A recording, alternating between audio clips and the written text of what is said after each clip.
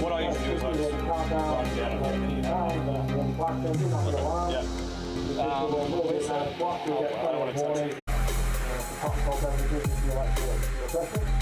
Toilets are located around the site. You have short blues at the far side of the pavilion.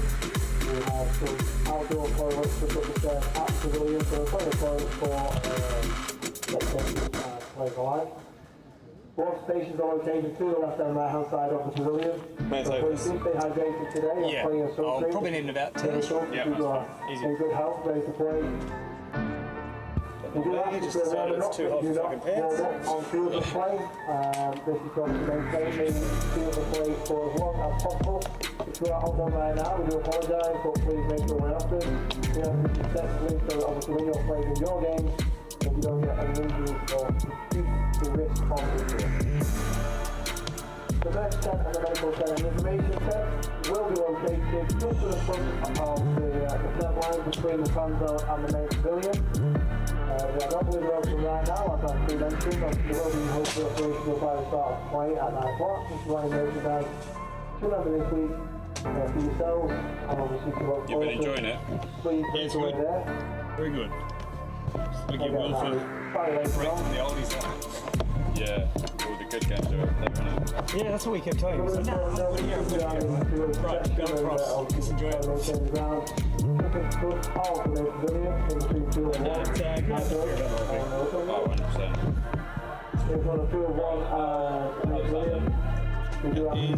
perfect right here. You've got the, is that the right team? The room plays in sub-boxes and also they have sensitive equipment which can be monitored at damage by using local software. So we ask you don't know, you can field one arm and then brilliant at the same time. That's to ensure it's on the car park or to field cross play. In the main pavilion, there are signs where we ask you not wear any features footwear. If your boots or trainers, if your trainers are soiled, you have to take them off at the front doors. Again, this is because you have change rooms around that, and volunteers coming and going, and we try to keep the space as clean as possible. So in the main hallway, you can hear the practice and the furthest point of the field, so obviously you guys can hear it during the games. So Ollie Clapton is a test, Ollie Clapton is a test. Lawrence Foley, are you standing by?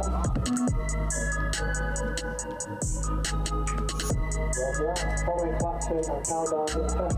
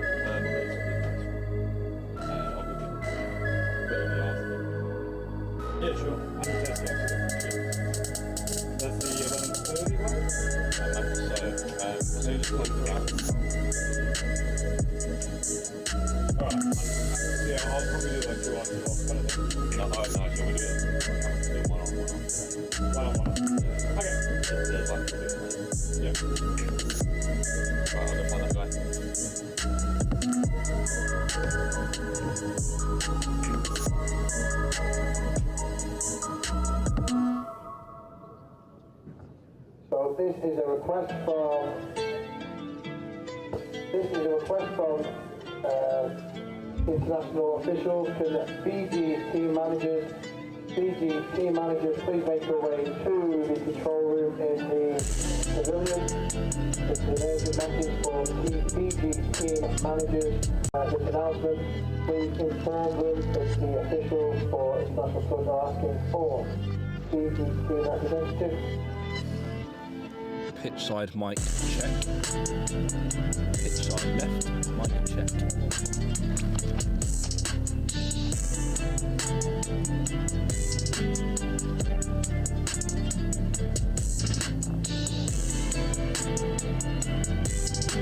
So once again, my colleague over at Field 6 can hear me. I hope that the PG team representative can.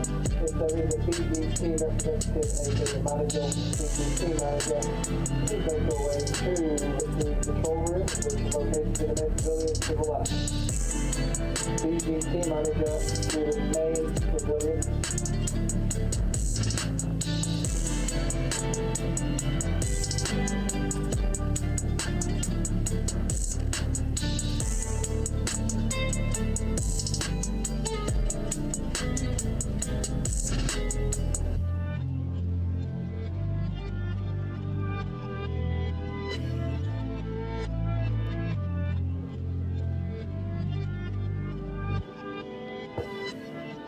So again, this is a request for a CGT manager or the CGT manager to make their way to the main pavilion.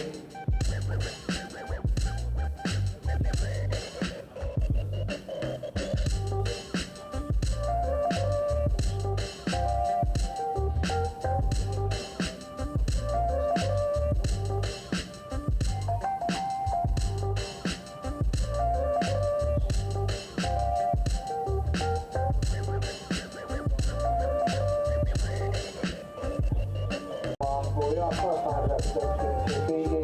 I appreciate this announcement. We'll get a bit annoying shortly, but this is from the international touch officials for obviously 5 quarters.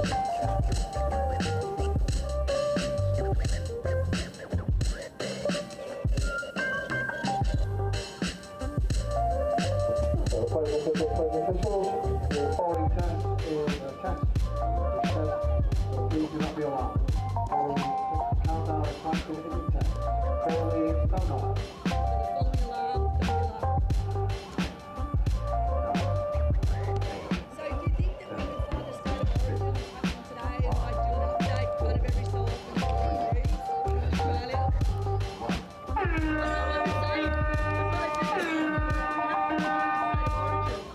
I actually wonder whether we can live stream the state of origin to the big screen.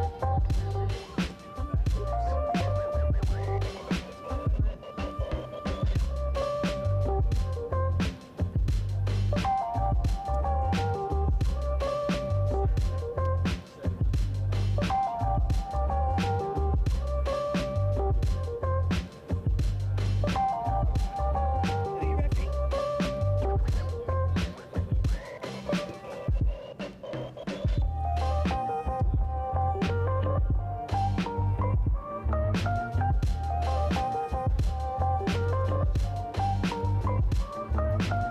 So we do have people looking for Fiji.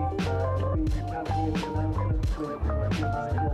Please get representatives to make your way. Sorry, please make your way to the main pavilion. So once again, Team Fiji, if you hear the announcement, if you're warming up, if you're in a tent, can you please send your team manager.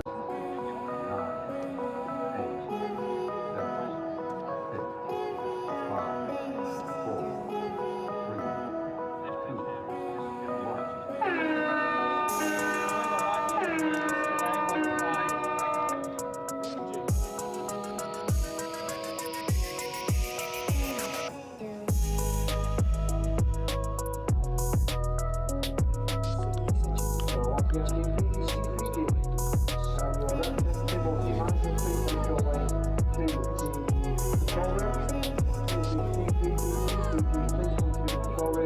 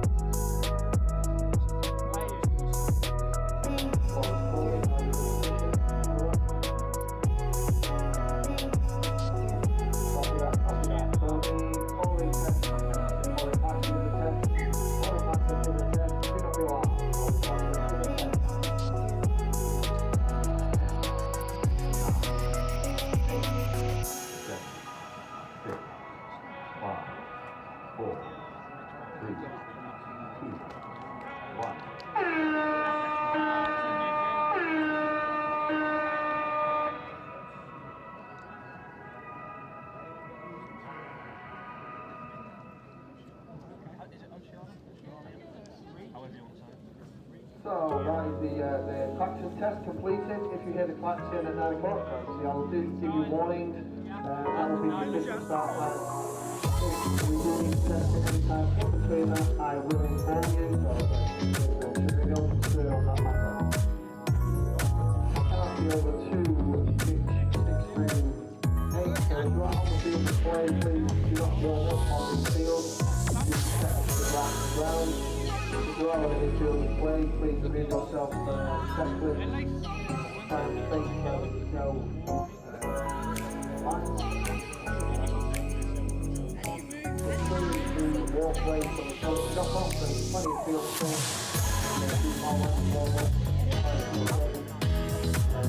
There's plenty of track area, you're not going to warm up on line if you're not, that's it, thank you.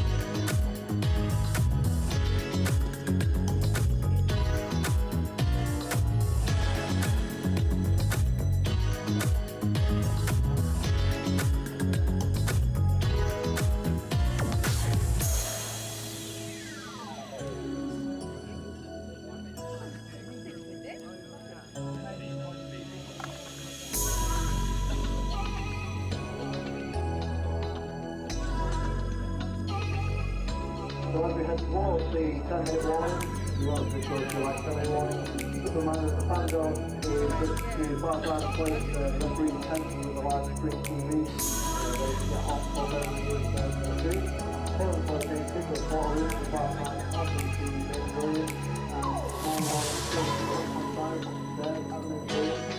Both space locations outside of the pavilion. I believe we can have racing today, that's pretty going out. The first 10 chemical testing things today.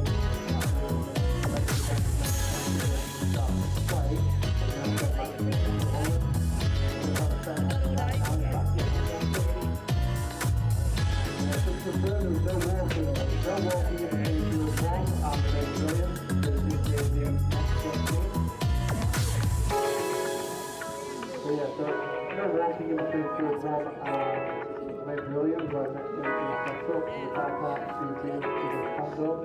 This is to set the field space for the football, and also they do have equipment in that space, so protect that as well so they can do their job efficiently.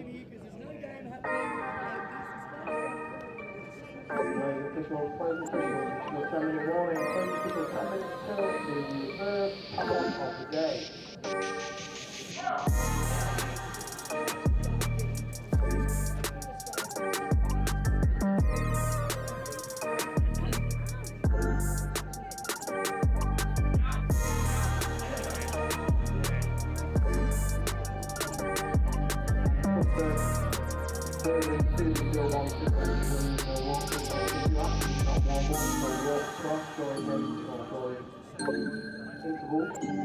Walk across field and play again.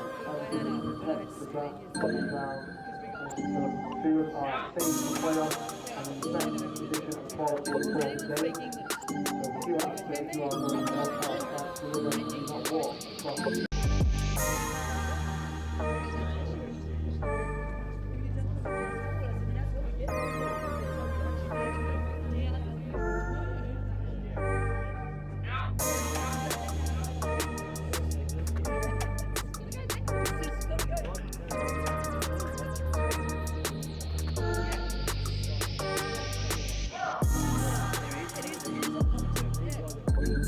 Yeah, because they had a story, it's kind of almost like the opera already,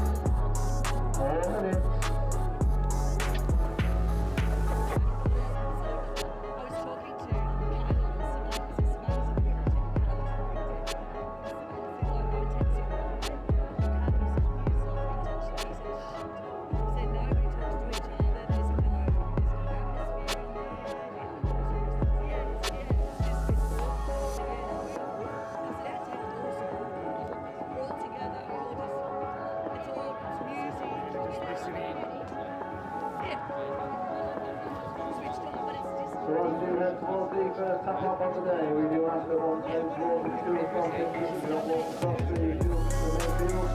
And once again, this is the second for the game.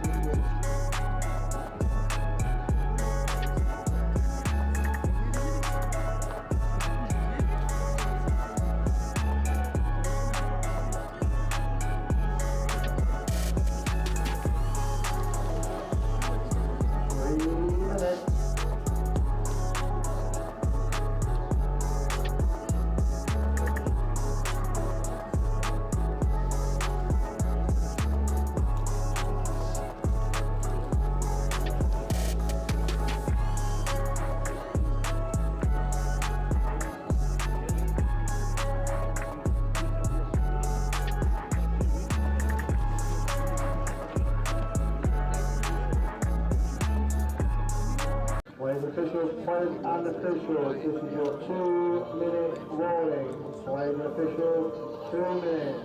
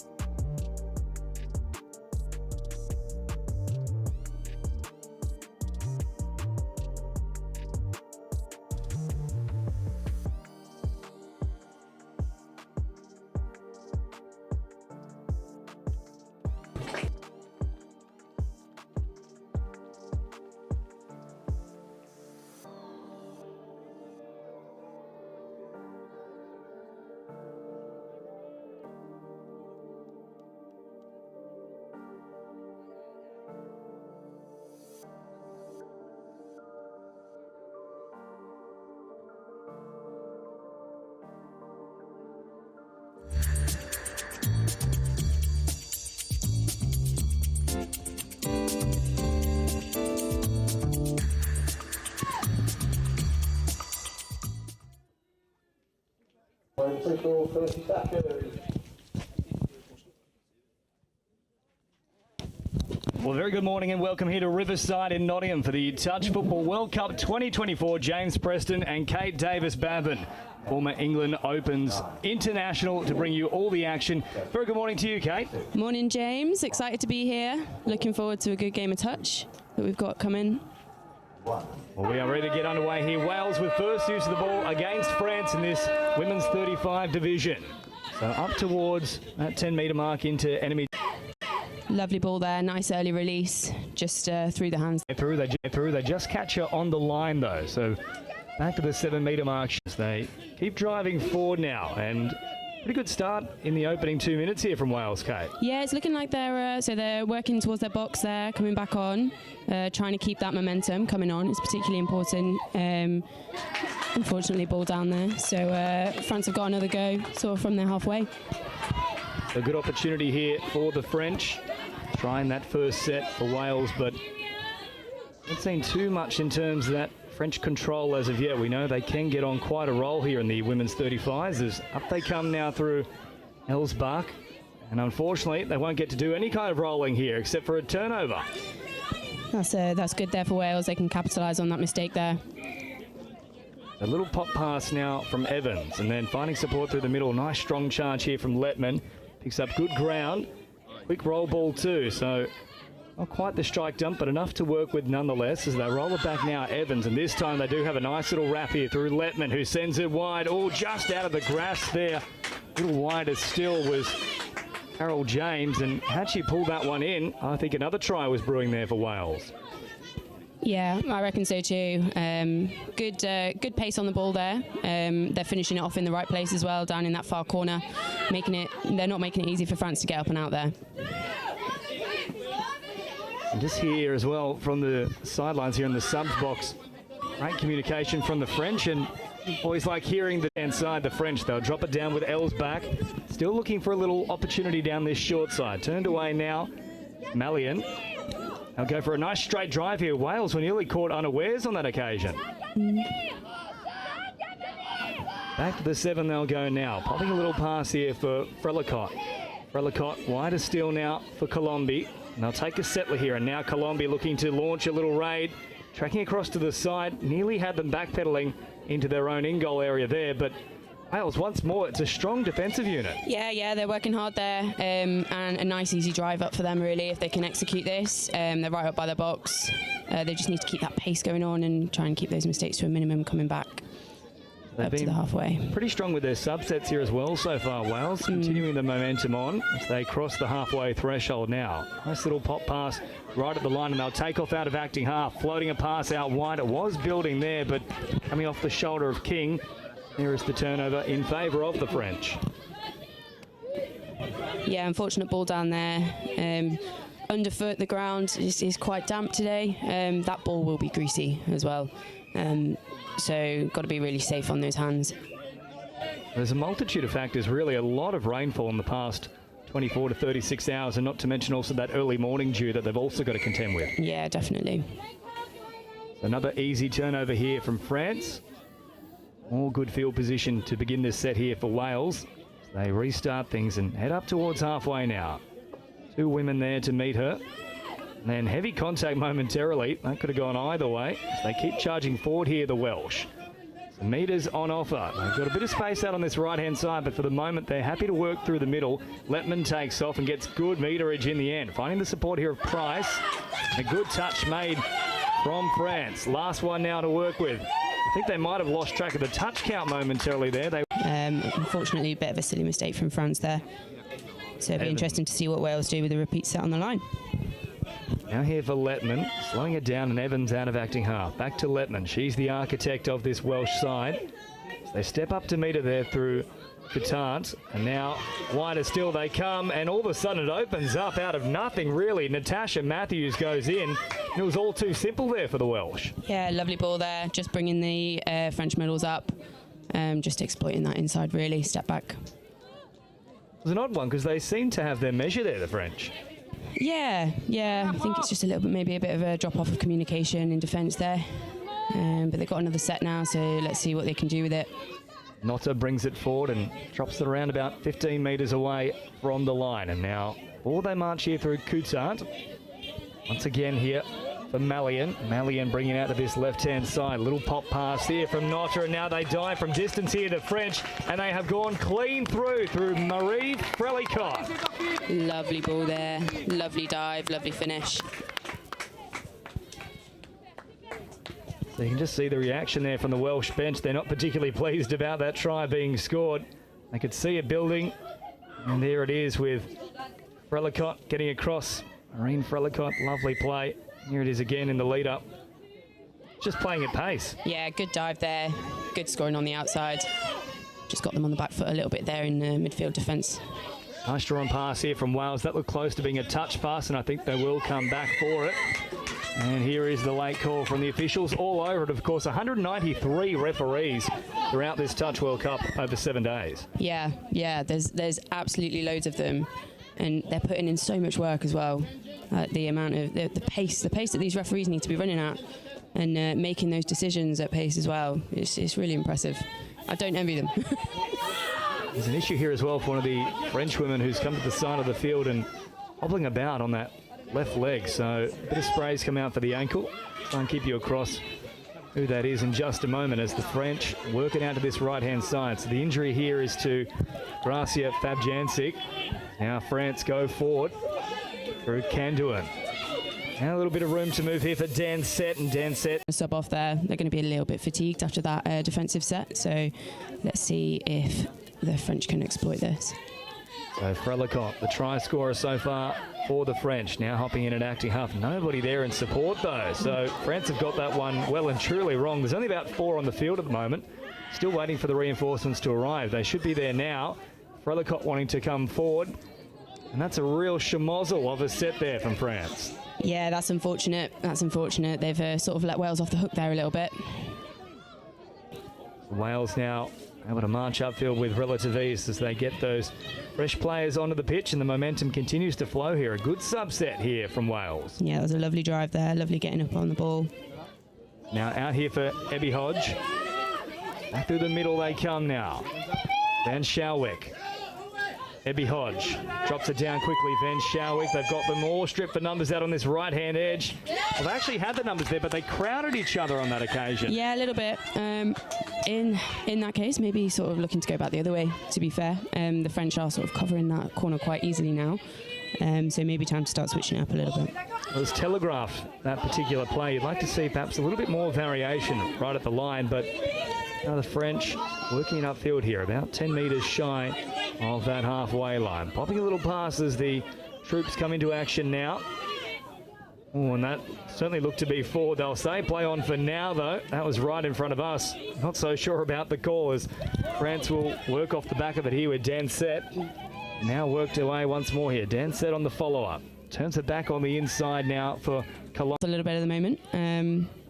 So that'll probably be what they'll be looking to clean up a little bit in the second half at least. So looking to see what France are going to do here. Well, that's the benefit of this Touch World Cup. Sometimes we see the 25-minute straight turnaround after a try situation where there is no chance to recalibrate at halftime, but not the case here in the World Cup. Yeah, it is nice having that halftime and having that regroup rather than just having the roll-in subs and having to sort of adapt on the fly. I'll pop a little ball here and then work well and truly over the advantage line here through Letman. Great run from her. She's been one of the best competitors so far in this opening 12 minutes for Wales. Was now Cobb. It's a nice quick roll ball as well, and they can work off the back of it. Cobb once more an option on this left-hand side. Dummies here and then nearly gets all the way through. Dansett made an important touch. There's Lewin for Cobb. And now back here for Stevens. Sending it to this right-hand side of the field. Slippery underfoot. Tough one to take. That's good sliding defence there from France. Yeah, definitely. I mean, Wales are getting up there. They're running onto that ball at pace. Like their driving running is looking really quite good. But France are doing well to defend them up to their line. France now up and over that halfway mark. Good metres off the back of securing possession here. A little bit too lateral on this play, but that's a nice little straighten up there from Frelicott. Now they play at pace. Lovely delay on the pass and a quick cycle of the footy. This is good stuff from the French. Now it comes in. And Wales going head-to-head here, and good metres now from... Midfield defensive touch is really important, and there is an element of contact to that, definitely. Giroux once more, who's been working hard. Giroux once more, who's been working hard defensively throughout this set, as now Wales take off right through the middle. Wales now drop it down, and nearly overrunning the mark there was Wales now drop it down, and nearly overrunning the mark there was Lewin, who held up and then acted as a pivot point. Hopping in at acting half now, and numbers out on this right-hand side. They'll bring it out towards the wing here of King. King then hopping in and acting half now. They'll try and put on a play here with Stevens. Wider still. Did they get the touch in time here, France? No, it's all through. It's clear. And Wales have a third try after 15 and a half minutes. Yeah, lovely pass there. We were just saying they weren't quite getting that final ball off, but that was a perfect example of it coming off, and good control there on the wing. Nice team try for Wales there. So Carol James, the try scorer here for Wales, as they extend that lead now to a 2-try margin. France would love to hit back just before the stroke of half-time, and they're playing right at the advantage line here. That's a very close run thing. I think she's only just made the line in time. So back to the 7 now for France. Frelicott sends it out to this right-hand side now. Slow it down before Frelicott once more looks to take off, diving from distance. Wales are claiming the touch. Now get the penalty here. I think it was one of those ones where she may have actually beaten her to the line, so to speak, but that Welsh midfield, that mid D is looking. You can definitely see it's a little bit damp. You can definitely see it's a little bit damp underfoot. There's a few skidding around on roll balls. We can see them coming off as well, but they're doing well to keep control. Well, at least the sun is shining. Yesterday you probably needed flippers instead of boots. And a snorkel. We did have a referee running around with a GoPro camera on his head. It looked like a snorkel during the rain as well. So getting close to that 2-minute mark before half-time. Nearly no one there for France. And, of course, if you're new to touch footy and you're caught out of acting half, that is a turnover. So they were really playing with fire there, the French, as Giroux now goes for a bit of a run. And then, very flat pass there. Play on is the call, though, for Colombi. Now they'll spread it wider still here for the run now of Palestrelli. Back to the middle with Gracia Fabjancic, and it's good to see she's back to her feet. She did suffer an injury around about 10 minutes ago, but back out there now. Around about 90 seconds remaining here in this first half, and I think Wales will be pretty happy with their efforts in the first 20. Yeah, definitely. I mean, France's midfield defence here, they are actually really keeping Wales in their half. I think that's something that Wales will probably want to potentially alter a little bit moving forward. That was a really good defensive set from France there. They've stopped Wales getting out their half, and they've got an opportunity. And Duan having a crossfield, nobody there looking to straighten things up, and as a result, Wales continue pressing forward and make the touch. And now Dansett looking for support. Ganduan, Dansett back towards the middle here. Millet, they're caught here. I'll go back to the 7-metre mark, so no real semblance of shape at the moment in this. Getting their subs on, their drive is not quite got the momentum that they need. They're sort of killing themselves a little bit in midfield there, coming on a little bit too flat and not quite getting the support there with them. But that's quite a quick and easy fix. So they just need to be making sure they're taking that half with them, so they can have that confidence to straighten up and go straight in and down, and really get Wales on the back foot there. But they have been doing really well to pressure Wales with their midfield defence, definitely. And they're not making it easy now for Wales to get off the pitch, that's for sure. Let's see if they can make the required alterations in the second 20 for Wales. There's not too much they need to change. Keeping it simple and simply driving forward will get the job done here. We'll take a quick break. It's 3-1 at half-time here in the women's 35s division. Wales over France. Please, 5 metres from the touch line on the back of the try score area. So this is for your safety, player safety and referee safety. So once again, from the officials, there is a blue marker on the field. This is your safety marker, so please stand behind it when watching the game. Thank you.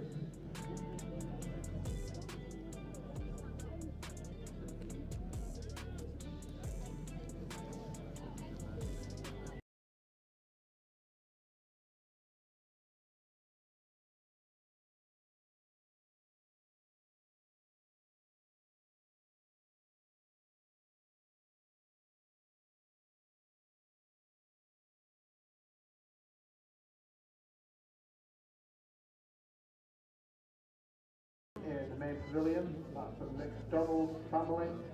One family member is called Shelley. Please make your way to the control room as soon as you can, please. Shelley, please come to the control room. And also, two markers on the external part of the field, the markers for safety. Please stand behind me. Ladies officials, this is your 2-minute warning. Ladies officials, 2 minutes.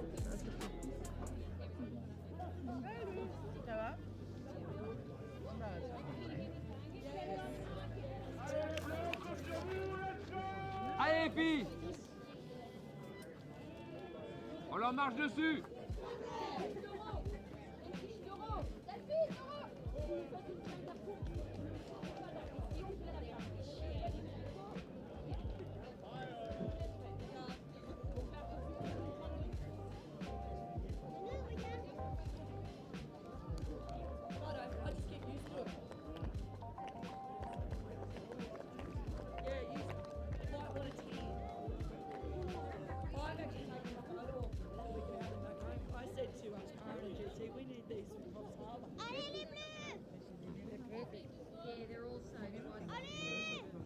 Wave officials, this is your 1-minute warning. Present officials, 1 minute.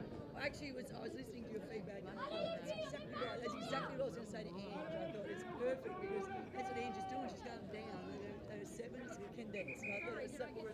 No, I was saying, I was happy that I got it because I was going. That's what I said to Simon. I went, that's what I had. So yeah, you can see that she's actually dropping on her heels. Wave officials, 30 seconds. 30 seconds. Welcome back here to Nottingham for the Touch World Cup 2024 at Riverside. This is the Women's 35s division. Wales and France doing battle. And a solid first half from Wales. Kate Davis-Bavin. Yeah, absolutely. They'll be wanting to continue what they were doing, building on those little things we talked about before half-time as well. They've first job really here is keep France out in this first tap-off. France do indeed have first use of the ball here in the second half. We haven't seen too much from Jessica Roux at the moment. She's out there now and receives the ball here and drives forward, picks up a good 10 or so metres there. That's a nice little charge from France as they head out towards this left-hand side. Wales stepping up nicely here, though. Real assertive defensive line. Once more, they look to attack through the middle here. France diving from distance. It's a lovely effort, too, and nearly got there in time, but a heavy collision. And there's another issue here for France, and they have been in the wars in this game. Yeah, it's looking like a shoulder there, a little bit on that outstretched shoulder. Yeah, hopefully we've got physio coming on. It's Dorothy Ganduin, who's come off worse for wear there, replaced by Colombi, who's headed out immediately as they send it out for Roux. And now looking to cycle this ball rather quickly. Unfortunately, not quickly enough. There's a touch pass called, and it was forward as well, so take your pick of the indiscretion. So first drive out for Wales here, looking to go nice and direct. And towards this right-hand side now, so the direct option didn't last too long there for Wales. They wanted the fresh players back onto the field as Lewin now comes forward. A nice quick roll ball too from Lewin, and they can really play off the back of it. Simple stuff here from Wales, but it's working quite well. Little bobble in the play of the ball, and that undoes all that good work early in the set. Yeah, that is unfortunate. They've again let France off the hook a little bit there. They'll head out to this right-hand side now, France, with a little bit of room to move, and both sides at the moment just seem to be a little bit too enamoured with heading to that sub-box. Yeah, sometimes you have just got to be bold and go forward, go direct, but that may not be part of their game plan. Well, speaking of direct here, they go straight up acting half. They can't score themselves. It was beautiful play from the French, running directly at an offside marker, and Malian was on the spot. Now, there's a little bit to work out here for the officials. They haven't yet awarded the try. So all the way through went Ellsbach, and Malian was there in support as well. Now, if it is, of course, a touch here, it was out of acting half, so therefore it would have to be a turnover. They can't come back to the spot. It looks like that's exactly what we're doing. So France have got another go. Well, there we go. Now they've got it right. So, yes, they There we have go. figured it out that it was indeed from half, and there is the changeover. Geez, I think they're a little bit unlucky there, friends. If it wasn't a playthrough, it had to be an offside call. Yeah. Yeah, a little bit unfortunate there. So Wales now send out to this right-hand side. Lewin well marked up, and they got to it very quickly and shut things down. And now they change the pace here. Wales go all the way through. An opportunity now for Carol James to collect a second. Oh, footwork from James too. Pops a pass back on the inside. Stevens is there, and that is from the top shelf from Wales, who are having a whale of a time here at Riverside. Absolutely lovely try there. Really good flowing touch. Lovely step there on the wing. And just a little pop back inside just to complete it. Beautiful stuff. Well, that was like watching Neo in the Matrix once they figured out the code, dodging the bullets there. Outstanding stuff from Carol James, who basically had spiders on her, and the French just couldn't get a touch. So 4-1 now to the Welsh. They really start to flex the muscle just a touch here. Yeah, it'll be good to see Francis come by for this. Popping it back quickly now, and they'll run once more here. The French, they're pretty happy with these quick scoots out of acting half. Happy to test the Welsh defensive medal, and it's paid off for them here. They get another set to work with. So Gracia Fabiancic out there once more. Gracia Fabiancic now dropping it down. In fact, quite literally dropping it down. It bounced, and as a result, there is the changeover. Now, outside of that previous call, I don't think there's been too much that have got past our officials. No, definitely not. Nah, just unfortunate. A little bit of a loss of control there. But like I say, with this ball, it will be greasy. But you just got to take that extra second, that just to really get low, beat them to the bend, and get that ball down secure. Well, they're certainly not tuning into what you're saying at the moment, No. Kate Verstappen. I'm trying my best. There's only so much coaching you can do from the commentary booth. But, of course, that's why we're here and not on the field. Exactly. We can't sort it out. We're also not French. Speak for yourself. Je ne sais quoi. Now around about 10 metres away. They pop it back to this left-hand side. Ganduin having a little look at them. You know, nothing of my heritage, thank you very much. Could well be French. And Ganduin, slipping there in the attempted pickup. I think they're very lucky to get away with that one there, friends. I thought that was just a simple loss of the footing. It'd be nice to see France try and go a little bit wide. They are trying to exploit this this middle defence here. I have a little look pretty here solid. on a solo effort from Danset, but the Welsh, there were two of them there waiting for her. So one thing we talked about at the end of that first half was the French getting their numbers right, and they still haven't really calibrated things correctly in that sense.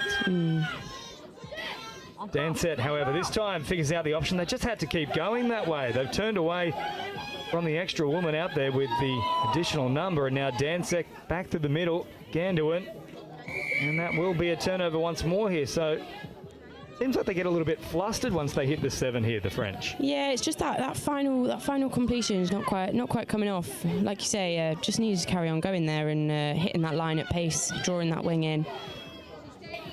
So Wales once more doing the 1%ers right here, driving forward. No, there is the commentator's curse, right on the money. I think that one might be worse than your one, Kate. I wasn't going to say anything.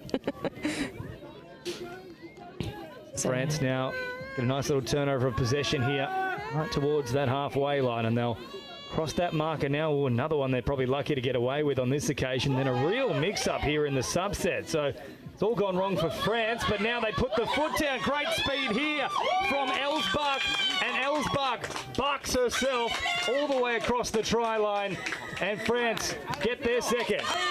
Absolutely lovely there. Good reading the defence. Just put a foot down, really. Pedal to the metal there for France, and you can see what it means to Ellsbach. Pumped about that one.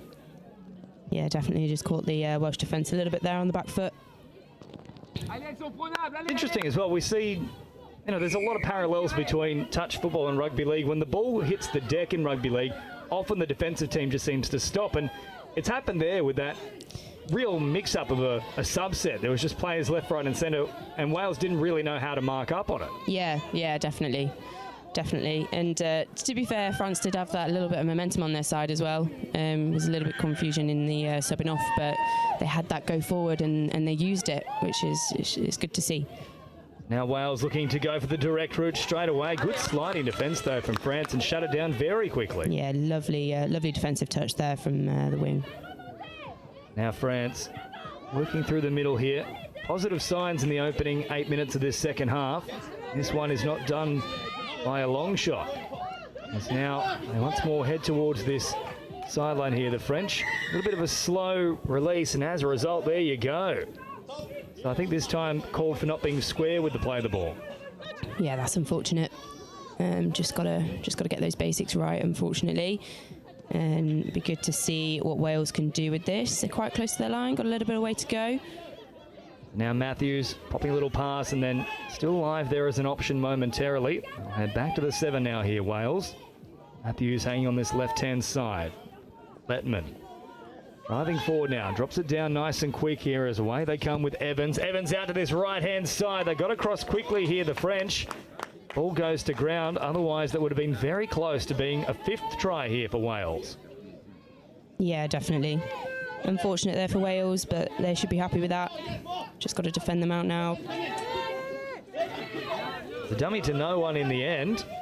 This was the invisible man out here hovering against the sideline, and another error here for France. So outside of the one try they've scored in this second half, the completion rate very poor here from the French. Yeah, it is a little bit unfortunate. It just seems to be little errors. We say that as they have got the ball back. Forward pass here is the call against Wales, and we're all very congested down this right-hand side at the moment. France certainly not looking expansive.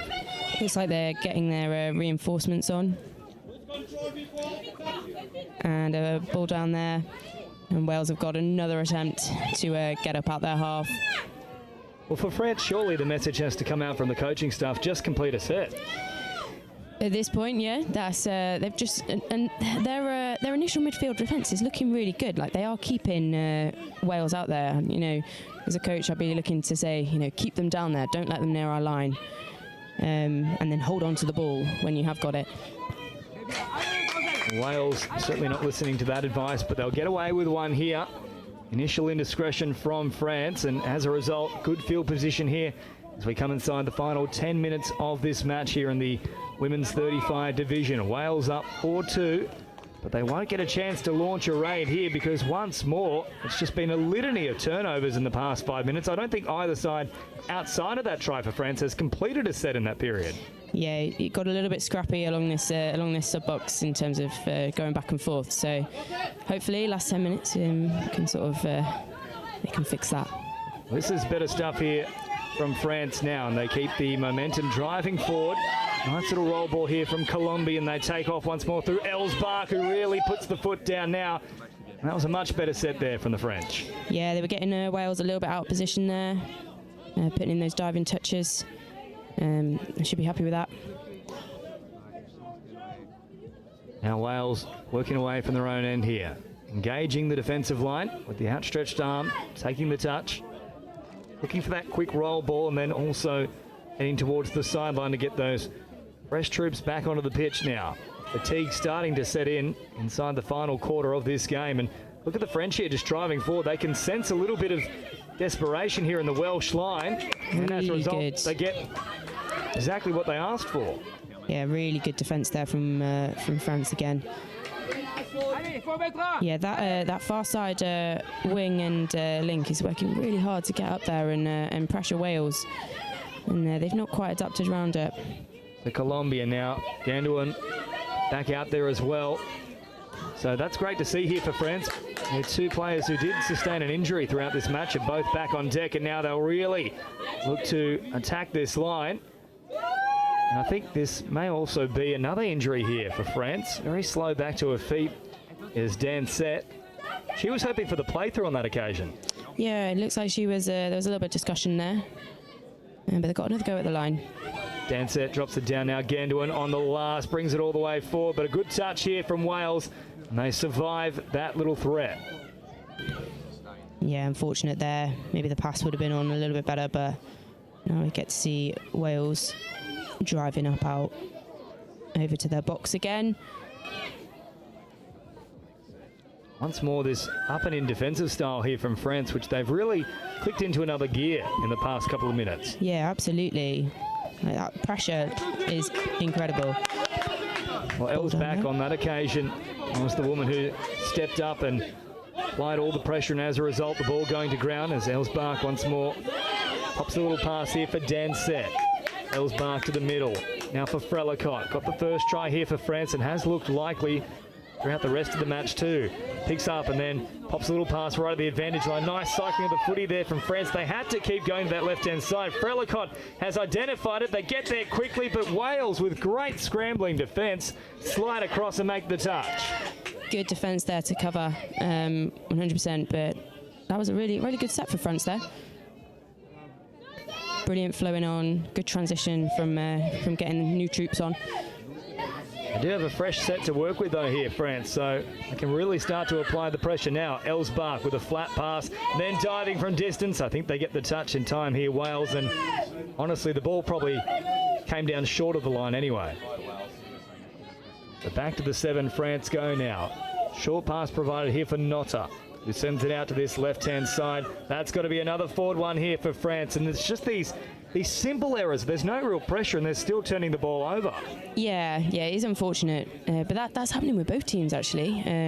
Those little errors that you don't really want to be giving away. But it's a long tournament. They've got the time to build on it, and that's the beauty of the World Cup as well. Well, it's just day 3 here, 7 in total with our finals, and yep, well picked up there from the officials. A forward pass off the play the ball.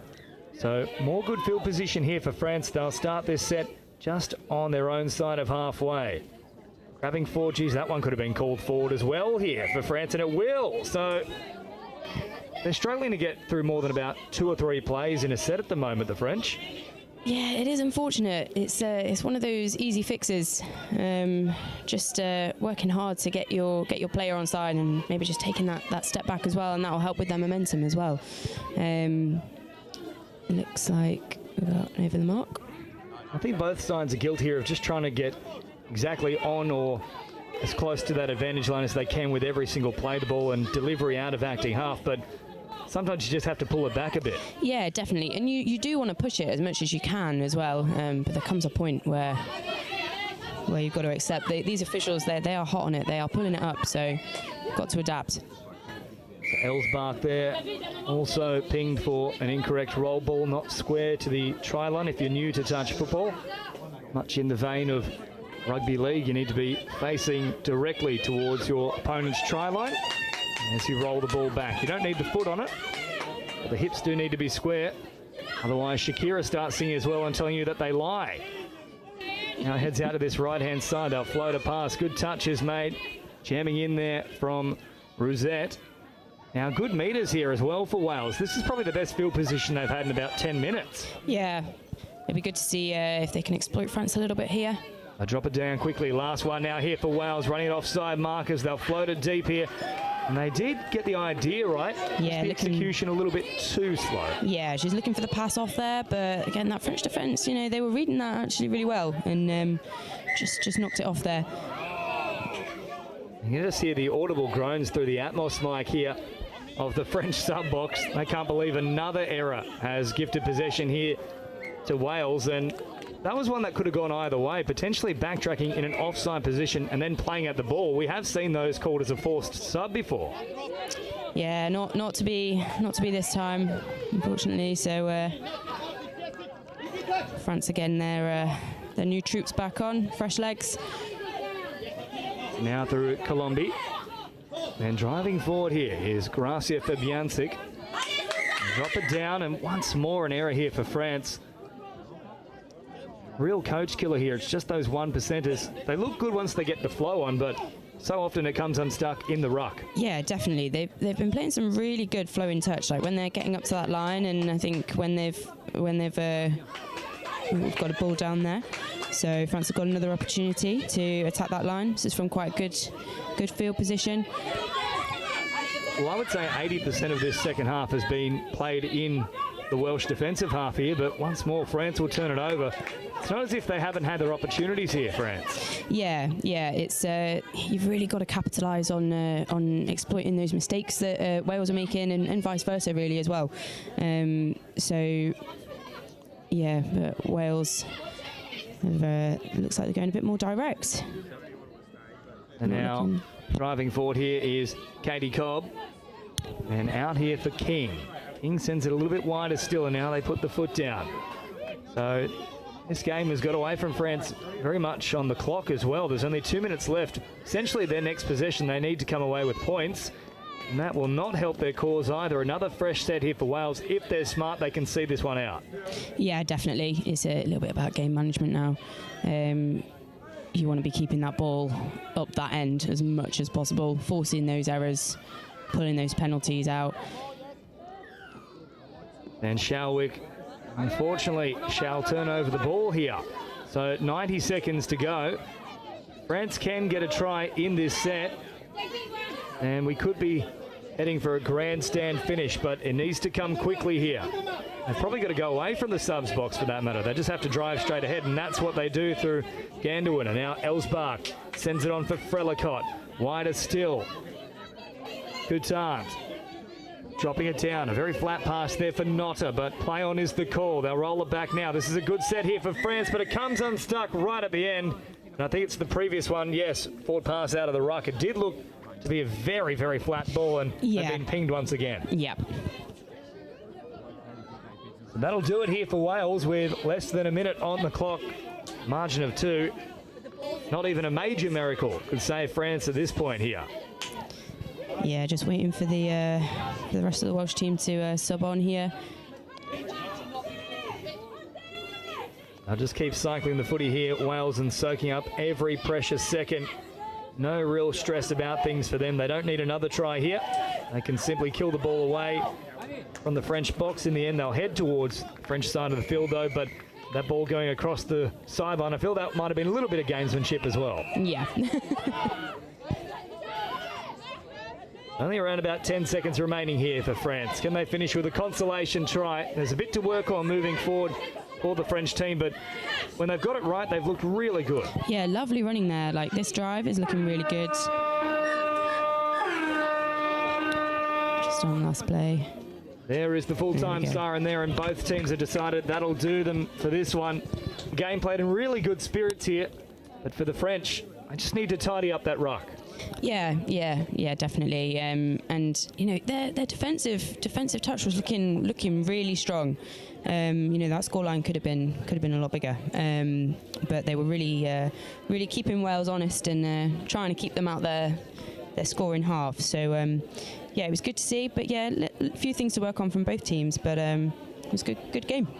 Nonetheless, though, Wales coming away victors here in our opening game at Riverside to the tune of 4-2. Hope you're enjoying all the action here on the Touch World Cup for 2024. Full time in the Women's 35s division. Wales 4-2 over France.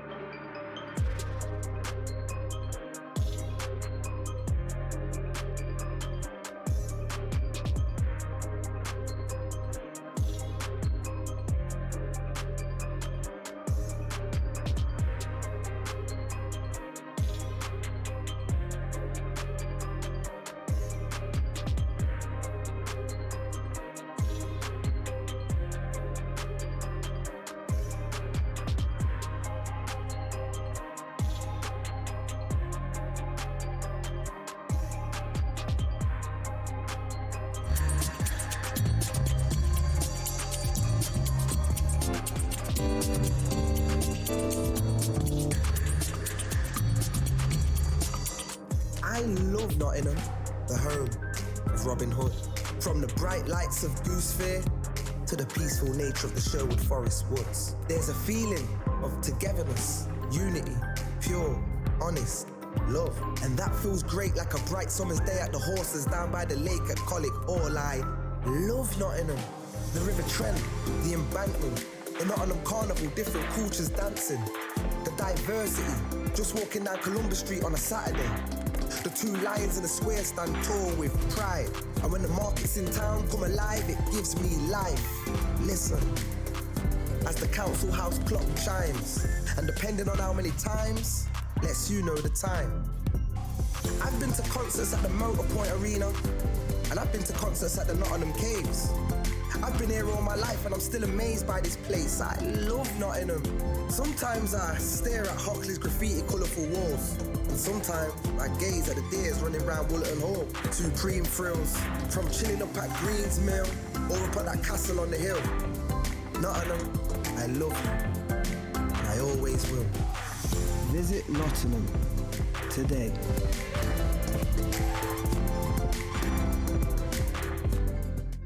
And I'm representing the HIDEX programme, which is one of the sponsors of the Touch Rugby World Cup. HIDEX is a collaboration of a number of universities based in the Midlands, including the University of Nottingham.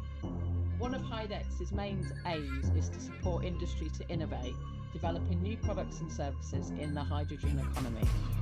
We decided to sponsor the Touch Rugby World Cup, particularly in relation to energy use, so that Geopura, a locally based business, can provide hydrogen to be utilised at the event, making the event more sustainable and improving air quality for visitors and competitors alike.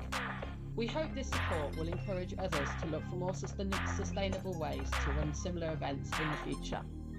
Finally, just to say, we hope everyone that's involved in the event has a great time. Thank you. So we're here at Hillhead Sports Club, the third year of our annual Pride in Touch tournament.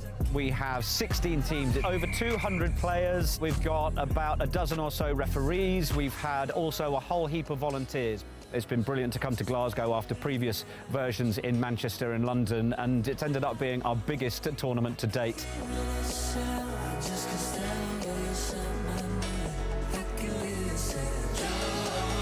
Get a lot of curious players that want to try out touch rugby for the first time, so they might be a bit nervous.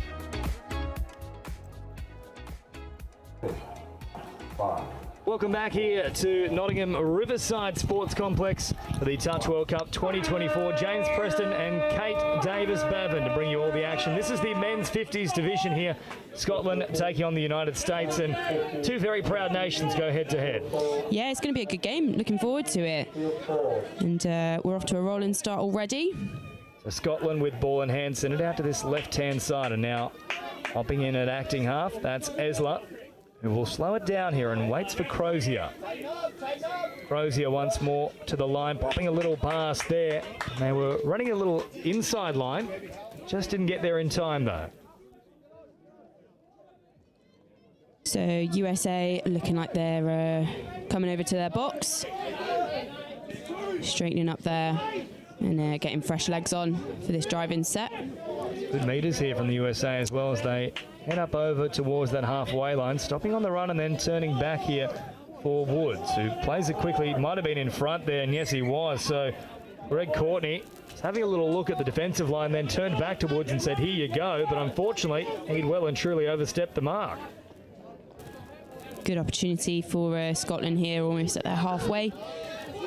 Looking to see if they can exploit that mistake. So meters on offer here now for Crozier, who's working very hard in the opening 90 seconds of this one. Now head to the sideline for a little bit of a rest. Scotland continue driving forward. Nice meters on this occasion here from McDonald.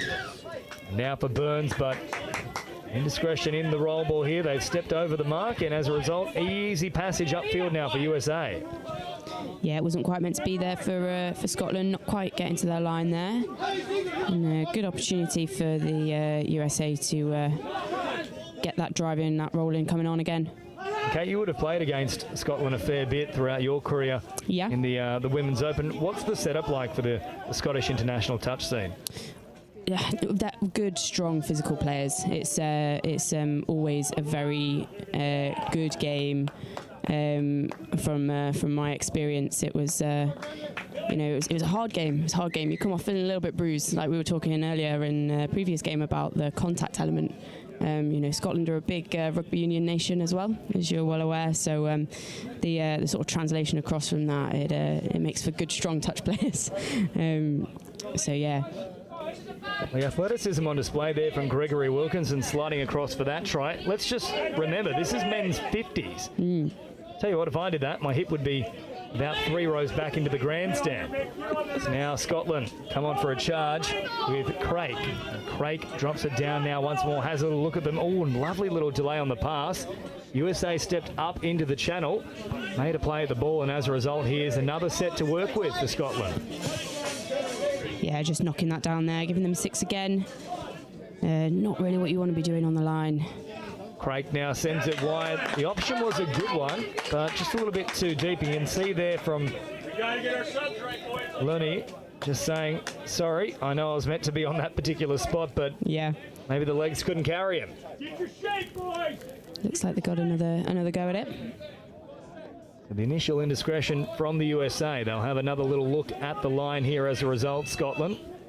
Craig bouncing around. Good touch made in the end there. Stepping up, it was Charles Sanderson who turns them away. Back to the 7 they come now. Neil Fraser. Hopping a little pass here once more for Craig. He is the architect here for Scotland. They send it out to this left-hand side. There is an opportunity, but great slide from the USA. They shut it down. Yeah, lovely defence there from the USA. And Scotland got touches left in the bank. Fraser caught here on the last. It's a static start as well for Scotland. Craig trying to produce something out of nothing. Pops a little ball here for Black, and now the run around here with Craig. Well marked up in the end though. Michael Lennon makes the touch. Lovely double switch there from Scotland. Just looking to get that little bit of momentum, like you said, starting from static. But no, not quite meant to be. Lovely defensive touch there. Now floated out to this central portion of the field now, USA, with those fresh troops back on the field. Unfortunately, once more, they're guilty of a forward pass.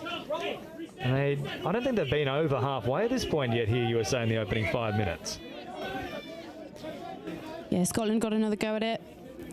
Looking like they're finding out where the mark is. Looks like they've sent them back a little bit further. So for the United States, outside of that one try that we saw for Gregory Wilkinson, that was the only set they ventured into enemy territory. It's all been played down their end otherwise, but Scotland just can't come away with points at the moment as Kenneth Black plays it, and now Colin Reid brings it forward. Crozier. Reinforcements arrive on this right-hand side. That's Esler who's waiting for it. Last one now. Oh, great collapse through the middle. Scotland producing some magic there, squeezing through a paper-thin gap. Lovely there. Just that step back. Come on, boys. Step back onto the inside. It's outstanding there from Felipe Hawkestane, who just manages to find a path through. Hey, get your water, get your breathing. And now we're all locked up here after around about 6 minutes, 1 try piece. Yeah, lovely.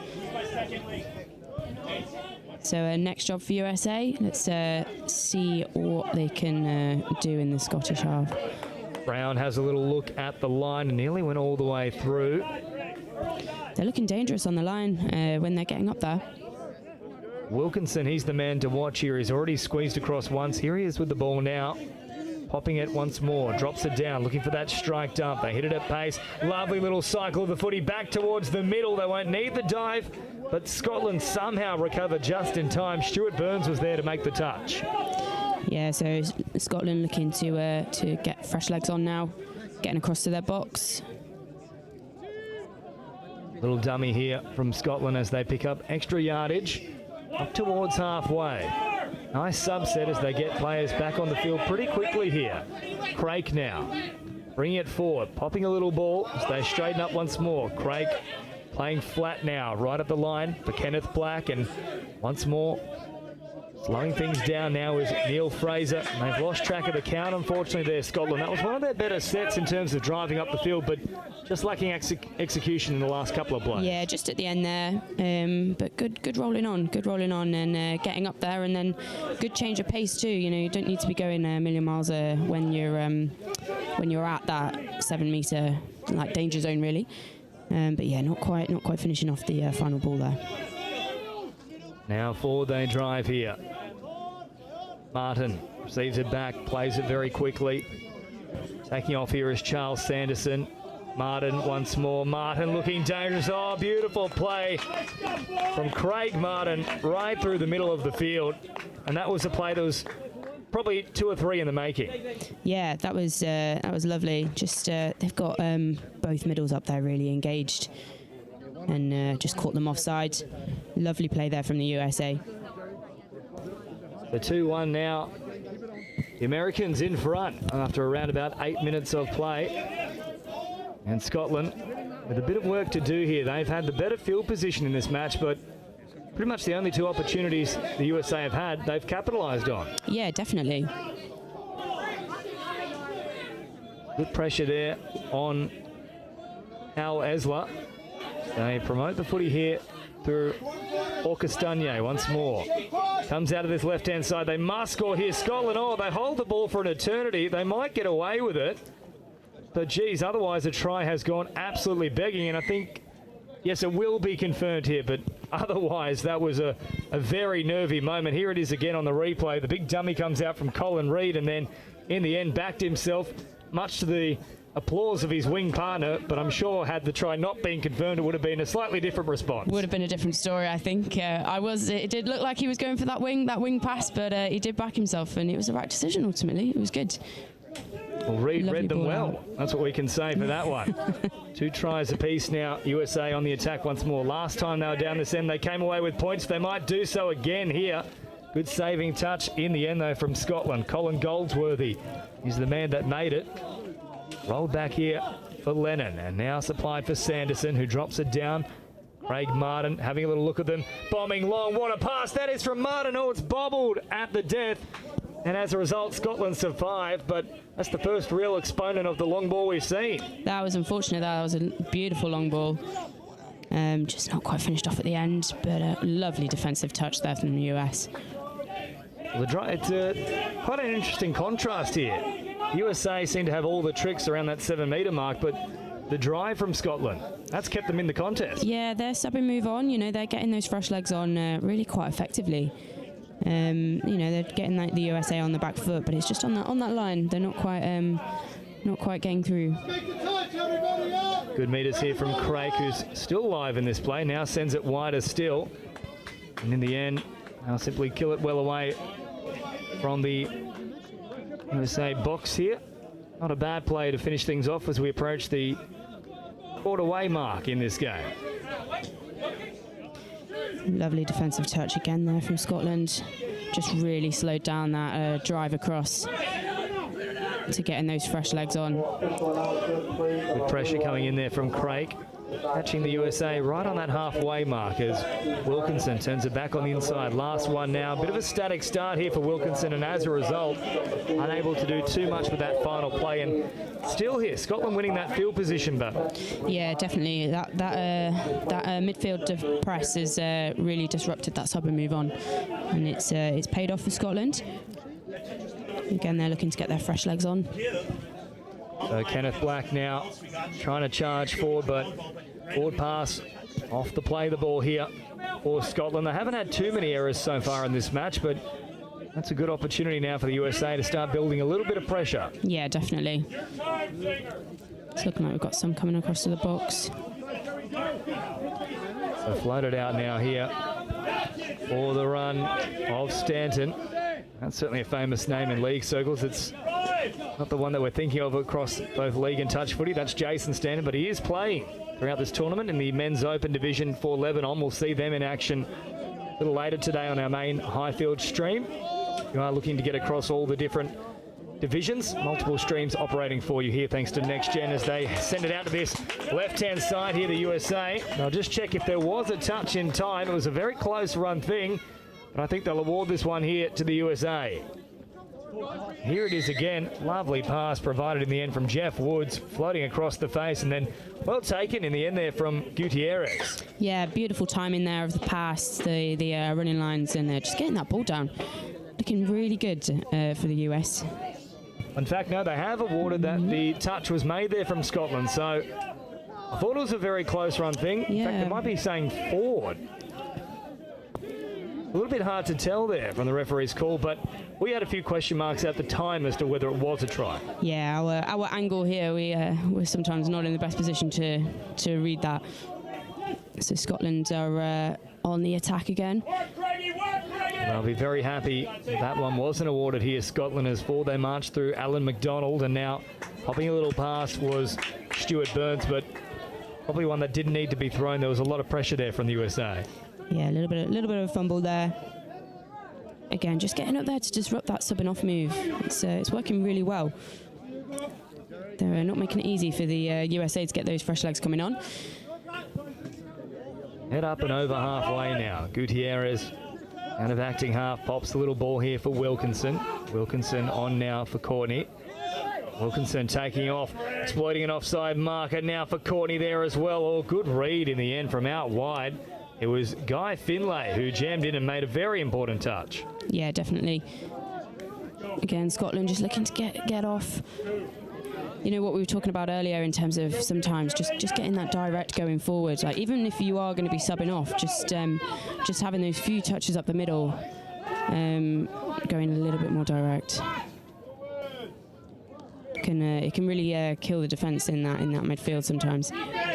Speaking of killing things, Scotland have turned it over here, and USA can now once more march upfield and been a little bit more resilient on their own line here, Scotland, because in the early exchanges of this one, USA had barely any field position, but still found themselves level on the scoreboard. That's the way it's remained at 2-2, but given the field position that Scotland have enjoyed, they'd perhaps be a little bit disappointed that it is level at the moment. Yeah, potentially, definitely.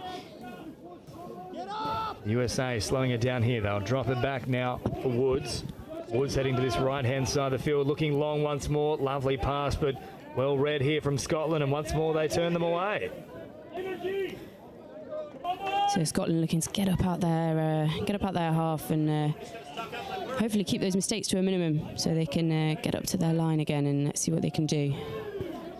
So this game very evenly poised after about 15 minutes of play. What's the blueprint for both sides here, Kate?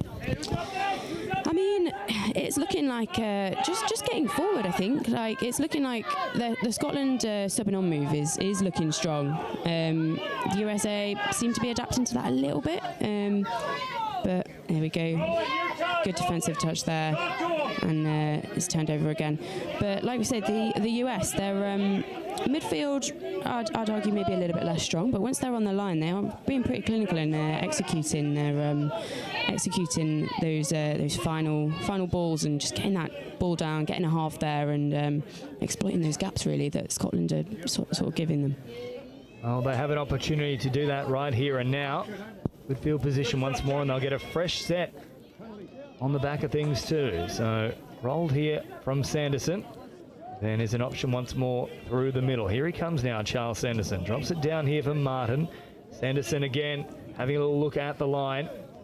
Pops a pass here for Craig Martin, who's caught and then goes back onto that 7-metre mark, which is rapidly vanishing here with all that wet underfoot going on here in Riverside, as Martin once more has a dive, trying to use the wet conditions to his advantage. But Scotland stand tall and make the touch. Yeah, lovely dive there. Not quite meant to be. Lost his cap in the process, but not to worry, it is back on. Good defensive work there from the USA, making Scotland work hard to get off there. Here they are again. Lovely USA shooting defender. As you mentioned, they're really shooting out and putting on a lot of pressure. And Scotland will get another set here after taking a phone call via the footy.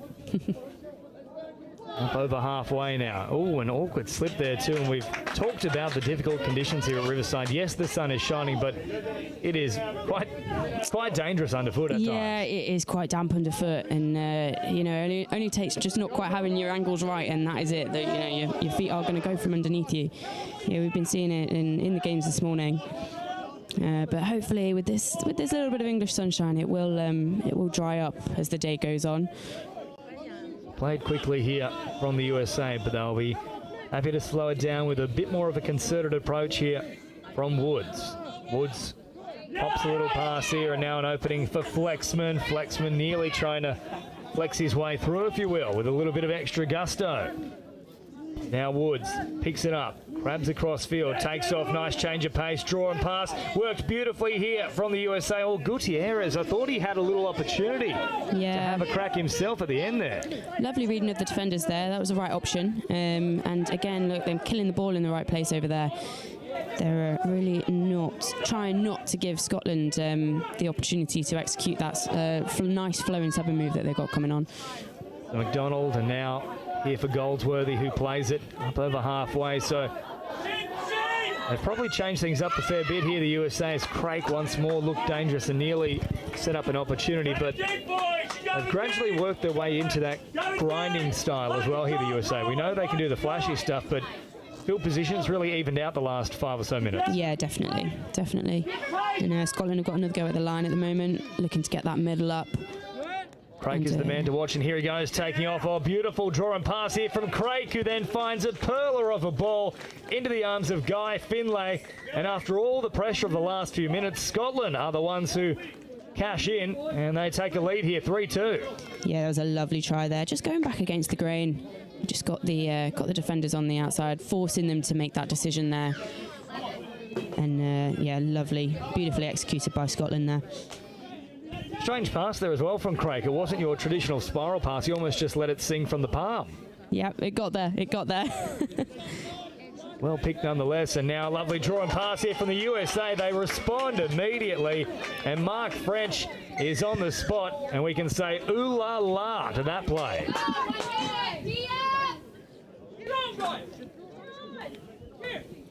What an answer to it.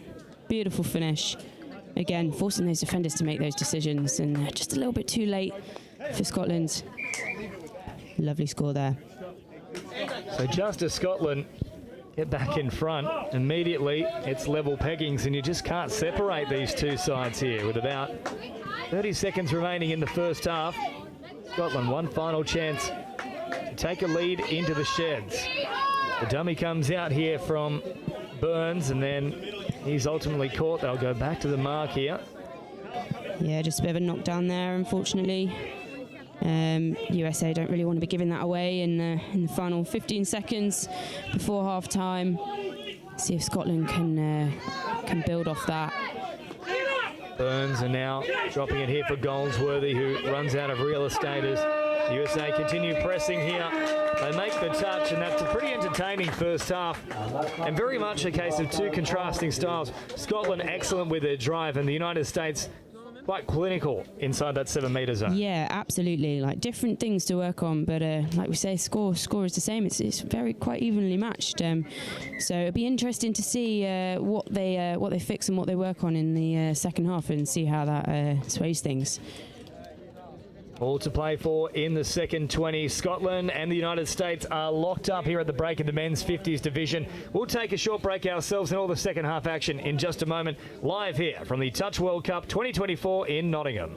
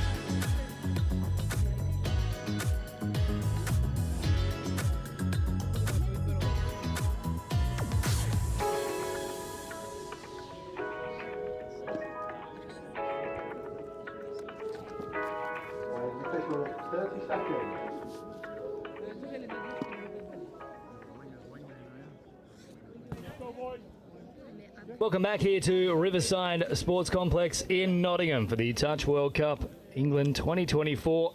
Half-time here in the men's 50s division between Scotland and the USA. All locked up at 3 tries apiece. James Preston and Kate Davis-Bavin bring you all the action. What needs to change for both these sides in this second half to try and get across the line here, Kate? I think for the USA, like, they have been looking really dangerous on that line, but it's just getting up there. They're not quite executing that as well as Scotland are doing, and then Scotland's almost the opposite. They're getting up there really well, but they're not quite finishing it off. So hopefully, be looking to see those improvements are being made. And the US have already had another go at the line. Like we say, they've been looking really dangerous so far. They'll play it back now, and first receiver there is Michael Lennon, who simply offers a little pass away, and Lennon took his eyes off the ball momentarily, but didn't cause any issues here for USA, and they nearly produced a great little play there, drawing multiple defenders in, but an awkward collision in the end here between Craig Martin and I think that might be Okastanye out there for Scotland, who's back to his feet now. Yeah, just a little collision there. Looks like they're getting up and looking okay. Scotland looking to work to their box. That US defence, yeah, that pace is looking really good. They stepped up nicely here, and Scotland, as a result, a little bit flustered, and there is the error, and it looks like an unforced one, but I think that's from the pressure of that pushing USA defensive line. Yeah, definitely. Right from that first touch there, they were really getting up in their faces, and it does make it difficult. You know, you can't get that roll ball down as effectively, and you can't get the ball away as quickly, and therefore you can't get those players on as quick. So, yeah, brilliant midfield defence from the USA there, and now they've got another go at the line. Woods bringing it forward. Loading a pass over the top. Rather flamboyantly there to Courtney. Now Courtney on the return back to Woods. Lovely pass. Nearly all the way through. A good touch made in the end there from Colin Reid, who's already got a try now. Stops one here as well for Scotland. Yeah, good defensive touch there from Scotland. That was needed. The US are really looking to exploit those gaps that they're creating. Woods has pulled up a little bit worse for wear here off the back of it. I don't think there's anything particularly untoward about the touch, but more so with how Woods landed, and very slippery surface as well. Got the physio coming on. Hopefully Woods is okay. Some running repairs for him here, and they can ill afford to lose him. He's been one of the USA's best so far. Yeah, he's looking dangerous, really looking dangerous. Yeah, like we're saying, this ground underfoot, it's just not the best sometimes. It can be awkward if you just land a bit too awkward. He's jogging off, so that's good. Balls rings out as well from the USA subs box. So around about 23 minutes of play have gone here, 17 to go. We're still locked up, 3 tries apiece. Every time Scotland get their nose in front, the USA pull it back. USA did lead early in this one, and Scotland drive really started to click into gear. 3-2 just before half time, and a very late try in that first half See the Americans has this all locked up, and I'll get another set here as well, Scotland. Yeah, a bit of communication there about whether that should be Scotland's ball or not, but it's been given. And this is, if they can exploit this, it's a good attacking opportunity for them. Good field position as well. Force it now. Out here for potentially Burns, but no, an indiscretion in the roll ball once more, and it's coming a little bit unstuck here in the second half for Scotland. Not at all what we were seeing in the first, which was a case of very strong drives downfield and then maybe falling apart in the 7 metre zone. They haven't even got there yet. Yeah, not yet. Hopefully, I mean, like we said, USA started. They came out swinging in the first half, had a good first few minutes. So maybe Scotland are just warming into the second half. Wilkinson wasn't happy with the contact there. He thought it was a forceful touch, but play on was the call, and this time they will get pinged for it. Little drop of the shoulder there for Scotland. And this could be a forced sub. Yes, it is. So off he goes. And it's Stuart Burns who will head to the sideline. So momentarily, USA with a one-player advantage. It won't last for too long. They have to go early, and they do exactly that here through Greg Wilkinson, who collects a second for the USA.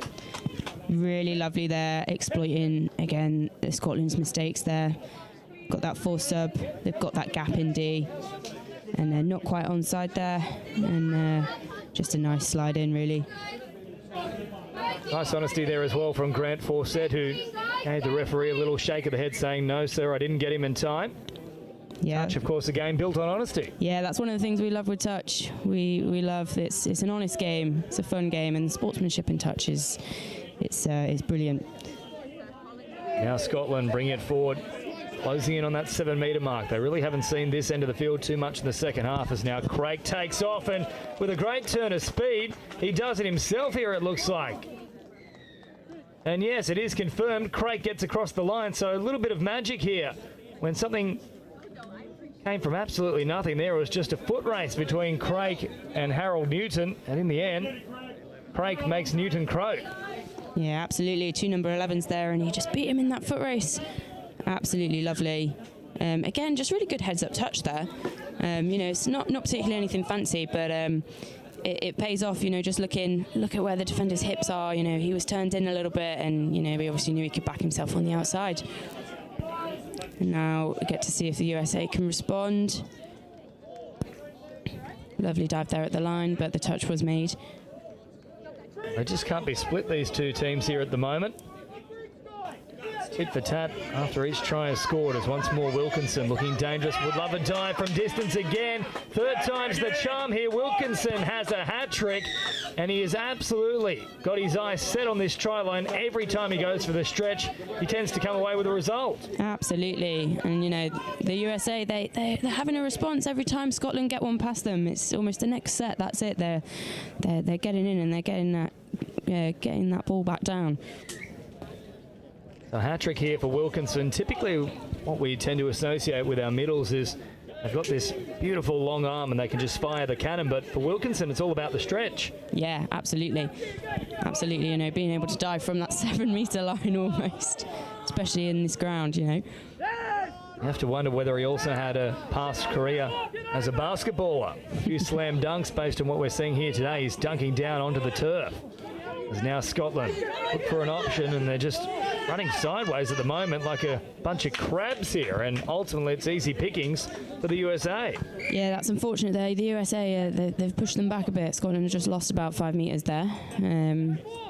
Again, just giving the US a little bit extra in terms of field position, and that's not really what you want to be doing. As we can see, they're driving forward, really strong running from both teams in their driving on. That's one thing we were talking about, the US potentially fixing their subbing on move. They're getting up to the line, and it's looking like they've had that chat at half time, and it's definitely paying off. Sanderson there, despite popping a little pass, they went forward. Initial infraction was Scotland being offside, so Sanderson will now play it 7 away, and a real mess here in the play the ball. They'll have to go back to the spot. I think they'll call mutual infringement though. So more pressure coming here. In fact, no, it's a full-on penalty for the USA. So another set to work with, and there's little bit of conjecture there from the Scottish too. They had the arms waving about as once more Sanderson has a little look himself. Oh, the dummy, he sold it with the eyes and then dives through. And Scotland left on their haunches. The USA for the first time have a decent little buffer here. Absolutely, yeah. Lovely score there. Again, just, a little bit of comms with referee, drawing that penalty out, and then being there as an option. And, obviously taking it himself, Charles Sanderson. But, yeah, absolutely lovely. They created that opportunity there really well. So now there's a whole heap of work to do here for Scotland. They led 3-2. It's really turned on its head. 3-3 the halftime score. And the USA have been pretty much perfect in this second half. And you can see there with another error from Scotland, anything but. Yeah, it's a little bit unfortunate. But, hopefully they're just getting up, doing that press in D. It's USA looking to work off, get those fresh legs on. Scotland managing to slow them down ever so slightly on this wing and link channel. Again, just looking for that half, looking to go a bit more direct. Sanderson now taking off Wilkinson there in support as well. Drawing pass and finds Wilkinson. Pops a lovely little ball around the corner back here for Sanderson. These two just operating together with such efficiency, and there's no touch there for Scotland. Great honesty from Kenneth Black, and Wilkinson, he's on the spot once more. That was outstanding from him and Sanderson, and he has a fourth now. Again with that long reach as well. Just a little bit of disorganisation there, it seems, in the Scottish D, and again they're just exploiting that. And, yeah, another score for Gregory Wilkinson there. Well, it's the Wilkinson and Sanderson show here at the moment for the USA. They've really stepped it up a gear in this second half, and we certainly saw in the first that the USA probably looked the better close to the line, but that drive from Scotland, it's disappeared in this second so far. Yeah, it seems like the US have ever so slightly adapted, and they're pushing up a little bit more and really making that difficult for Scotland. But hopefully Scotland can maybe look to adapt in the next sort of 10 minutes. Now wider still they come. Turned away is Gerard Locke. That will be the turnover here in favour of the USA inside the final quarter of this match. Lovely direct running there from the USA. Good defence from the Scottish wing there. Number 15. Now Sanderson wanting to continue on off the roll ball, but you can see that ball certainly popped up off the ground, so it was never going to continue in that fashion. But Scotland were offside, so here's another set to work with now for the USA. If they can score again here, it would make a real mountain out of this molehill here for Scotland, as Wilkinson once more turns it for Sanderson. Up they step to make the touch here.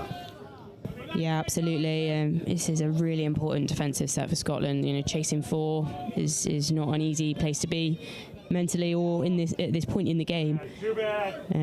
So this defensive set is really, really quite key for the next 10 minutes. Sanderson drawing them in, pops it here for Wilkinson, back to Sanderson, and now Wilkinson opens it up. Oh, the punish play back through the middle, and Sanderson does indeed punish them, and those two combine once more. Wilkinson and Sanderson take the USA out to a 4-try buffer now. Absolutely lovely quickie step back there, just step back and give the pass. Really well done. Yeah, Link just a little bit out of position there. Needs to be in a little bit tighter just to protect that. But yeah, absolutely lovely play there from Sanderson and Wilkinson again. And see if Scotland have got a response for it. Wait for, they certainly need that response to happen very quickly here. Absolutely. Only 7.5 remaining. They pretty much need a try from this set, you'd have to say. Yeah, absolutely. Also, for morale as well, in the sub box, they're trying things that they're just not quite coming off. But it'll be good to see them complete this. Well, look at how compressed the USA defensive line is here, though. There's opportunities on that left-hand edge for Scotland if they can get it there. As now a turn it back here for Fawcett. Had a decent little idea. They were wrapping around, but the execution just lacking a little bit there for Scotland. Yeah, just a little bit. That's unfortunate. But leaving the ball in a good position. They've got to make USA work a little bit more. Again, Scotland getting up really in their faces. really trying to make that drive difficult for them getting on, which is key. Like we've seen, the USA are, they're really executing on their line. They're looking really dangerous. So, if you're in that box for Scotland now, you're saying, look, don't let them get up there. We want to keep them down there. And good defensive set there. And Scotland have it back. They didn't have to hold them out there, Scotland, so closing in on the final 6 minutes here. USA with that big buffer. It's going to be a very hard one to reel back from this point. They need something very quickly here, Scotland, as they head up towards halfway. Sanderson not just setting up and scoring tries, also working hard in defence. He makes the touch. Scotland now crab over halfway here.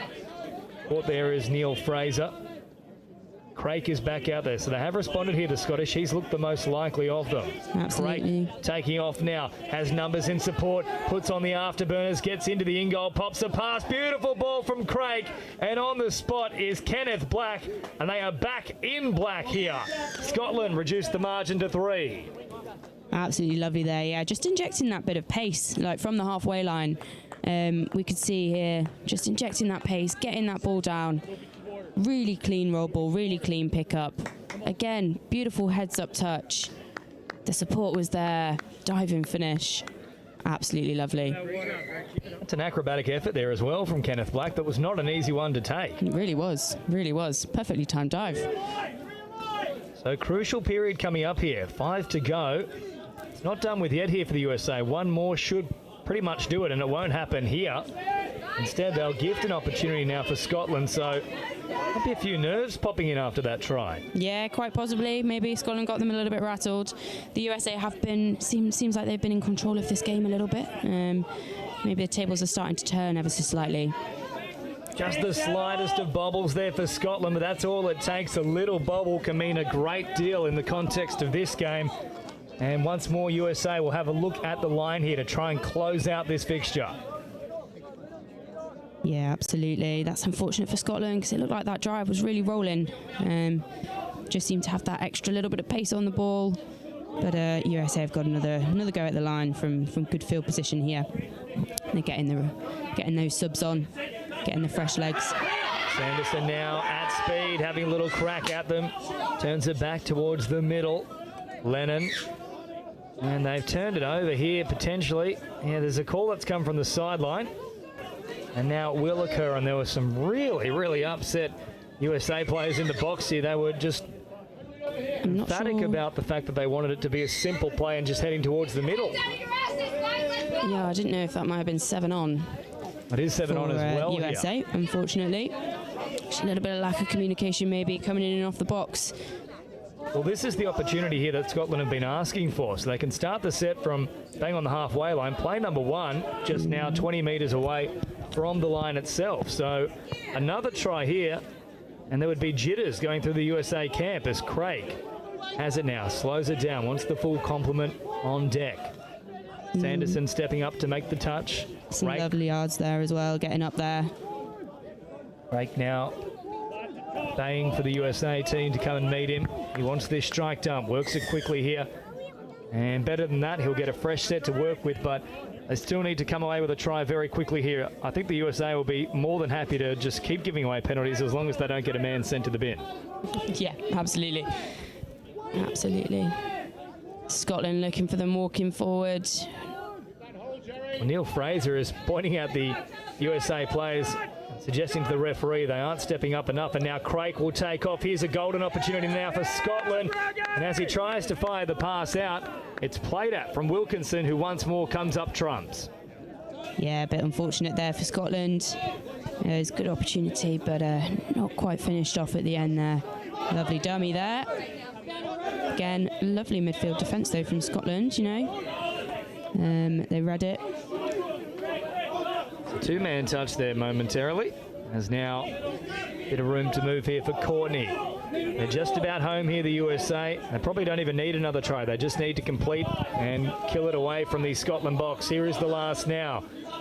So they come forward. Oh, lovely little flick pass. It nearly worked for them too. Mark French had set it up beautifully there for a potential opportunity for Martin Scherzinger, but ultimately just out in front of him.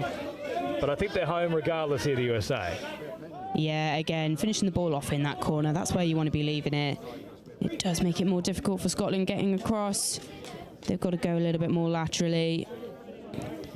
Just trying to inject that bit of pace onto it. 90 seconds remaining here for Scotland. They're going to fall short in this one. It's been a great second half display here from the USA. Have been so clinical with their execution down inside that 7 zone, especially from Wilkinson and Sanderson. Yeah, absolutely. What a duo. I mean, they were really, every time they were on together almost, they were either creating something and completing it, or they were really pulling that Scotland defence apart. And yeah, good, definitely a duo to watch as they're moving forward in the tournament. Well, the best duo since Cookies and Milk, I'll tell you that much, as they work a short side right here for French once more, who looks to go in, but there might have been a touch earlier. No, forward passes the call. Or are they going to say 7 on as well? There's a whole range of different signals that the referees are holding up here. Yeah, not quite sure what's going on in these last 45 seconds. But Scotland have the ball, looking to, it seems like they're looking to maybe go to the box. Put a ball down there for them, so they've got a defensive set, presumably to finish on here. Hopefully they can work hard and keep the USA out. Well, this should see them done here. Estimating this will be the final set of the match as Sanderson brings it wide now here for Lennon. Sanderson would love another to finish with. It would take him to a hat-trick. Wilkinson already has 4. Here he is now with the ball. Sanderson pops it back to him once again. Wilkinson succumbs to the touch. Howesler up to meet him. And just a class display in the second half from those two men, Wilkinson and Sanderson. Yeah, absolutely. Absolutely. Brilliant to watch. Excellent decision making and just creating those holes, creating those gaps, moving the defenders. Very much in control. But yeah, I mean, Scotland, in terms of their drive, and just, you know, when we were seeing them putting that pace on, it was really coming off, and they were playing some really good heads-up touch there. And that's where a majority of their tries were sort of coming from. And yeah, absolutely brilliant game, and promising for both teams moving forward. The full time here in the men's 50s division. Scotland falling short after a great second half performance from the United States. They run out victors, 8 tries to 5. Up next we move to the men's 40s division. Portugal will take on Sweden in just a moment.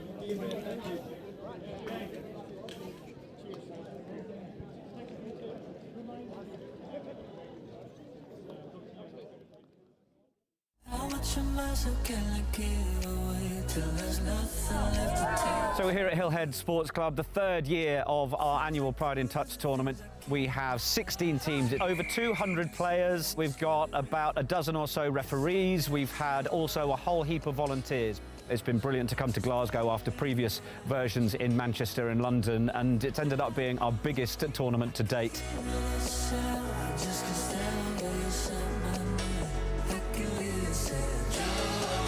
Get a lot of curious players that want to try out touch rugby for the first time, so they might be a bit nervous, but I think they come down, they hear the tunes that they're playing, they see all the rainbows, all the smiling faces, and I think they realise that actually they can just have a good time.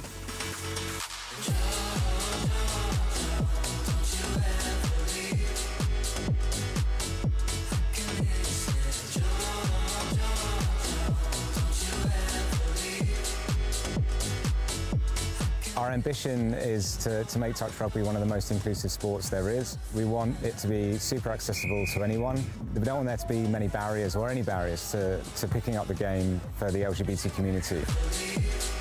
What's been amazing over just the 3 or so years that we've been running Pride in Touch has been the interest and the growth and the opportunity we've had to platform good practice from people across the world that are wanting to do more LGBTQ+ inclusive initiatives. Now more than ever, we certainly feel it's really important to make sure that we amplify the voices of inclusion, show people that team sport can be really good for their mental well-being and their physical well-being, and hopefully we've got plenty of those people who have felt like that through enjoying our tournament today.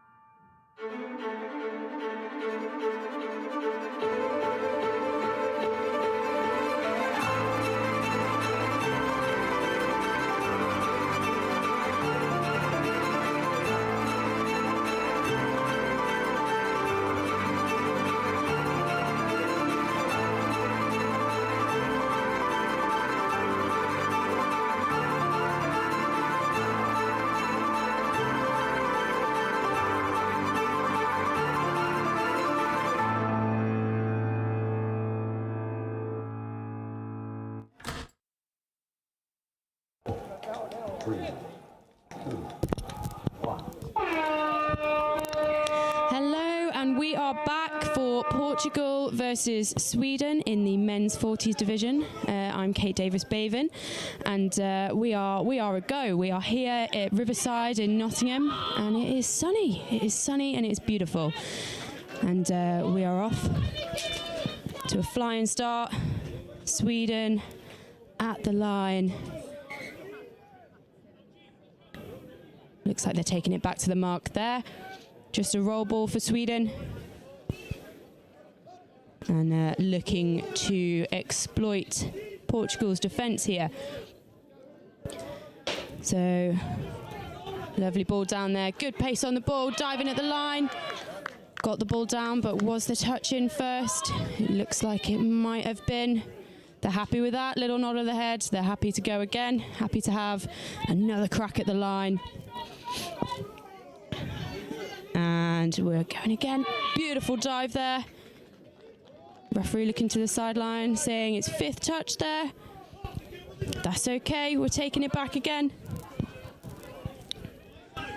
And we are looking to create something here. Ball down there, unfortunately, and it's in the right place. In the right place. So for those of you who are new to touch, you know, tactically, you want to make sure that you're killing the ball on that sixth touch as far away as possible from the from your opposition sub box, which is exactly what Sweden have done there.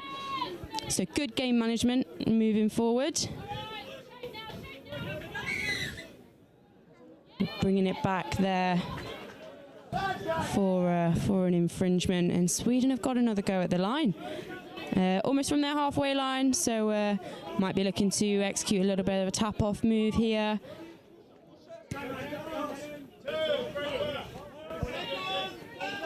And a little bit wasn't too happy with that touch, with the contact in there.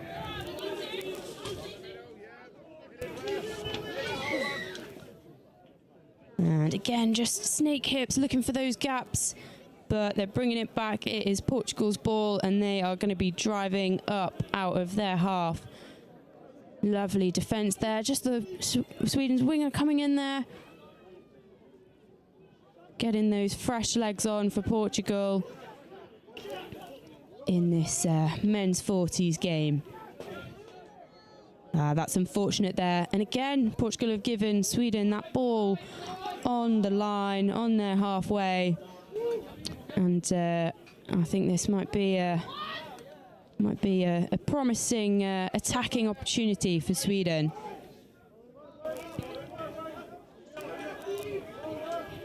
Ball with Blair Jones at the moment. He's looking to create something here. He's taking it and going. Looking for those gaps. Lovely read of the defence there. Didn't quite come off. Maybe looking for that extra ball out. And it wasn't quite meant to be. So again, Portugal's ball. They are looking to get up out of their half. Sweden have been doing particularly well to keep them down there. Maybe this will be the set that they can break through. We're coming up to 4 minutes into the game, and Portugal have got past that halfway line.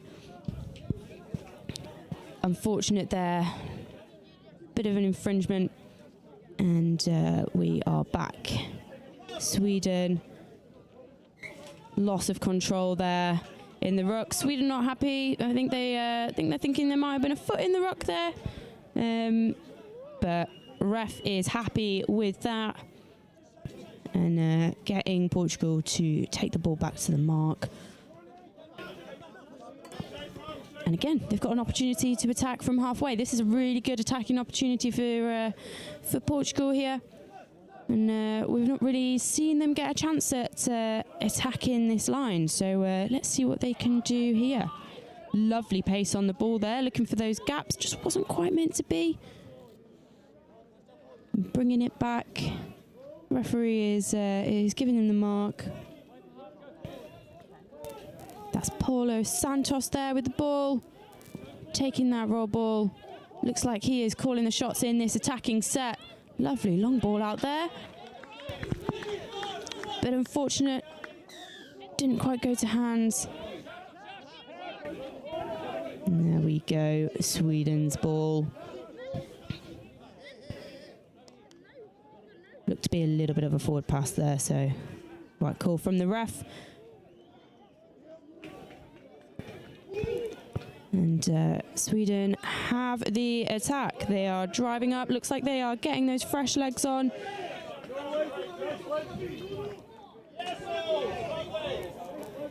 And here come the reinforcements, steaming onto the pitch. We've got a half there. So again, those of you new to touch rugby, similar in like rugby union, you have a scrum half, whereas in touch rugby, anyone can be the half. And if you get touched with the ball as half, that's a turnover. So that's why you will see, as Portugal are here picking up the ball, and they want to hand that off as soon as they can, really, so they don't get touched and get that turnover. So it's really important when you're, particularly when you're driving up like Portugal are now, to have a half right there and passing off. Lovely driving set from Portugal there, but unfortunately it's just getting pulled back for an infringement again. Some small errors, some silly mistakes, sort of costing Portugal here, giving Sweden that opportunity to drive up. We're going a little bit laterally here, and unfortunately ball down there. I think they're just going to give the touch, take the roll. Good call. And Sweden have the attack, trying to get Portugal on the back foot, looking for those gaps.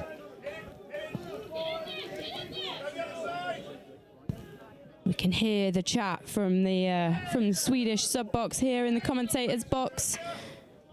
Chat about getting on the right player.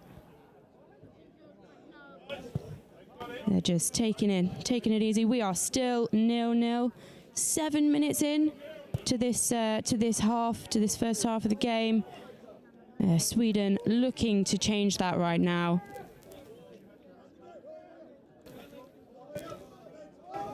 And we've got a 32 platform there. Touch was in. Sweden are happy with that, though. They're happy with that. Same again comes the call. Same again. And they are doing the same again. They are going again, ever so slightly different. Looking to get that ball away. Not quite there. Looks like we might have a little bit of an injury down here. Refs have called a pause in play. And hopefully we're getting some first aid coming on. Yeah, we've got some first aid coming on for Portugal.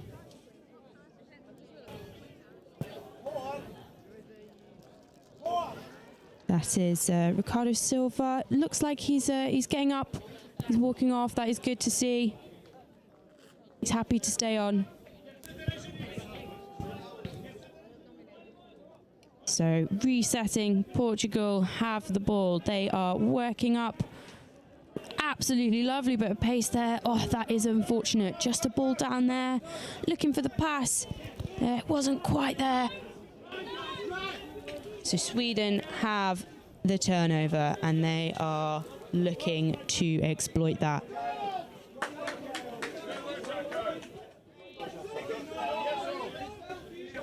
Lovely bit of pace there on the ball, getting that ball down, getting it straight back.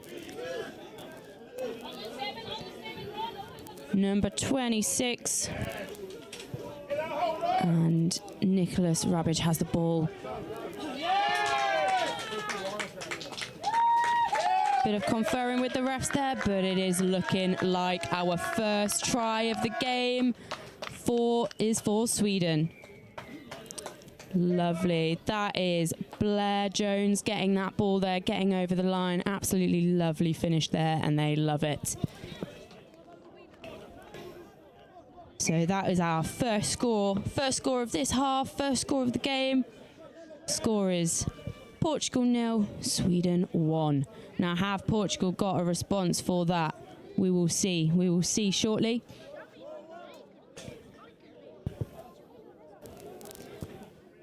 Just a little bit of comms here. Looks like we're setting something up. What a dive. Yep, refs are happy with that. What a response from Portugal. Absolutely lovely. So we are 1 apiece now. That was number 6 for Portugal, Paulo Santos. What a lovely dive in. Just seeing that space there. Sweden are claiming the touch, but the refs are happy with it. Refs are happy. Ball was down. So there he is, happy with that. 1 apiece. 1 apiece as we're going into the latter end of this half. And it is Sweden's turn to attack again. They are moving up with the ball. We can see the comms happening there. They're just trying to create something. Been a little bit static. Scoop comes the call from the Swedish touch box. A little bit of chat with the refs there. Not happy with that. And they are being sent for time, I believe.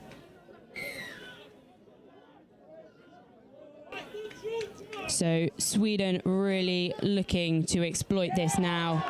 They are 6 on 5. It is an opportunity they do not want to miss.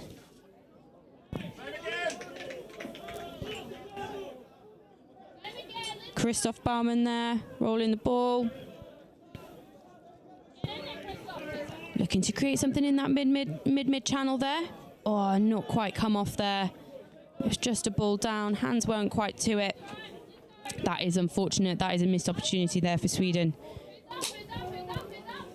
And Portugal have the chance to drive up that ball away from the danger box. And they are taking it. The yards on that, absolutely brilliant.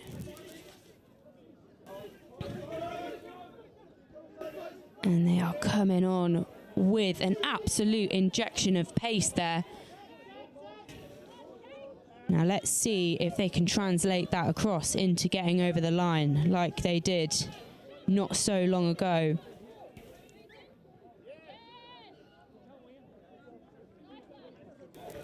Unfortunate there. Again, we were talking earlier about the commentator's curse.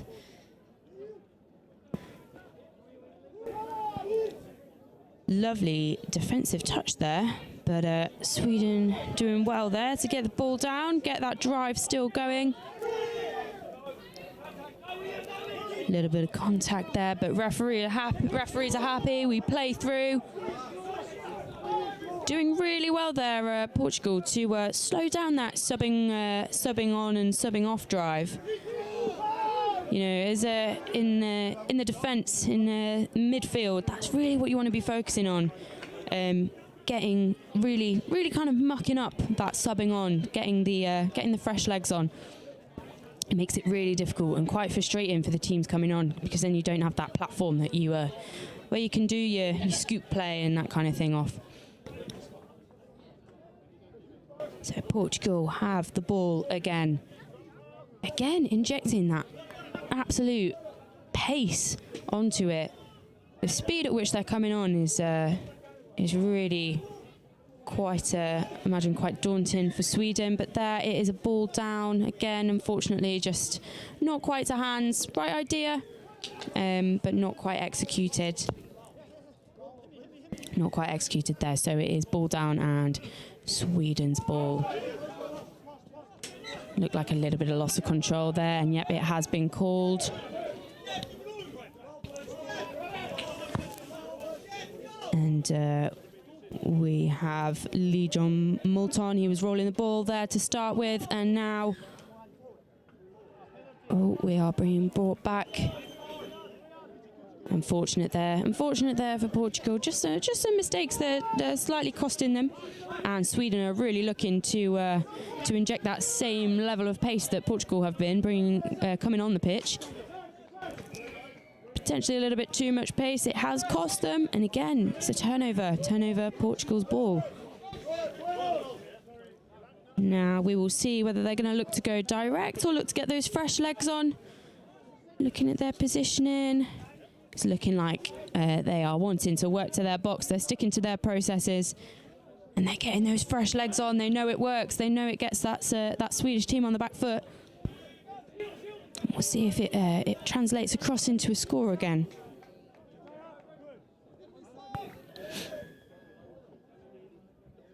Again, we're having some conversation with the refs. Portugal wants to be a little bit careful with that. You know, they've already had a player sent for time. What a lovely ball. Again, just not quite a hand. But again, the right idea, but well defended by Sweden there, and they've got an opportunity to regain control of this game and get back up the pitch where they want to be. Just a little bit almost over the mark there, but we brought it back. Looking for players. Looking for the recruits coming on. And they're coming. Well held there. Good hands from the middle. And we're looking to go direct now. We've got Van Went absolutely injecting that pace. Again, like we said, a bit too much, and it's not meant to be. Portugal have the ball again, and they are looking to go early with their subs, looking to get those players on. You can only have 6 on a touch pitch at any one time for anyone new to touch. So once one's off, one can come on, and not before. So Portugal are looking quite clinical in their subbing on, getting those fresh legs on. It's just quite this finishing off. What a lovely line there. Wasn't meant to be. Touch was in. And Van Went looking to call the shots and get to the box. Little bit of chat with the referee there, and it was just gone down as taking a roll ball, not loss of control. But that there is a ball down, unfortunately, for Sweden. And they're giving Portugal an opportunity to attack at that line.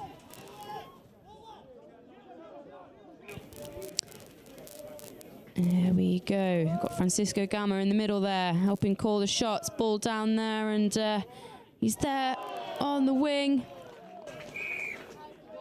And that is not a score there. Some talking here about where the mark is, and it's a penalty to Sweden. And they are looking to go direct. Well, they've got some subs coming off now. Not quite looking as slick as Portugal in terms of getting on and getting off in terms of the pace. But they've got the recruits on now. Lovely 32 set up there, looking for hands. That is unfortunate. So Portugal there just getting a hand into the ball, not catching it, and that's a knockdown. So that means it's 6 again for Sweden. Should be a roll ball, not a tap, and it's not a penalty. It's just a fresh set of 6. And they are looking to exploit that.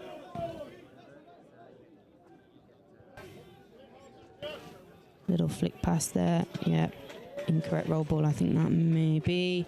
And Portugal have it again. So we'll get to see this lovely flowing subbing on and subbing off that they have. That pace coming onto the ball, and the support they've got coming on. That straightening up. Absolutely flying. And again, we've got Paulo Santos on again. Ball in hand. He has been calling the shots, it seems. Lovely opportunity there. Good finish for Portugal. Not quite a score on the door. But all the same, they're completing their sets of 6, and it is looking good. Oh, an intercept there from Nuno V. Carvalho. Those long arms just reaching up to pluck that ball out the sky.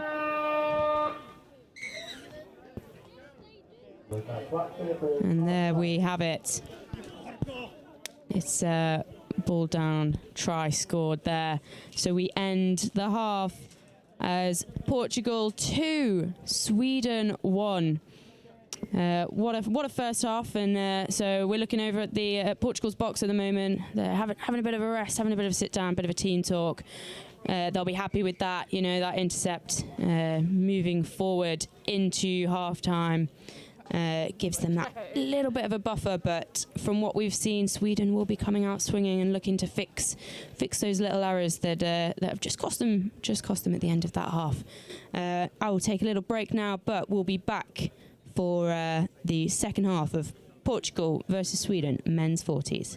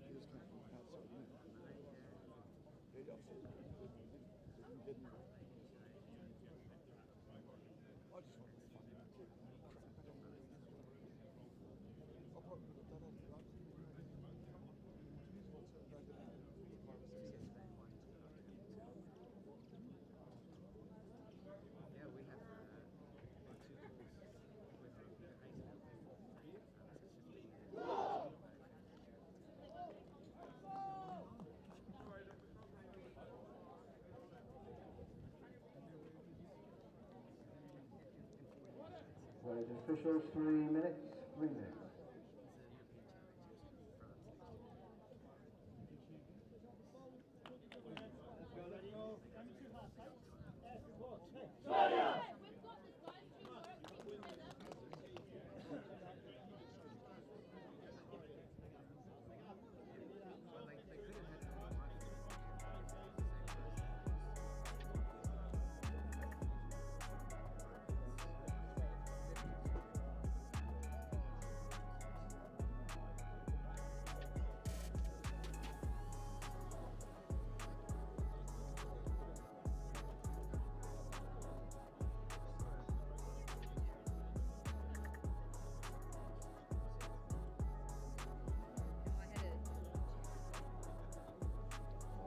Officials, this is your 2 minutes warning.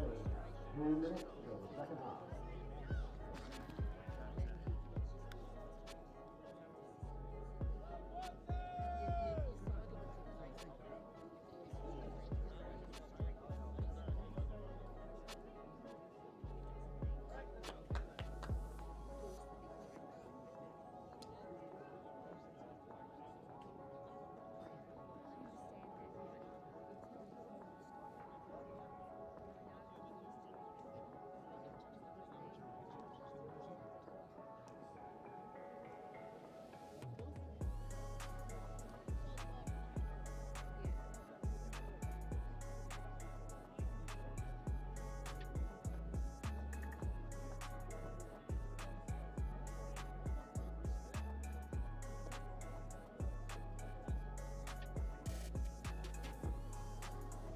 Officials, 1 minute. 1 minute.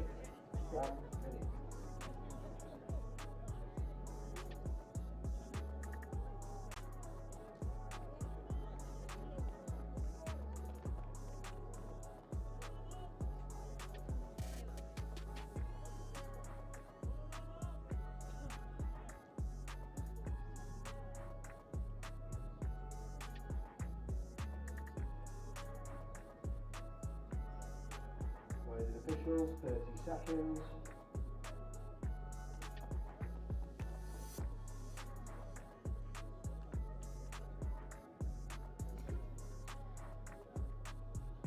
We are back for Portugal versus Sweden in the men's 40s division. And we've just received our 30-second warning. Stand by. And We are now standing by. Portugal have the tap for this second half.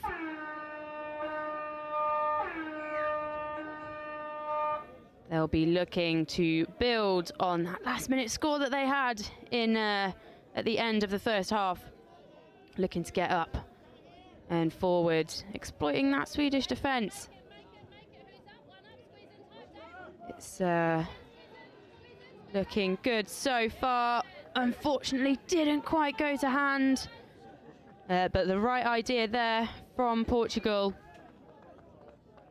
It wasn't quite meant to be, but again, like we were saying earlier, finishing the ball off in that corner, making it difficult, not making it easy for Sweden to get across to their box, to get those fresh legs on that they will be wanting.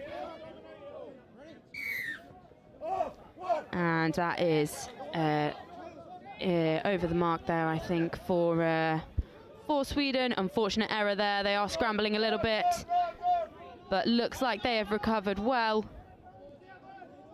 And they've reset. Portugal have allowed them to reset, so we've got attacking set on the line. Good listening there from Portugal, just having a little bit of a go. Having a little bit of a go, but being called for hips not square, I believe, there. So Sweden have the roll. They're taking it almost in the same place where they did just previously. Let's see if they can execute getting off the pitch here and getting those fresh legs on.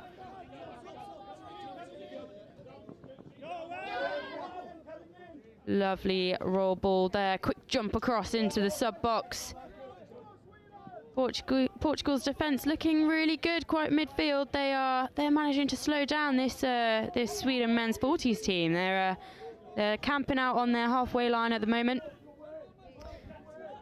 Portugal not giving it to them easy, which I'm sure they would appreciate. Again, Portugal ball in hand. Paulo Santos with the ball again, looking to have a quick rest in the sub box.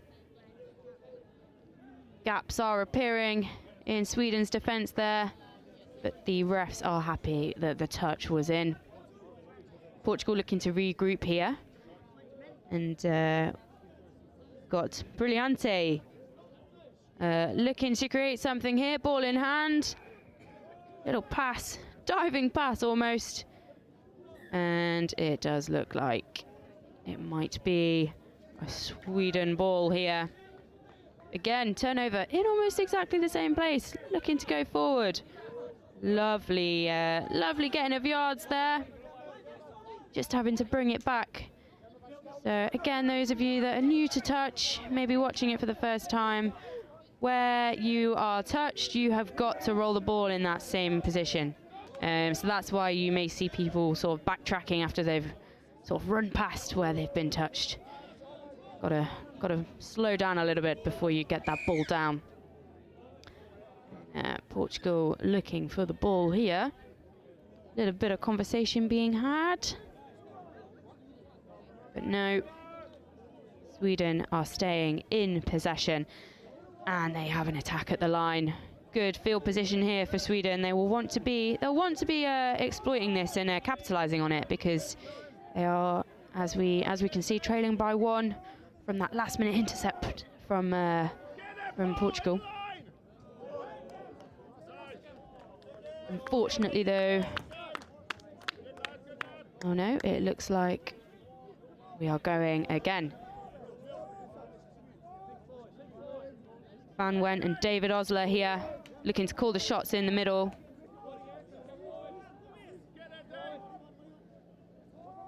They've both been quite key in Sweden's attack so far.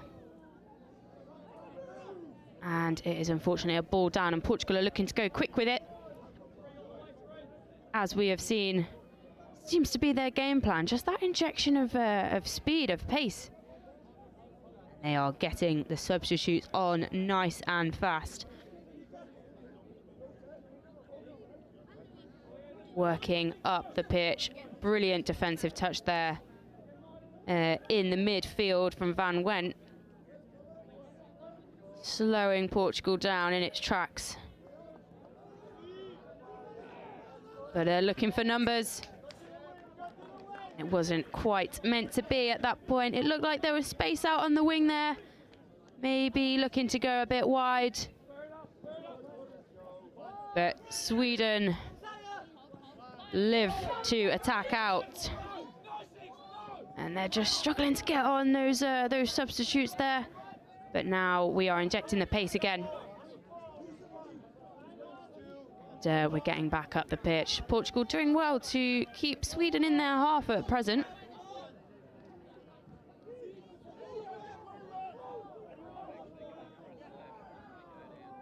And, it looks like it's a ball down there in the corner. Bit of conversation being had again. And Portugal recycling those subs nice and quick. Like we were saying earlier, it seems to be quite a key part of their game plan to really inject that pace coming on. And we've not really seen either team try and go direct at this point, but with the pace that they're coming on, Portugal in particular, it's potentially not really necessary at present. They are getting up there, but can they complete it when they do? Handing off there, looking to go on the right side here. No, and it is Sweden's ball. They are taking it quickly. And making sure they're getting a half there with them. Couple subbing off, getting those fresh legs on. This is looking a better drive than last set for Sweden.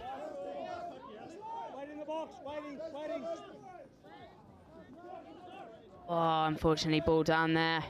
Putting the body on the line to get the ball there, but it wasn't quite meant to be. Portugal have the attack. Beautiful hands there. Well held. And looking to get up to their try line. Number 10, Branco for Portugal. And again, Santos on there, looking to call the shots. But it is Sweden's ball, taking it very quickly, and not giving Portugal time to reset at all, but they have managed to.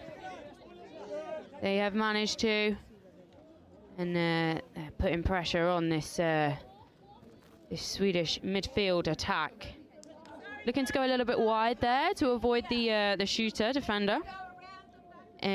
But it wasn't, they were there. It was read really well by Portugal's defence. And again, brilliant defensive set there from Portugal. Keeping Sweden away from that line. They are not making it easy for them to get up there, to have that opportunity to score. Now, can Sweden return the favour? They have been doing so far. We are still 2-1. We are 0-0 for this half in terms of scores. Coelho with the ball. There's a ball down there again. And Sweden have it. Portugal will be looking to get up in their faces here. Beautiful press defence from them. Sweden reading it well, passing it off. Good defensive touch there. Sweden not happy about that one, looking for a bit of extra contact in that. The ref is fine, it's play through. Got Blair Jones with the ball now for Sweden, with Nicholas Rabic looking to call the shots, the two of them in mid-mid.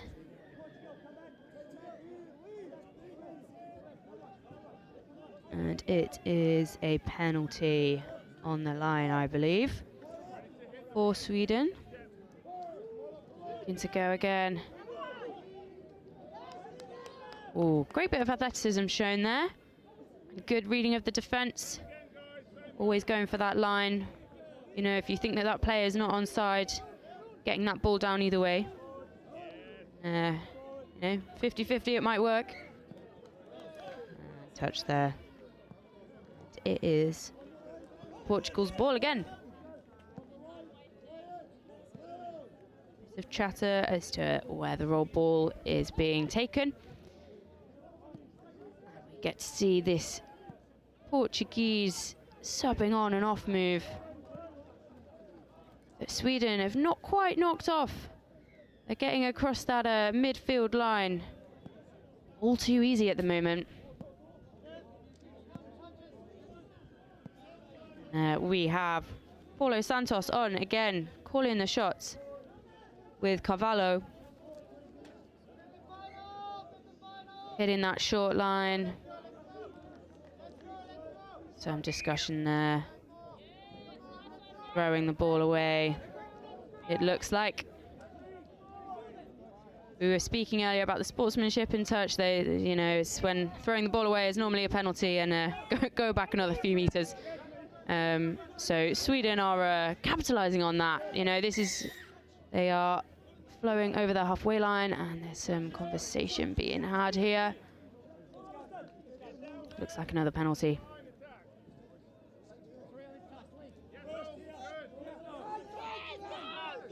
Portugal getting a little bit caught in the touches there. I think they're getting a little bit caught offside. That may have been what the penalty was for. If you're offside, you cannot make that touch, and if you do, it is a penalty. Lovely attempt at the line there from Sweden. Touch has been called. But they are going again. That was 6th touch, and it is a turnover. Portugal taking it fast, as we have seen. Just missed by the couple of the shooting defenders from Sweden, looking to go around the outside. Lovely bit of running there, giving Portugal time to get their replacements on. Lovely midfield touch there from Sweden. That was Brewer, Sweden, number 13.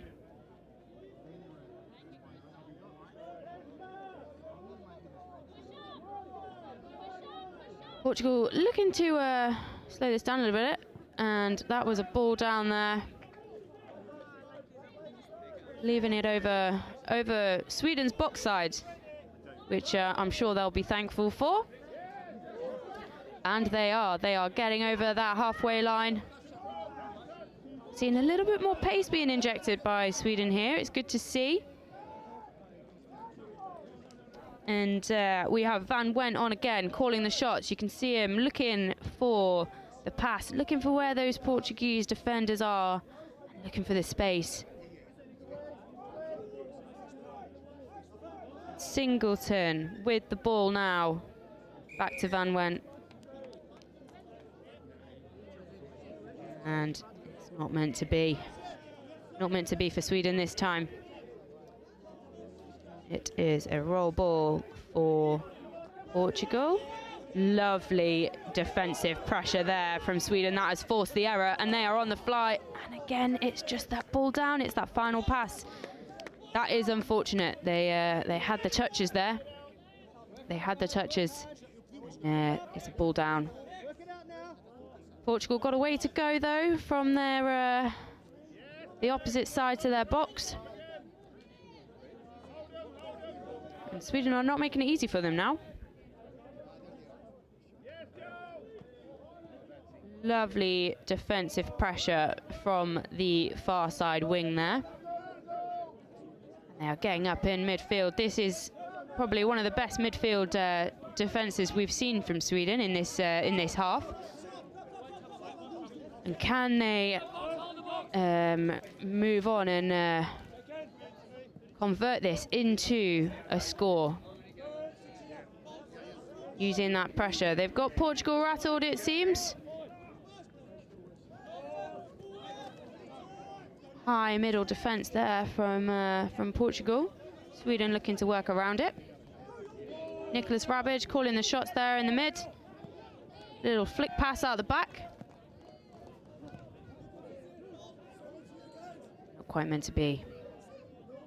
So Portugal have it again. We are still 0-0 for this half. It is still Portugal 2, Sweden 1. They will be looking to make it at least up to 2-2. 5 minutes left of the half. There's plenty of time to do it.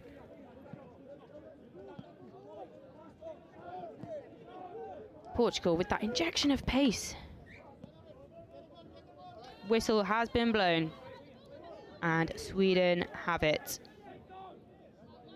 Again, they are not happy with the not giving back of the ball. The ref says it's okay and we move forward. Getting fresh legs on for Sweden now. Lovely bit of yardage there. Oh, that is unfortunate there. Just a little bit of loss of control on picking up the ball. So that is ball down and it is Portugal's ball. They're checking that the mark is fine there. Yes, it is, says ref. Sweden getting up and making that high press. Got the reinforcements. Again, lovely touch there. And they're really slowing down this this Portuguese subbing on move, or trying to at least. Portugal finding the gaps where they are.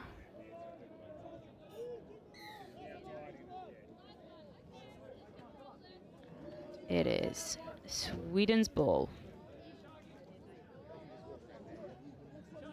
Physicality of these touches is increasing somewhat,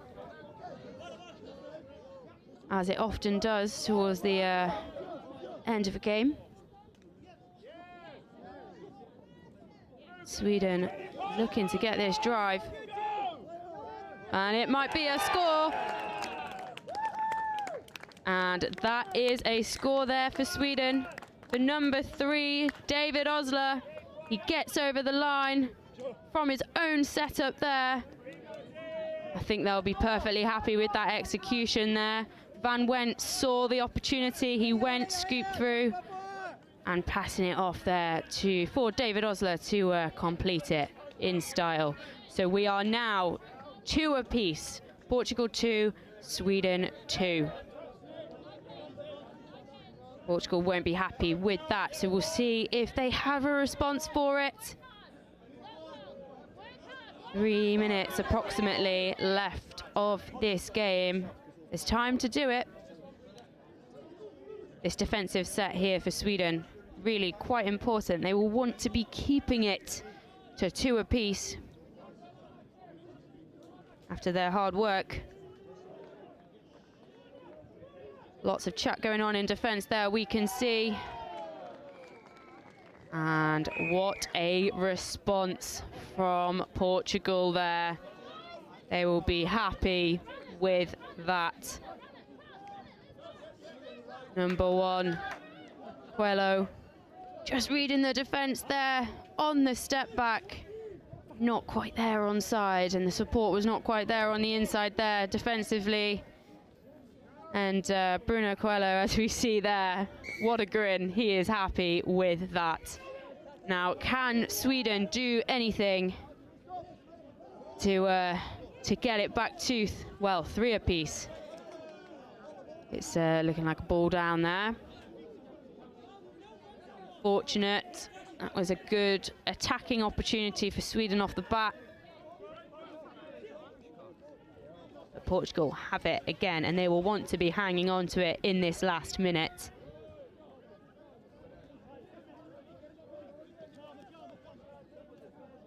Looking to go forward. As we've seen, they're slightly slowing down the pace here. This is not quite the subbing on move that we've been seeing, but no doubt that is somewhat tactical to run the clock down. But we've got a try at the line anyway. Go. And touch was in, ref says. Can Sweden do anything to get this back? They're going for fresh legs on. Portugal working hard in that midfield. And like we were saying earlier, just backtracking a little bit, making sure that they're putting that ball down and they don't get pinged for being over the mark. And that is the sound of the final klaxon. Can Sweden pull it back? It looks like they can't. But there has been a bit of an injury there. Have we got... I think we might have some physios coming on. And we're still playing. This is last play. So unless Sweden get an intercept here, it's not meant to be. Final whistle has been blown here down at Riverside. Sunny Riverside now. And Portugal 3, Sweden 2. A brilliant game for both teams. Very close at times. But Portugal had it in the bag just towards the end there. And Sweden couldn't quite bring it back. But it's a long tournament, lots to build on for both teams. And moving forward, you can see them all shaking hands there now.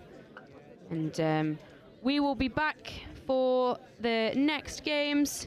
We've got Ireland, England for the men's 45 division on this pitch. And we will see you then for the next game of the Touch World Cup 2024 at Riverside.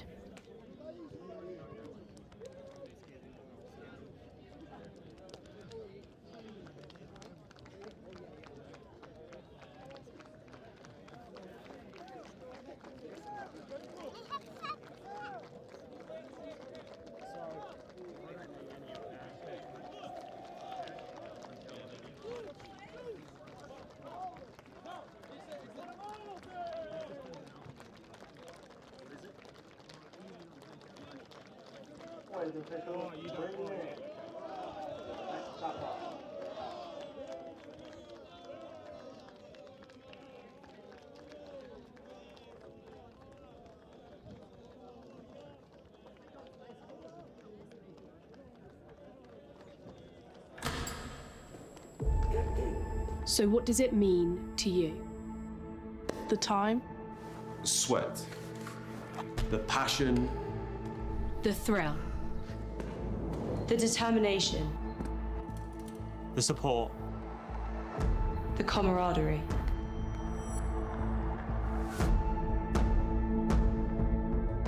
But it's so much more than that. We're playing for something bigger. You ready?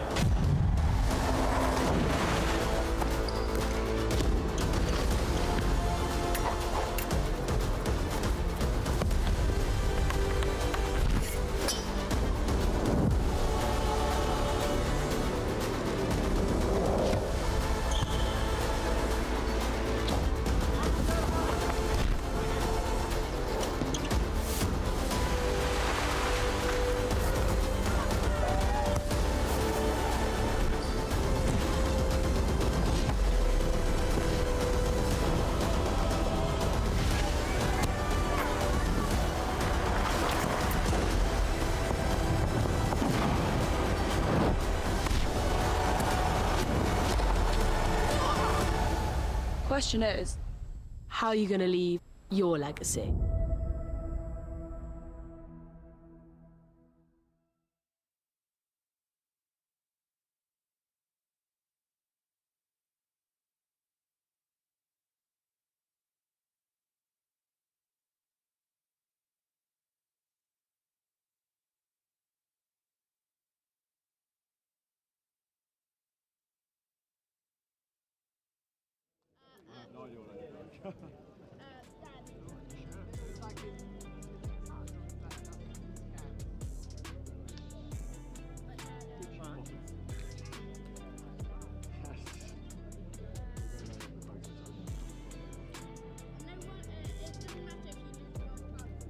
Players official, 30 seconds. 30 seconds. Yes, I think people have been avoiding me for this exchange.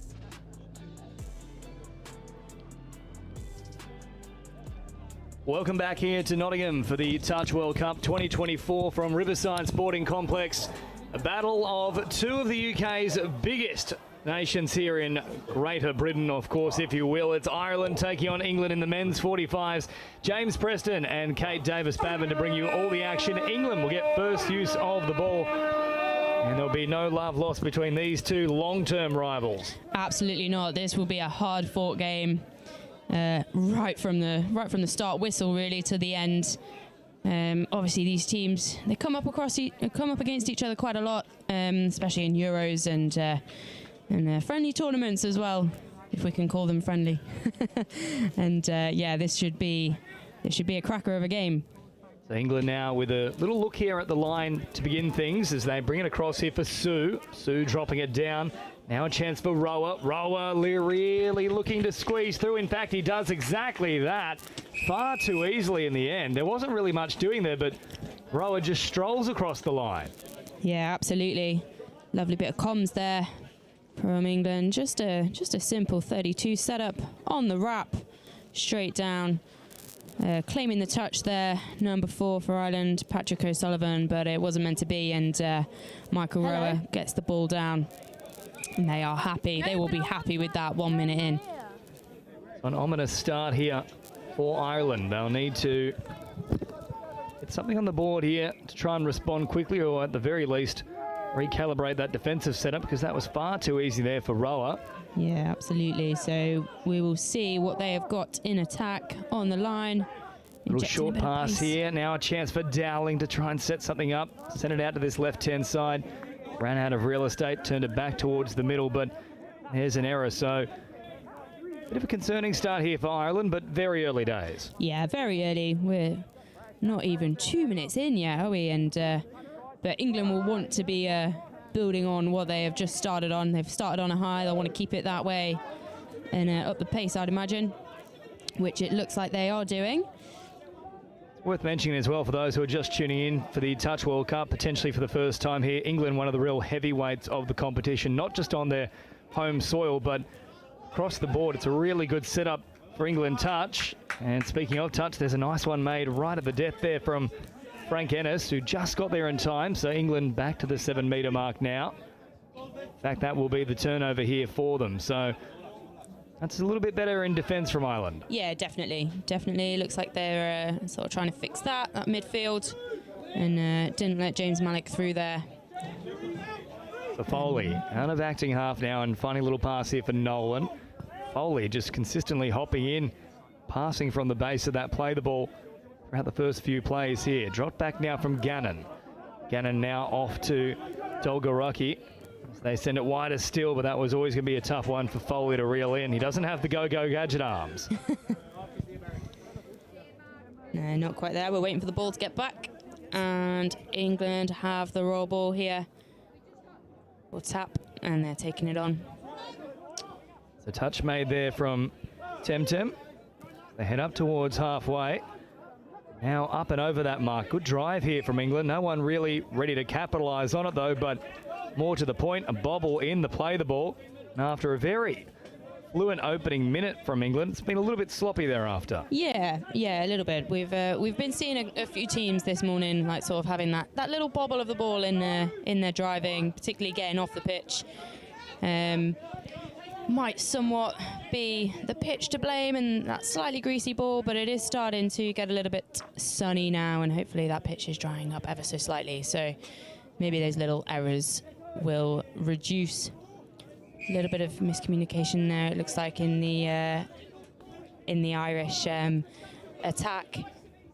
That sun really has come out in full force as well, Kate. It's actually quite warm out here too, so fatigue will become a major factor in things moving forward as Hall creeps upfield, and now Bright also involved, and it's probably the word of the day right now. It is very bright and sunny here in Nottingham. Yeah, absolutely. It makes a nice change, but yeah, like you say, it does contribute towards that fatigue. Doesn't appear to be doing for England at the moment, though, and unfortunately not meant to be an attack there. Hall getting up there in defence. Lovely defensive midfield touch there, and Ireland exploiting it well. They're getting across to their box. And then Foley coming up with a little bit of a slippage there when trying to promote the footy out of acting half. So turnover in favour of England now. Around about 5 minutes gone, just the one try in it from the first set here as well for England, and we do see that a lot here, especially in these Masters divisions, typically getting away to a quick score and then takes a little bit of time for both sides to gel. Yeah, definitely. Sort of that first initial rush of adrenaline and then settling into the game, and I mean, England will be thankful for that, but yeah, they just need to start, looks like need to start sticking to their processes a little bit. But we can see that may be the case now. They have a tap. I think, is that Hall with the ball there? It was indeed Hall who drove it forward, and now hopping in and acting half as Malik. Sends it away for Hall once more. Bright also involved. They cross the halfway threshold now. Working towards a strike dump close to that 7-metre mark. Bingley with good metres here. Once more they straighten things up. Turning back on an angle is Mears. Mears caught, quick roll ball. Was there a foot in there from Ireland? Yes, there was. So they'll get another set to work with here, England. Just being helped up there by Eriksson. And Cern has the tap. And they are looking to bring up that Irish defence there. Bring them out to their 7. So England can be in control there. And it looks like they are. Beautiful draw and pass there from Cern, just popping a little ball right at the line. He engaged them brilliantly. Here it is again on the replay. Brings it all the way deep in, and then an open passage there for Jeffrey Sue. Easy try for England, and that extends the margin now. 2-0 after 6.5 minutes. Yeah, really well read there defensively. Cern did well to get that ball away just at the right time. And lovely hole there by Jeffrey Sue. Now Ireland with a little bit of work to do here. They dummy a couple of times here with Temtem, but ball hits the deck once more. They really haven't established any flow whatsoever so far, the Irish. Yeah, it looks like England are being ever so slightly more clinical in their execution. I say that as the commentator's curse strikes again. I do apologise. It is ball down there for England as they're attempting to get fresh legs on, and Ireland have an attempt at the line here. The Nolan will now bring it forward and then rolls it back here for Temtem. Dolgoriki. More, having a little look at the line here. They'll just slow it down momentarily through Nolan. Nolan picking up once more. Dolgoriki again. Oh, popping a pass right into the arms of England. There's a fair bit to sort through here for the referees, though. There was contact, I thought, potentially with the ball in flight, which would have gone the way of Ireland, but that one might have just landed into the arms of England first and then the contact made. Yeah, looks like they're happy with it, and we are playing on. England have another opportunity now to get out their half. So up towards halfway, England go now. They've enjoyed the better of the field position, and in all honesty, the only chances of the match so far have come the way of the English. Ireland really haven't had a look at the line so far, but this might be a turning point for them with 8 minutes gone. And they finally get a little bit of momentum here. They need to just drive straight. They've been very lateral at times here, the Irish. Yeah, they have, and that can really sort of affect your momentum coming onto the pitch. It makes it quite easy to defend as well, sort of sliding across, and England do seem to be reading that. But saying that, it looks like they're getting a bit more depth on the ball here, and they've got up into a good attacking position Ireland have here. Much better from the Irish, as now they can really have a little crack at the line. Diving from distance there was O'Sullivan, but turned away. Probably the best set of the match so far, though, for the Irish. Yeah, absolutely. They'll be happy with that. Finishing down there, completing their sixes is really key, and they've done so with an attack at the line. So hopefully that gives them a little bit more of a boost going into their next attacking set. England boosting forward now as well, as they have this one out in two hands. Scooped up one-handed, though, from Malik, who then sends it out to this left-hand side. Change of the emphasis and also change of pace. It burns them all. Lovely work there from James Mears, who wears a third try here for England. Absolutely lovely bit of pace there from England. Really well read. You can see those defenders just coming in, and James Mears is just there on that outside line. He knows where he's going. He knows where that line is, and he's confident in that running line, and that's a lovely score there for England. I know it's early days here, Kate, but Ireland probably need to be the next to score already. Yeah, they'll be wanting to, definitely. Just need to clean up a couple of things, but like we saw in their last attacking set, I mean, they were getting up there, and they're potentially just relaxing into the game a little bit, and looks like they're looking to exploit that English defence now. Referee is getting involved there. He's the 7th Irish player in that attacking set. They might need his input in a moment here as well for the Irish. It's not quite going right there. Ennis tried the one-arm flinger, if you will, out of the catapult, which is pretty fitting given we are in Nottingham. Of course, there used to be a big castle there up on the hill. Yeah, it's still there now. It's still there. It's minus the catapult, of course. Minus the catapult, yes. Probably for the best. Depends. You keep acting up, I might have to fling you out. Foley now pops a little pass back towards the middle. Scoops it up once more. Drops it short here. For the run of Nolan. Nolan still floating around this midfield section here as Gannon also gets involved, and now Dolgoruki is also around there. He sends it back towards the middle once more for Nolan. So Nolan hopping in and acting half. Dolgoruki sweeping around, all a little bobble and then trying to get to ground. Had he taken that cleanly, they were backpedaling there, England. Yeah, definitely. It was well held there, well held. A little bit of a bobble, like you say. But yeah, Ireland looking like they're creating more opportunities for themselves. Starting to look a little bit more dangerous on the line, and England having to work a little bit harder to keep them from getting over and getting their first score of the game. Very flat ball there from the English, more than flat. They'll come back for it. Eagle eyes here from the officials. And a turnover once more for Ireland, but they need to start converting this good field position into points. English have given them a few opportunities to get downfield, but it's falling apart at the 7. We'll see if they can turn that around in this set, as a nice bit of footwork here brings them up over halfway. Now Foley charging forward. Two-handed touch made there from England as into the action comes Temtem once more, bouncing around. Good bit of speed about his work, and moving away now is O'Sullivan. O'Sullivan still scything through them. He thought he was clear to go on, but back to the mark. He'll play it now on the last here for the Irish with a static start. As a result, O'Sullivan really not looking to do too much here with the ball. Simply flings it away for Irwin, who somehow keeps it alive. Now Foley once more runs out of room. A bit of hot potato here at the moment for the Irish. And in the end, they'll simply kill it right up along the sideline. Yeah, a little bit there.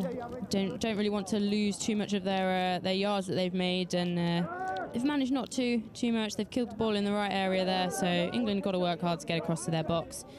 But they are making it look quite seamless at present. Taking it back up the wing there, and really injecting pace coming onto the pitch here.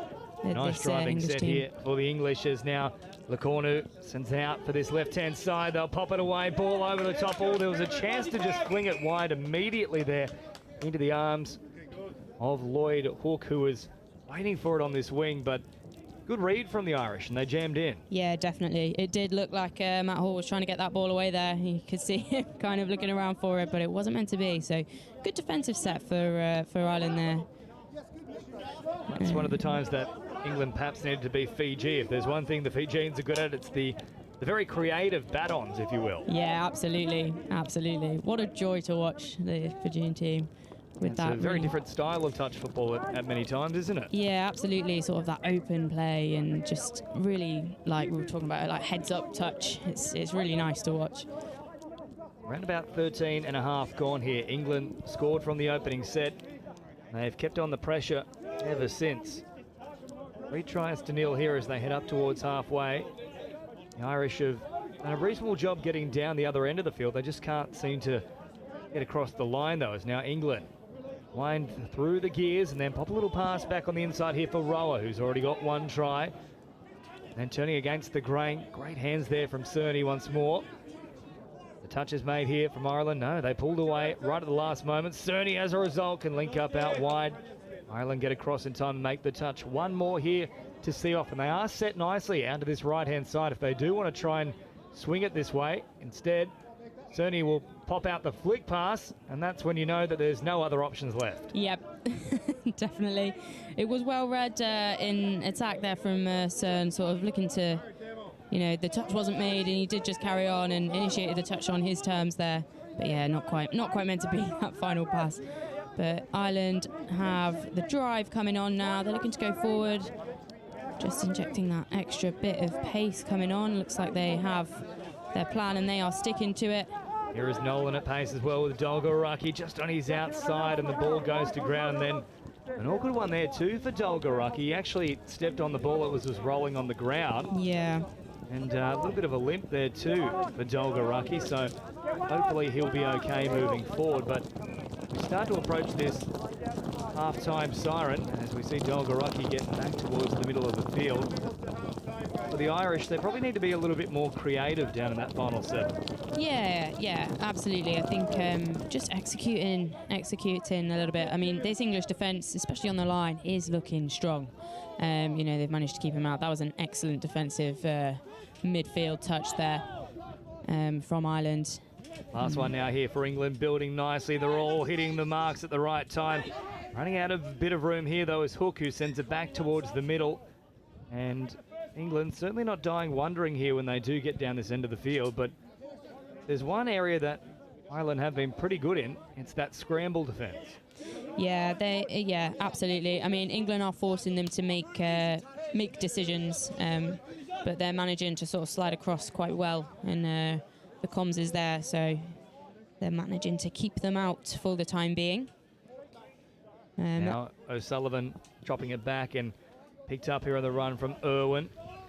Sullivan once again on the last now for Ireland, and this is a little bit of a strike dump, and as a result, O'Sullivan had a look out wide, but it's probably one other area they need to execute a little bit better is getting that nice quick play the ball into the last. Yeah, definitely, and like we were saying about England sort of forcing Ireland to make those decisions, Ireland need to sort of, I think they're letting England off the hook a little bit in terms of like defensively.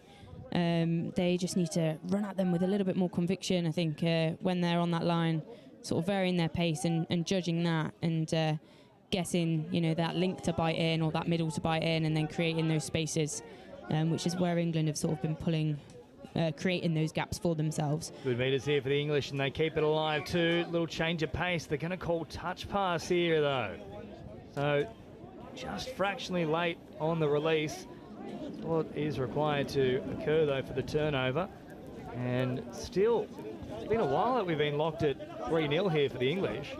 Yeah, definitely, and England they'll be quite happy sitting at this for the half, but it looks like they've got another attack at the line now, so they'll be hoping to convert that into a 4-0 lead. So it looks like they're going a little bit wide here, looking to spread that Irish defence, which they are doing so effectively. And we've got Matt Hall there on the ball again.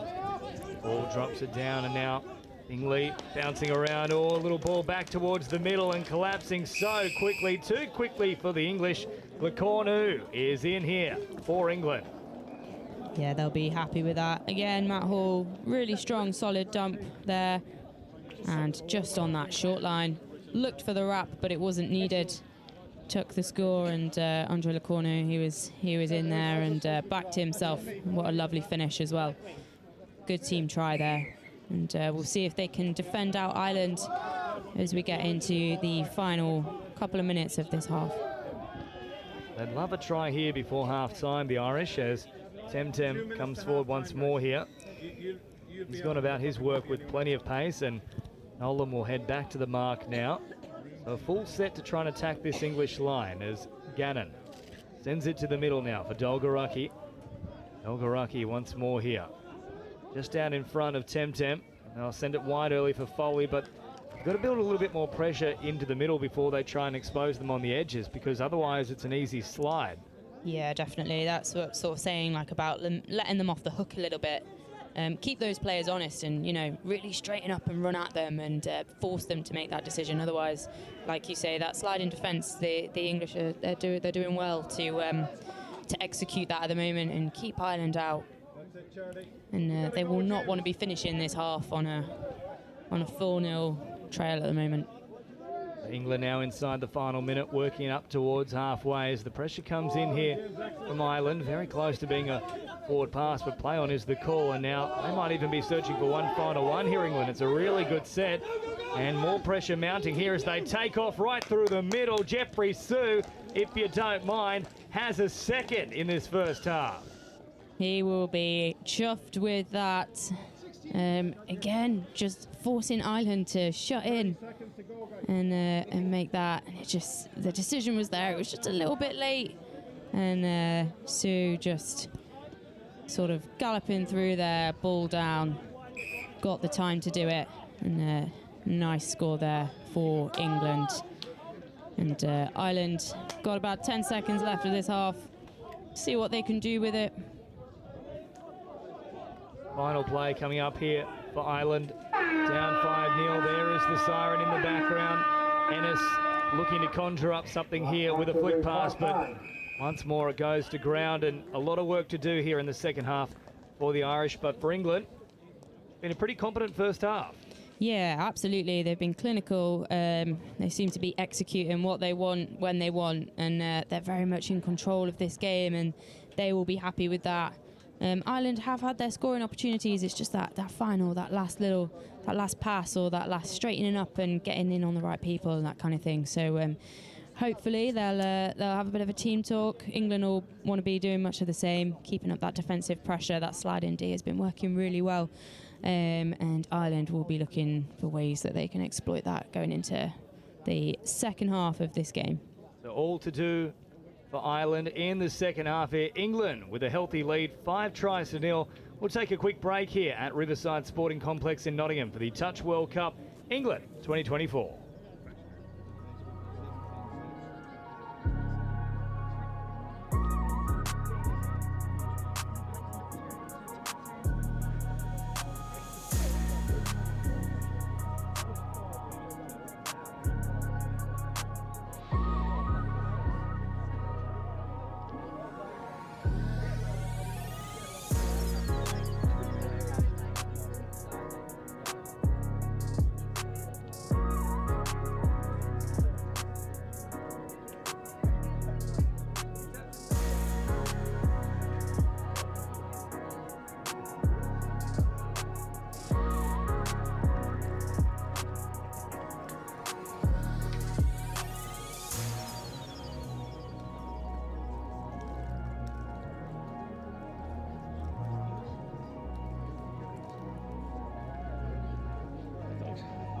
Official, 3 minutes.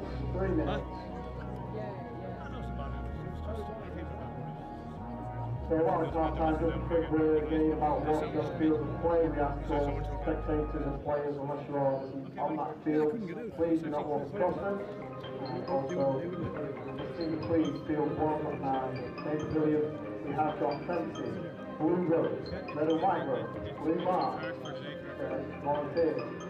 Please do not walk between the 6-1 and the pavilion. So next year, do not get disturbed, the players are not disturbed, nor they maintain grass. Around all fields of play, there are remarks in the safety marker. You are asked to move behind it, and do so willingly.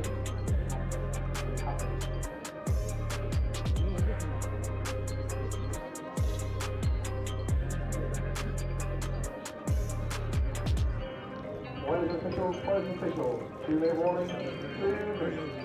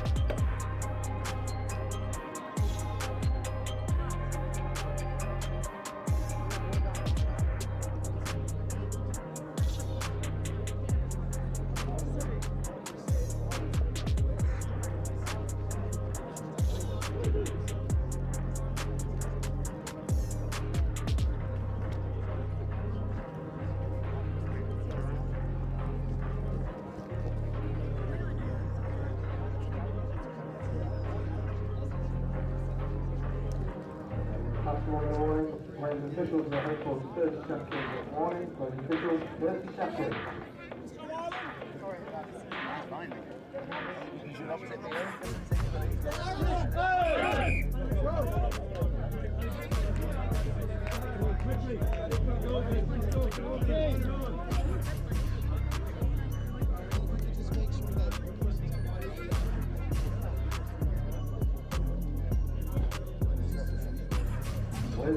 Welcome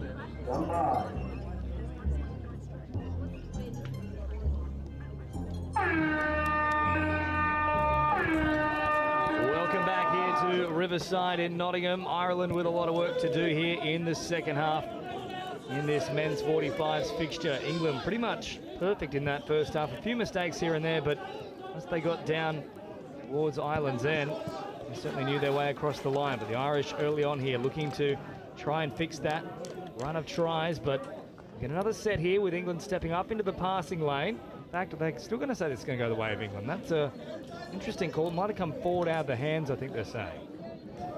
Yeah, that would have been a good opportunity there for Ireland to have another fresh set on the line, but not meant to be, unfortunately. So England, again, injecting that pace to get off the pitch and get those fresh legs on. Ireland defence there, they are looking to slow them down and doing so effectively. England have got those fresh legs coming on after that first defensive set, and they can see what they can do with this. Looks like Ireland are keeping them out though for the time being. They will not want them anywhere near that try line. They want to keep that to a five try lead. Dummy here for Ireland as they head out to this right-hand side of the field. Foley had to work hard to get in there and acting half, but no one there ready to pass to. So they'll have to fix that, Ireland, and off the back of it, little wonder, there's an error. Yeah, that was unfortunate there. It can really slow down that sub-in move, getting on and off if you don't have a half there, and well, if you have a half there and then you don't have those runners coming on. So that's a bit unfortunate for Ireland there, and England looking to exploit those errors and getting up there to the danger zone. Siv Thorpe floating around, so too is Popoff, and Popoff sending across to this left-hand side, nearly opened up a passage here, but Ireland slid pretty well on that occasion, saw off the danger. Now a chance to work it upfield here. Yeah, absolutely. Looking like they're getting up there, and looks like a little bit of loss of control there in that roll ball. Tiny errors that are costing Ireland, and they keep giving England the opportunity to go at that line. And again, England in quite a good attacking position here from halfway. Mears will drop it just shy of the 7-metre mark now. Slowing it down here is Cerny. As once more they come onto the attack. Played at here from Dolgaraki. And as a result, that will be another set to work with here for the English. Short ball for Bright. Brings it forward. Takes the touch and drops it down. And now with a bit of momentum here, the English. Oh, lovely little tip on play and through the middle. It's Andre Lecorno once more who collects a second, but that's probably the smoothest play all day here from the English. Yeah, that was lovely. Really well executed there. Again, it's just that 32 wrap and giving that ball and hitting that hole and exploiting that Irish defence just that little bit, making them make those decisions and not quite making them quick enough. So, yeah, lovely group effort try there for England, and they'll be happy with that. Now working forward here is so for Ireland. Once more, it's come to naught here for the Irish. A lot of errors to begin this second half. We were speaking just before half-time, but it was the 1%ers they needed to clean up here, Ireland, and unfortunately, very much continued in the same fashion as the first half. So England now, it's an easy passage up towards halfway. Or they come here through Cropper. Now marching up is Cerny. Cerny brings it all the way to the middle. Quick play the ball as well as Sue takes off. Now he's got plenty of pace. Cerny, oh, good little take there using the hip in the process, but Ireland stood tall in the line and a lot of aggression there in defence in that particular set. Yeah, looks like they got sent back a little bit there for throwing the ball away, giving Ireland those extra metres, which they will be thankful for, and it looks like they are building off that. Lovely defensive touch there, but Ireland doing well to get down and to the side and get that clean ball down. And number 6 there, David Dowlig, just getting caught there. Back to the 7 they come now, and that was building nicely throughout the set, but unfortunately a static start here on the last, and Dowling hits the deck, and that probably sums it up here for Ireland, unfortunately. Just falling over right at the final hurdle. And now another penalty here forthcoming for the English. Yeah, it's looking like the physicality of the touches is somewhat increasing in this second half, and the refs are calling them on it. So both teams will need to be a bit mindful of that moving forward. Don't want to be giving away penalties for things like hard touches and giving those teams extra yards. And England again will be thankful for that, and it looks like they're exploiting it.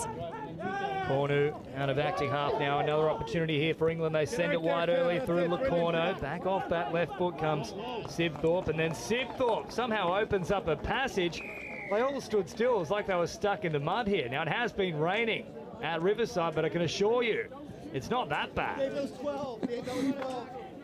Yeah, really well read at the defence there, just looking at it. And yeah, again, the Irish team, they're not quite making those defensive decisions quite quick enough for England, and especially not Brian Sibthorpe going in. And really well read from him. Good heads-up touch, and got that ball down, and it's a 7-0 lead now for England. Now Ireland with a couple of dummies heading out towards this right-hand side. They'd love to get something on the board here because you need to build from some sort of foundation, and there isn't one at the moment as Nolan shifts it here for Dolgaraki. Dolgaraki once more, now back against the angle. That's better play there from the Irish, but then just trying to pop a pass that didn't need to be thrown at the end. He could have taken the touch, and that is a turnover once more here from Ireland. Yeah, that was unfortunate there. If you just held on to that, it might have been okay, but no, England have it again, and we can see they are executing this drive on and drive off really clinically. You know, they've got a half there, driving up the middle. Look, they know exactly who they want to go in on, which players they want to exploit. Unfortunate there. I thought that might have been a ball down, but looks like it's going in England's favour, and they have a penalty. Dolgaraki called offside there, so more pressure building now on the Irish. Andre Lecornu floating about at the moment, so too Cerny, and sent off here for Sue, who gets it up towards the 7 now. Flat little pass here for Cerny, lovely ball once more, and then hitting it at pace, finding a line. Dolgaraki, I think he may have just got fingertips there, and that's a try saver if he has. Having a little check here, I think the English are also saying no, Dolgaraki did get there, so a great touch in the end on the number 7 there for Ireland as they send it out to this left-hand side. Bingley bouncing around. Back towards Cerny here. He waits at acting half. He'll pick it up and send it out to this left-hand side. Bingley once more with all the room in the world, and then decides to take it himself. Squeezes between a couple of defenders. Now Bingley is confident he's got there. So to the Irish in terms of stopping that raid. So once more, they survive here, Ireland, showing a little bit of fight in things. Cerny, however, rips them to shreds, and on the spot is Jeffrey Sue, who collects a hat-trick. England take the margin out to 8. Yeah, lovely score there. That was England building up to that. They, you know, working hard in that attacking set. Wasn't quite coming off the couple of touches before, but they've conditioned that Irish defence, and that gap is huge for Sue to just walk through. And yeah, we've seen when Sue is on with Eric Cern, there's not much stopping the two of them, and so a hat-trick for Jeffrey Sue. It's almost like the USA combination of Wilkinson and Sanderson, who were just tearing Scotland apart in our earlier fixture here at Riverside, as Ireland once more are looking for their first try of the match. This is a little bit more likely here from O'Sullivan, showing some speed and a little bit too one-dimensional at times for Ireland, so I don't mind O'Sullivan there throwing caution to the wind and taking them on. Yeah, definitely a bit of an intercept there, so England have it. Looks a little bit more disorganised this drive, but they're straightening up and getting back in and getting back up now. Lovely drawn pass here as well from England, and a couple of dummies being thrown as well there from Malik. The support arrived late. If it was there just a fraction earlier, fancy it would have been another try here for England, but once more, an Irish scramble sees off the threat. They probably could have had another 5 or 6 if Ireland hadn't had such good scramble in this game. Yeah, definitely. You saw a little grin and an apology from number 15 there. I think they were calling for the ball back the other way, but it wasn't quite meant to be. And no, it looks like England have it again. So Ireland, little errors there again. England looking for the mark, and they've got a really great attacking position here. Just looks like they are going to get some fresh legs on now, getting across to their box, and they will have another couple of touches on the line. Sibthorpe now for Cerny, who steps up towards that 7 metre mark, throws it wide here for Kirby. Kirby is caught. He'll go back to the 7 now, rolls it, sending it away to the middle once more. Cerny on again here for Sue. Sue taking off, good pressure coming in from Ennis, close to being a forceful touch, but lovely pressure nonetheless. And then Foley, a great read from out wide. That's one of the better defensive sets from Ireland. Yeah, that was really well read there by Ireland. England have been executing that play quite a bit actually. Looks like a bit of a It's a head clash there. Touch there. Just checking.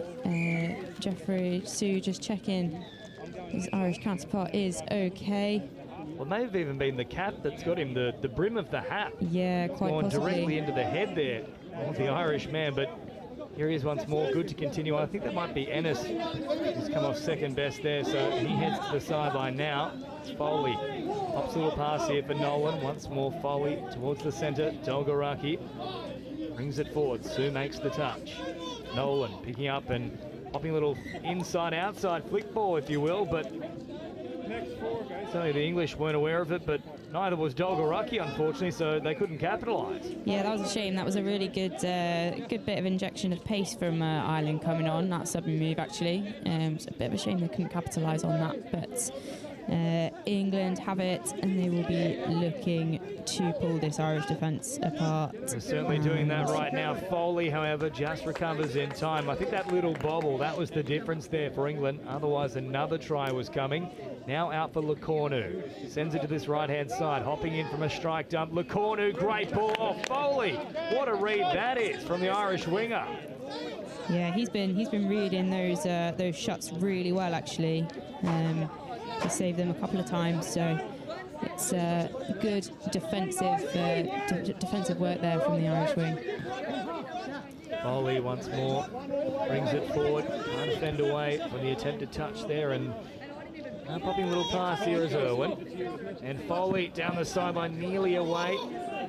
Kirby did enough to reel him in. That was probably the most likely opportunity they've seen here in the second half. The Irish, they've had very few chances.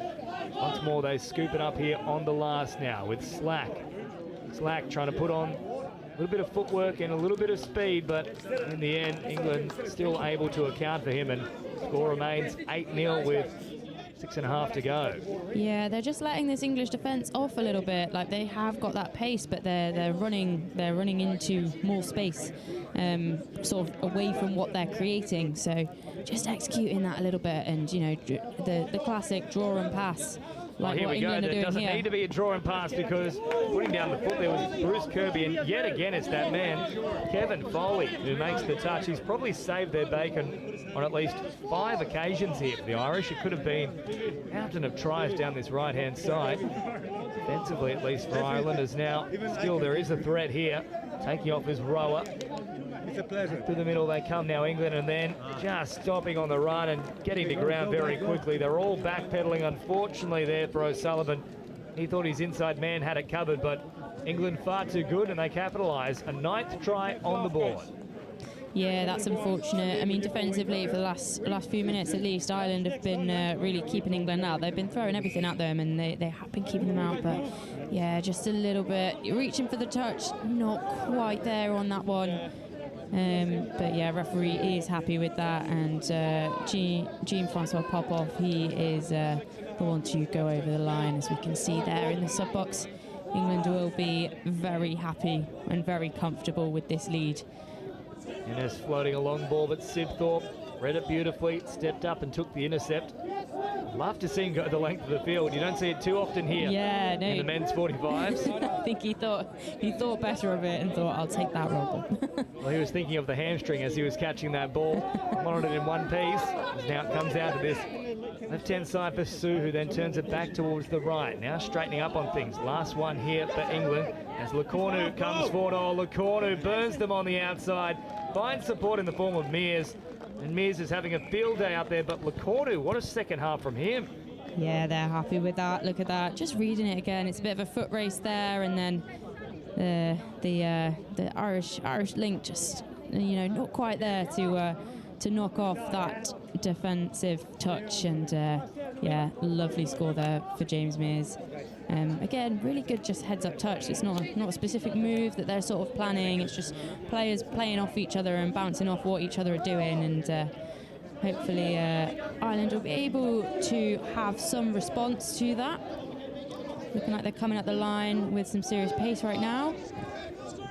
Well, Nolan with a little bobble, still able to keep his mitts on the footy though, but only as far as the defence of Malik, who makes the touch. And now it's just a whole heap of pain here, unfortunately, for the Irish. 10 tries to 0. They've tried hard, but just coming unstuck in that final 7. Yeah, unfortunate there. They did have a good crack at the line there, but it just couldn't quite. Again, in the foot race, England were there, but we have an error here.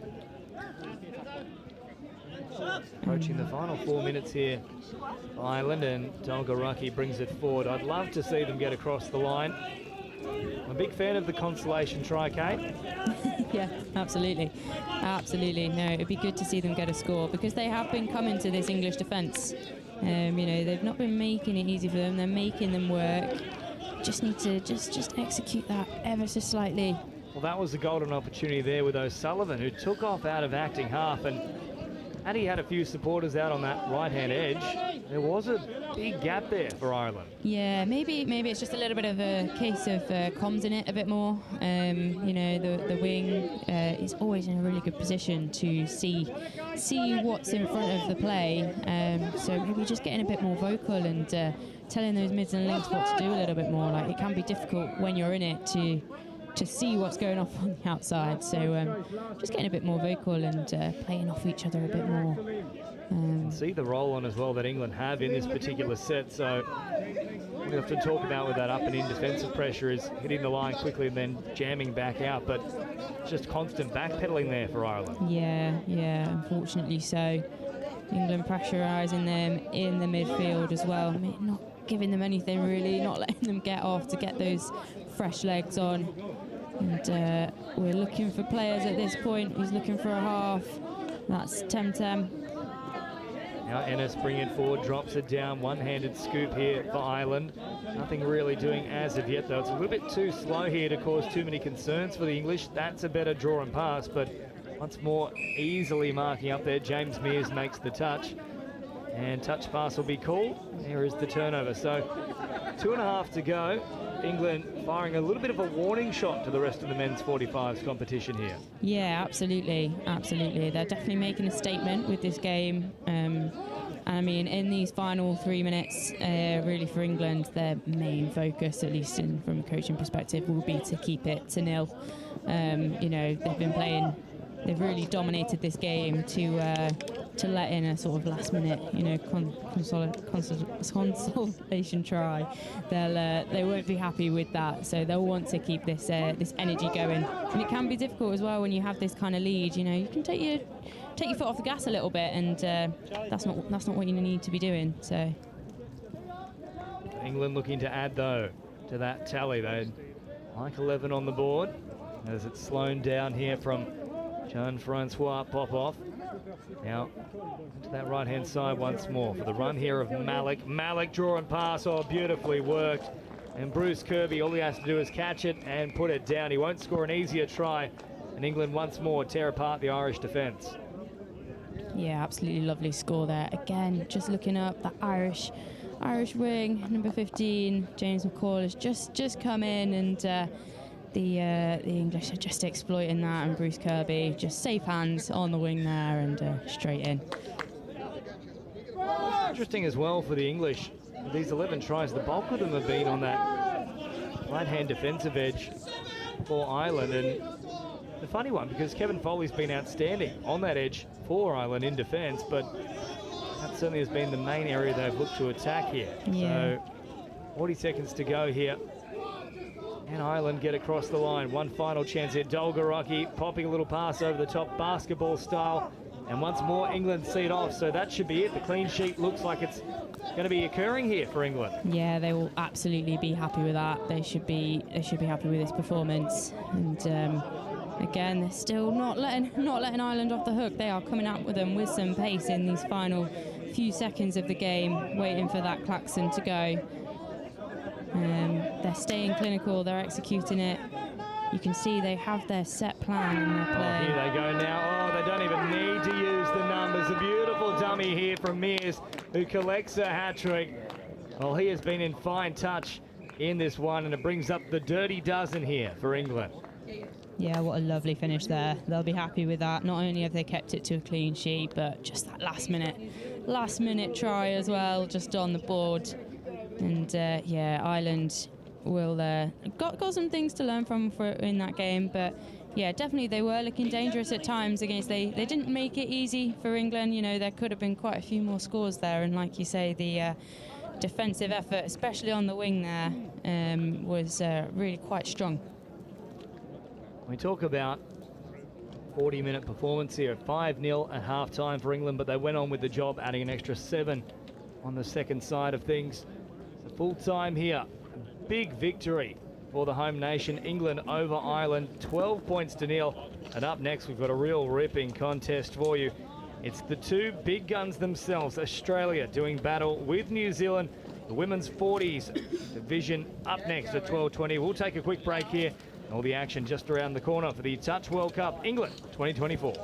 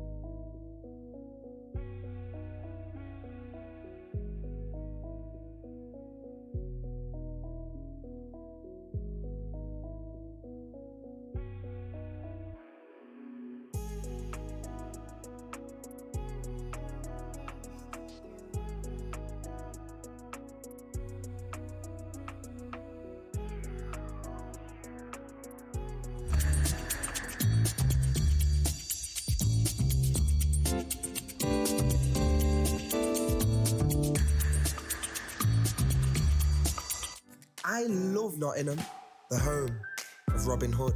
From the bright lights of Goose Fair to the peaceful nature of the Sherwood Forest woods. There's a feeling of togetherness, unity, pure, honest, love. And that feels great like a bright summer's day at the horses down by the lake at Collick. All I love Nottingham. The River Trent, the embankment, the Nottingham Carnival, different cultures dancing. The diversity, just walking down Columbus Street on a Saturday. The two lions in the square stand tall with pride. And when the markets in town come alive, it gives me life. Listen, as the council house clock chimes, and depending on how many times, lets you know the time. I've been to concerts at the Motorpoint Arena, and I've been to concerts at the Nottingham Caves. I've been here all my life and I'm still amazed by this place. I love Nottingham. Sometimes I stare at Hoxley's graffiti colourful walls, and sometimes I gaze at the deers running round Woollerton Hall. Supreme thrills, from chilling up at Green's Mill or up at that castle on the hill. Nottingham, I love you, and I always will. Visit Nottingham today.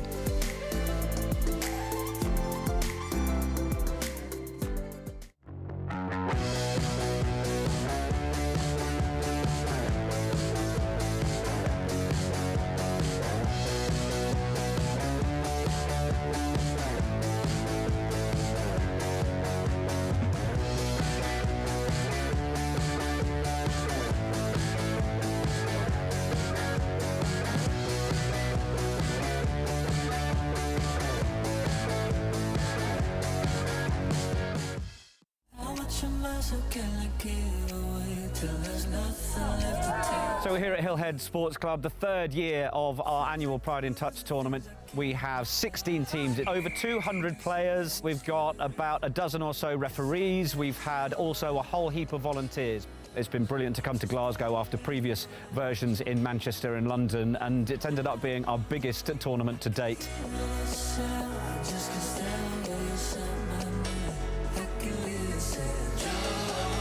Get a lot of curious players that want to try out touch rugby for the first time, so they might be a bit nervous, but I think they come down. Welcome back here to Nottingham, Riverside Sports Complex. It's the women's 40 division, the two heavyweights going head-to-head here, New Zealand and Australia. New Zealand will get first use of the ball here, James Preston and Kate Davis-Babin, to bring you all the action as the Kiwis march upfield here through Ellis, but immediately turning it over and inviting Australia with the first real opportunity to put on an attacking play. Yeah, absolutely. Australia will have a response to this, so it will be interesting to see what they come up with. They're going direct. Looking nice straight drive here from the Aussies as they pick it up, and Scooter now all the way through. Here's a good opportunity already for the Emus, and they find a little bit of space. Haddon put down the afterburners, and Rendell on the spot there in support. Lovely work from the Australians. Yeah, absolutely. Look at that, just playing heads up, looking for the support. She knows it's there. And ball down there. Lovely finish from Kerry Rendell there. Number 12 for Australia. Their first opportunity, quite literally, 3 plays deep for Australia. That's all it took. And they've breached the New Zealand line, so a little bit of work to do now for the Kiwis as Brownlee is an option out on this right-hand side. That's the way it comes. Turns it back towards the middle here for Pickard. Pickard finding the support of Watene. Now Pickard again, takes off. Flings it out to that left-hand side, but a great read there from Dominique Barlow. And the pressure mounts, and the ball hits the deck. Yeah, Australia looking to get across there, and not meant to be. Bit of an error there, and New Zealand have the ball back. And they've got an opportunity at the line here, so let's see if they can make use of it and make it one apiece. So now, Parker for Pickard. And setting towards the middle of the field. Once more here for Pickard, who's directing traffic at the moment. Bradley also here in support. Now straightens up for New Zealand. Towards the middle once again they come, popping a little pass. Very deep into the line. Still a couple of plays up their sleeves here, New Zealand. As crabbing across field is Brownlee. Turns it back on the inside here for Parker. Parker waiting there at acting half. Now hits Pickard at pace, and Pickard taking off, running at who she believed was an offside marker, but the Emus did enough and got back to the line, made the touch. Yeah, looking like they're trying to get their early subs off there. Australia going direct and across to the box, but keeping that pace on. And rolling off into the subs box there. Certainly one way to get there as the Emus continue marching forward here, and they'll pick up good meterage again. There's a lot of energy about the opening exchanges here for Australia. They look the better of the two at the moment. Draw and pass once more. Rendell finds a lovely ball. Options back towards the middle. Rendell is there. Outstanding stuff. Hartley summed up the situation nicely, but that's all down to the woman who scored the try. Rendell has a double. Absolutely. Yeah, look at that. Just going on the outside. Sees that the wing has come over to her, and Rendell is there in support. Lovely try. And again, two scores on the door. 3 minutes in for Australia. Ominous signs here for New Zealand. They need to stop the flow of points because Australia are looking very good, and they've turned that one back to the middle. Thought it might have been a forward pass, but play on is the call as once more New Zealand take off, fling it over the top, and a try goes absolutely begging there for New Zealand. Junkie was on the spot, but unfortunately all comes spewing out, but it might have been a touch pass back towards the middle anyway here. So Australia up 2-0 early on here in the Women's 40s division for the Touch World Cup 2024. 4 minutes gone and driving up towards halfway. Yeah, so Australia looking to get in direct there. Again, looking to build off. I mean, the last couple of attacking sets they've scored or nearly scored off. So, you know, that lovely flowing pace of play getting that ball down. Looks like there might have been a little bit of an error there. And it is New Zealand's ball. So good defence there from New Zealand, but they've got the attack out. Looks like they might be looking to work to their box at the moment. Getting that ball down. And Australia not making it easy for them. And they're pushing up a very high press here, the Aussies, and they've got a result off the back of it. So they'll start this set inside New Zealand's territory. Let's roll back here on play number 0, if you will, from Knight. Now, first touch taken right on the halfway line as they keep heading across to the sideline here. They want the fresh trips as well as Vanessa Cooper rolls it back and they wait for the full complement to make their way onto the field. Options out on this left-hand side, but stopping on the run there was Michelle Evans. Now worked here for Shaw. Evans taking off once more, picked up. Shaw at first receiver on this left-hand side. They've got them stripped for numbers. They'll pop it back to the middle here. Australia with a nice line, but a great saving touch right on the line for that matter from Lisa Ellis. One more to see off now for New Zealand. That ball goes to ground. And after around about 6 minutes of play, Aussies still well and truly dominating proceedings here at Riverside. Yeah, unfortunate ball down there. New Zealand did well to defend that, getting in there to knock off and get that final touch. But now Australia really pressing them in this defence. They're struggling to get past that halfway line. And again, really great defensive touch there from number 2, Kylie Bellingham there. Now Parker rolls it back and picked up from Bradley with a little bit of room to move, but unable to find her outside supporting women. So score remains at 2-0 here for Australia, but they're gradually settling into their rhythm here at New Zealand. Yeah, Australia looking to get fresh legs on by the looks of things at present. Sort of slowing the pace a little bit there and then injecting it, coming on, getting those yards. And again, we're waiting for the backup for the troops, and they're coming on now. So now look for them to start that little raid here, Australia. They click into a new gear. Rendell once more is tearing New Zealand to shreds. Another beautiful pass out for Hartley. And this is an exhibition here from Australia. Yeah, absolutely. And particularly there, you know, from Rendell, like she's established herself as a bit of a playmaker in this game. And we are only 7 minutes in, but lovely score there for Vanessa Cooper. Well read and well finished as well. Yeah, she's actually switched all the way out to this left-hand side. Initially, I thought that might have been Hartley, but Cooper all over the field at the moment. Her previous run was on the right wing. Now she's come back out on the left. So a versatile player here, Vanessa Cooper, as New Zealand nearly have that one hit the deck. Shepherd, though, able to reel it back in. Now receives it once more. Out of acting half. Shepherd taking off. Draw and pass. This is working nicely for New Zealand. Again, it falls apart right at the death, but there's a little bit of life there for New Zealand. Yeah, absolutely. It's just unfortunate there. It's just a bit of a ball down, but it was the right decision to make. And, you know, they're looking there. They're creating those opportunities. It's just executing them in that final pass. Oh, here comes Australia now, though. Great footwork, and away she goes. It's Donovan trying to hold here. They're all chasing her. Still alive at the moment here for Donovan. So 8 minutes gone, and they're looking to at least halve the clock, if you will. Try every 2 minutes. As it's popped out to this right-hand side, I thought there might have been fingertips to it there from New Zealand. Referees agree. So a full set now that they need to hold on for. Only 10 metres away. They'll bring it up to the 7 now. Playing it quickly. Here's a chance for Galetto. Out it comes for Haddon. She set up the first try. Sends it back to the middle here. Haddon, out of acting half, takes off once again. Haddon, bring it right to the line. Lovely pass. I think they've done enough there through Yong. Yong makes the touch, does she? No, they've awarded it. Yeah, lovely score there. Really well read by Haddon. Just sets it up there. You can see she's calling the shots. Picks it up. She's looking, and then gives that lovely ball out there. And yeah, not quite there on the wing for getting that defensive touch in New Zealand, unfortunately. So 4-0 to Australia. They'll be happy with that. Very close run thing there for New Zealand. Just inches away from getting that touch there for Yong, but another one on the board now for the Aussies. It's 4-0. Closing in on that quarter waypoint of this match as it's picked up here from Amiria. Now they'll send it wide this time. Oh, good cover here from Cooper, who's just scored for Australia.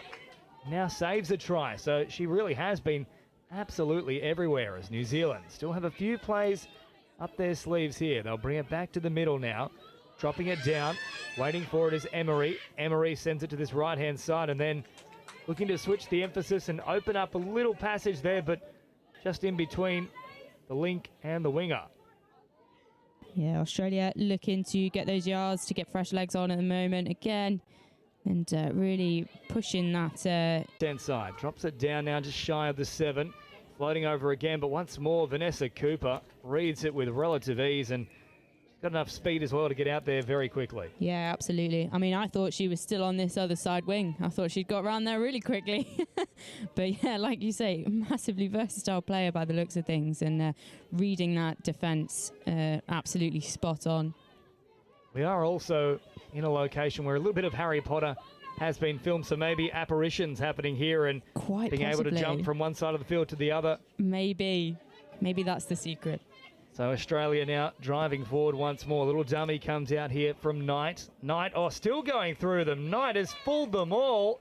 Dummies left, right and centre. More than a pacifier store. And she goes over here for the Aussies.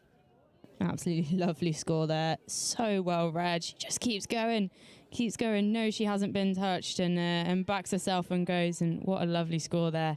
Knew the wing was there for her, but she didn't need it. She was in and she was down. Well, with more efforts like that for Knight, she might well end up with a knighthood. That was outstanding for the Aussies. 6 tries to 0 now with only 8 minutes left in this first half. So they're going at a try every 2 minutes. If that keeps up, we're looking at a 20-0 scoreline here, and I don't think anyone would have predicted that coming into this game. No, absolutely not. Absolutely not. And, well, we'll see what New Zealand managed to do on the line here. Can hear a lot of chat from the box. Getting very close, getting to ground quickly, but the Aussies got down low and turned away the effort there of Shepherd. So Shepherd will go back to this 7-metre mark now. Towards the middle they come, New Zealand, slowing things down, but they really needed to speed it up. It was, of course, the last play, and really that's quite easy pickings there for the Aussies. Yeah, definitely. They defended that with relative ease. Looked quite relaxed, and again, just sticking to their processes. They're getting those fresh legs on.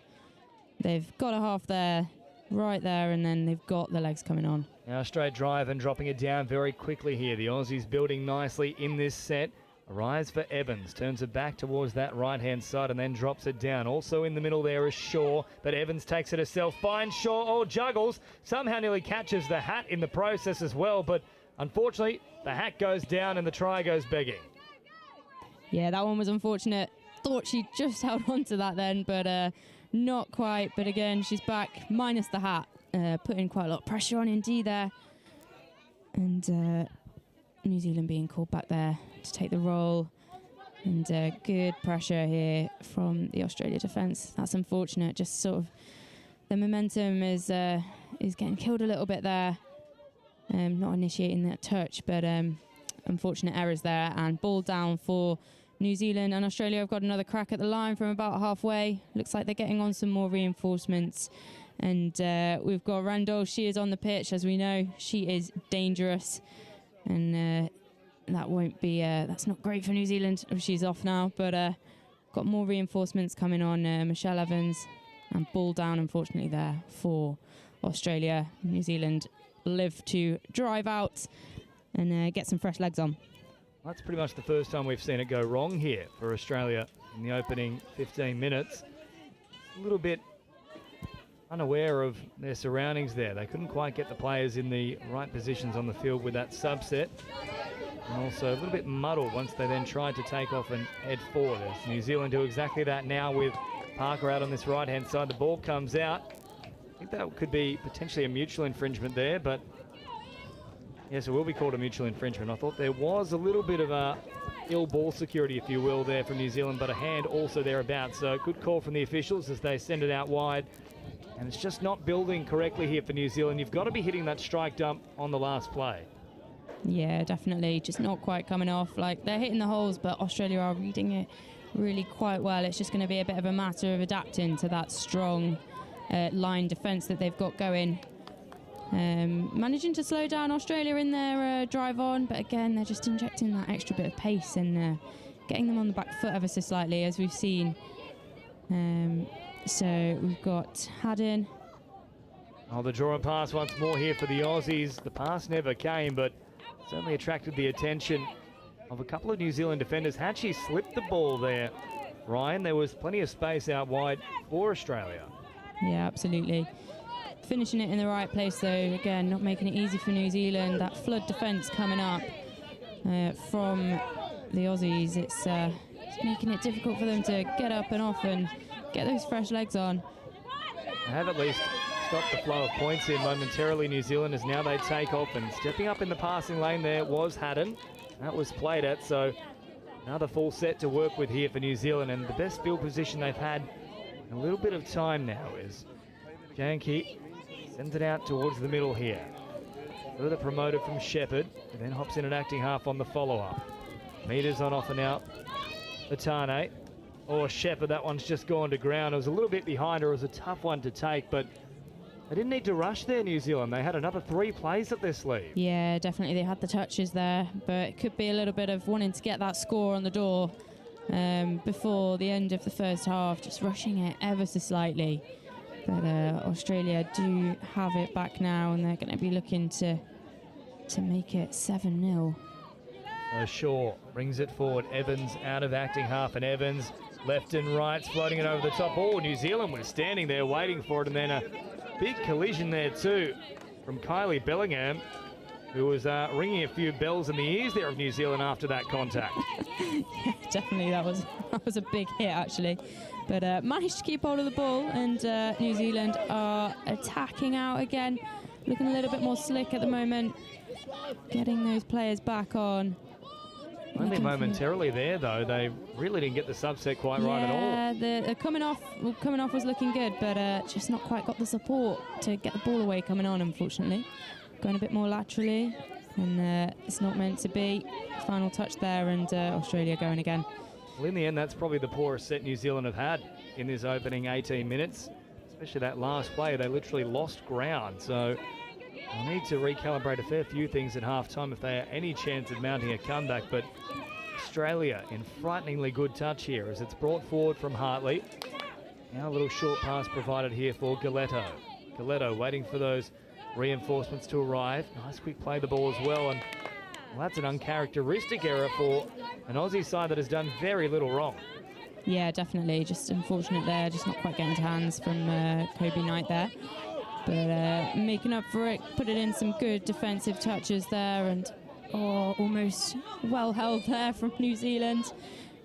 I don't know about that one. I think that may well have travelled forward in the air, but they'll get away with one here, New Zealand. They do need a bit of the rub of the green here as the touch is now made from Kobe Knight, and they work it forward here once more on the last, but not just that execution at the end, it's also the field position battle. Once more they'll turn it over just 10 metres into enemy territory. Now on play one, Australia will roll this back once more inside Kiwi side of the field. So every single facet of this game being dominated by Australia as once more they drive forward. Questioning if there was a touch there was Johnston, but back onto the mark she goes now. First receiver out to Haddon. Loading a little ball here for Barker, who drops it down. Haddon now straightening up. Oh, good big right foot step there. Nearly drew an opening for Barker to capitalise. Back onto the 7 they go. Barker, Haddon, floats it to the middle. Nice ball here for Rendell. Rendell takes off. Oh, good speed again from Rendell. Now they're claiming the touch. Rendell isn't quite as sure as Brownlee was, but I mentioned they need a little bit of the rub of the green. I think they've got it there. Yeah, definitely. She wasn't convinced by that one, but Australia setting up for that defence, and New Zealand looking to get out their half again, and not quite sure it's going to happen for before the half-time whistle goes, but we'll see what they can do in last play. The siren moments away from sounding. There it is in the background. Nowhere for Shepherd to go, who has herded up for that matter, and that'll do us for the first half. So they at least stopped the flow of points towards the back end of that half there, New Zealand. At one point it was 5-0 after 10 minutes, so just the one try in that final 10-minute period there of the first half. And that's probably the building blocks they need to look at here for the second. Yeah, absolutely. Absolutely. Going forward, I mean, Australia will be happy with that performance. Yeah, New Zealand, just main thing really is just executing those last little passes. And Australia are reading it really well. It's going to be adapting to that defence that Australia are putting up. Sort of adapting definitely their subbing off move potentially, so they can actually get up and out there and completing those final six passes, 6 touches. A lot of work to do here in the second. 20 minutes for New Zealand. We'll take a short break here with Australia in a commanding position in the women's 40s. It's 6-0 at halftime of the Touch World Cup here in Nottingham.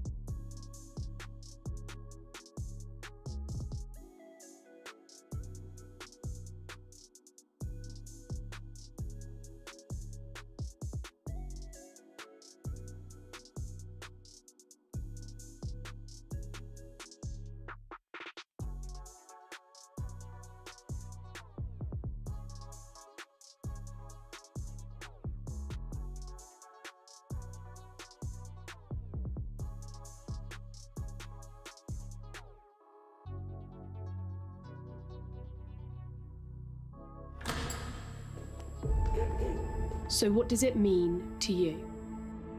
The time? The sweat, the passion, The thrill? The determination? The support. The camaraderie?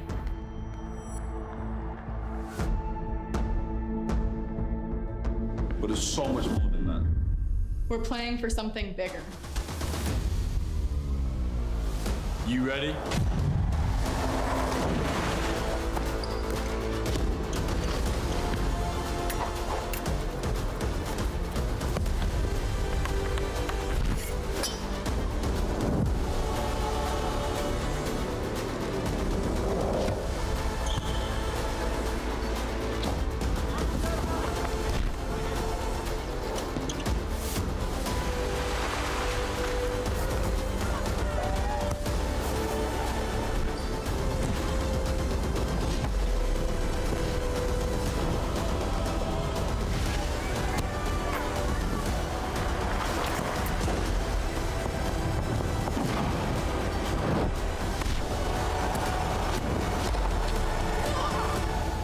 Question is, how are you going to leave your legacy?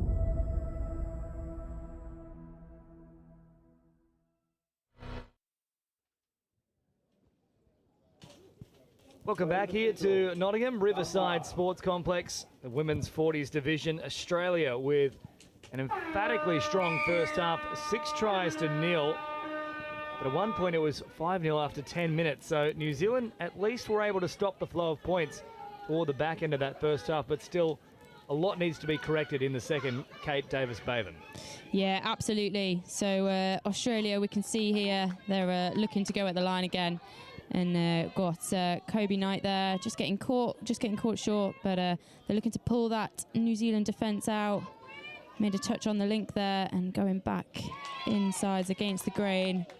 And a good New Zealand defence there. They kept them out, and they'll be happy with that. First 60 seconds going in.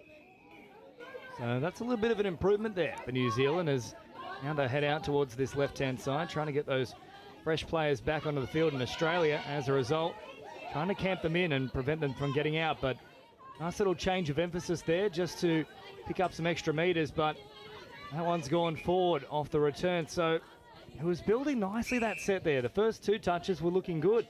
Yeah, definitely. Bit unfortunate there, bit of an unforced error, but Australia, no doubt, going to capitalise off that. Just a little bit of chat there to check that it's being tapped in the right place. And Australia will have another crack at the line. Now brought forward here from Barker. Sends it out towards that left-hand side of the field. Haddon drops it down. Her and Rendell have been 2 most dangerous players on the field thus far. And here is Kerry Haddon once more. Shows it a couple of times, drops it off, and now she'll head toward the sideline. Michelle Evans replacing her in the middle. They're looking for a little bit of a strike dump here, Australia. They might not need it in the end. They backed away and then took off with a change of pace. Nearly fooled them all. Last one now coming up here for the Aussies. Evans floats it to Shaw, and then much better pressure there from New Zealand. Yeah, absolutely. They really forced that error there. That was a good defensive set yet again, and forcing those errors that we didn't really see too much from Australia in the first 20 minutes of this game. But New Zealand looking dangerous here, rolling on. And again, it's being pulled back for a bit of an error there. Looked like it might have been an over the mark, which is unfortunate. So Australia have it again. And moving forward. So better signs here, though, for the Kiwis in the opening couple of minutes here in the second half. At least they've been able to march upfield a little bit more ease thus far. But Australia once more on the attack as Evans comes forward.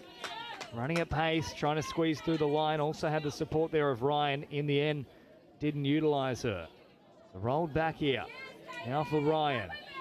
Under pressure is Shaw. This is the last one now. A bit of a static start here for Australia. Evans back against the grain. Floats it here for Shaw. And once more, an error here for Australia. Yeah, again, New Zealand just looking, they're getting up in their faces a little bit more. It's a slightly different line defence to what we were seeing in the first half. So it's probably something they've talked about at half time, and here we are coming on again. So now New Zealand up into enemy territory. And now continue heading out to that right-hand side of the field. Turns it back here for Tane, who drops it down, and then little collision there with Shepherd. Still alive, though, for New Zealand, who have got a lot more life in them inside this opening 3.5 of the second half. So if we segment it off, since that 10-minute mark, just the 1 try to Australia. Yeah, absolutely. And they'll be looking to inject that little bit of pace and zest that they had in in those first 5 minutes, no doubt. Going forward now, just a little bit of loss of comms there, I think, by the looks of things. The Aussies, another uncharacteristic error here to start this second half, and now New Zealand march upfield here. Try and apply a little bit more pressure and work towards their first score of the match. Ihaka throws it out here for Junkie. Junkie now drops it down. Ihaka, Brownlee, waiting for those fresh troops to come onto the field, and now they've got the full complement as Blair rolls it back. Finally, they've got a strike dump to work with here, New Zealand, as Emery sends it out wide. It is building here for New Zealand, and there it is, the first real strike dump on the 7. Ends up in points, and Janki is on the board. Yeah, that was lovely there. They just got both the middles up in that touch, and it cost Australia for sure. That was really well read by the New Zealand middles there, and yeah, absolutely lovely finish there by Janki. Well, anything is possible here. A lot of time still on the clock, and since the turn of the break, it has been the better of the play with New Zealand, and of course now since that 10-minute mark, it's actually 1 try apiece. Yeah, absolutely, and they'll be looking to keep that energy up, and hopefully this will carry them forward into the rest of this half. Now a short little pass here for Barker. Barker then back out to that left-hand side, receives it once more, rolls it quickly. A little bit of a flow here for Australia. Knight then sent it out for Haddon, but Haddon was well marked. Popping over the top. Oh, there's a chance for an intercept there for New Zealand. Just went a little bit too far over the head, though. Yeah, definitely. Again, a little bit of an uncharacteristic error there from Australia. Just a ball down, not quite going to hands there, but giving New Zealand the opportunity to attack out and hopefully see if they can convert this pace. And looking for players there. And we're going wide, going quite lateral, but it's the right decision, waiting for backup to come on. Smart play here for New Zealand as they keep the ball alive, and they'll still have a couple of plays to work with. If they can try and get a strike dump here, anything is possible. They haven't quite done enough, though, to earn that right as they try and spread it back to this left-hand side. So, seen them look very sharp in the opening 6 minutes. Probably not 100% connecting on that particular set, though. Yeah, that one was a bit unfortunate. Just didn't quite have the fresh legs coming on fast enough to give that extra little bit of support. But it looks like they're looking a little bit more slick than they definitely did in the first half. So it can be something to work on for sure. Stepping up there to make the touch was Napier. Now Australia marching forward here. Evans out of acting half, picks it up, and she's got numbers out on that left-hand edge, and there's a try that's gone begging for Johnston. It's the deck. And unfortunately for the Aussies, still struggling to capitalise and get across the line here. It's been a long time coming. New Zealand, they've got them rattled a bit. Yeah, absolutely. Like we were saying, just sort of uncharacteristic errors. Like there's been a few handling errors that we've not really been seeing. It's been quite clinical and it's sort of dropping off a little bit. Just a bit of a shame here. New Zealand not quite getting people on fast enough, but Australia reading that really well there and shutting off and really showing no mercy for that attacking phase coming on. Well, this might be the turning point here for Australia. It's been a tough start to this second half. Yes, they lead 6-1, but you know, the Aussies, it's all about sticking to the policies and the processes. They want to be competing at their absolute best every single second of the match. And it's a good chance to get back into the swing of things here as they bring it forward throughout the middle of the field. Popped away here from Donovan. Quick roll ball, really mucked up there, though, from Giletto and Donovan.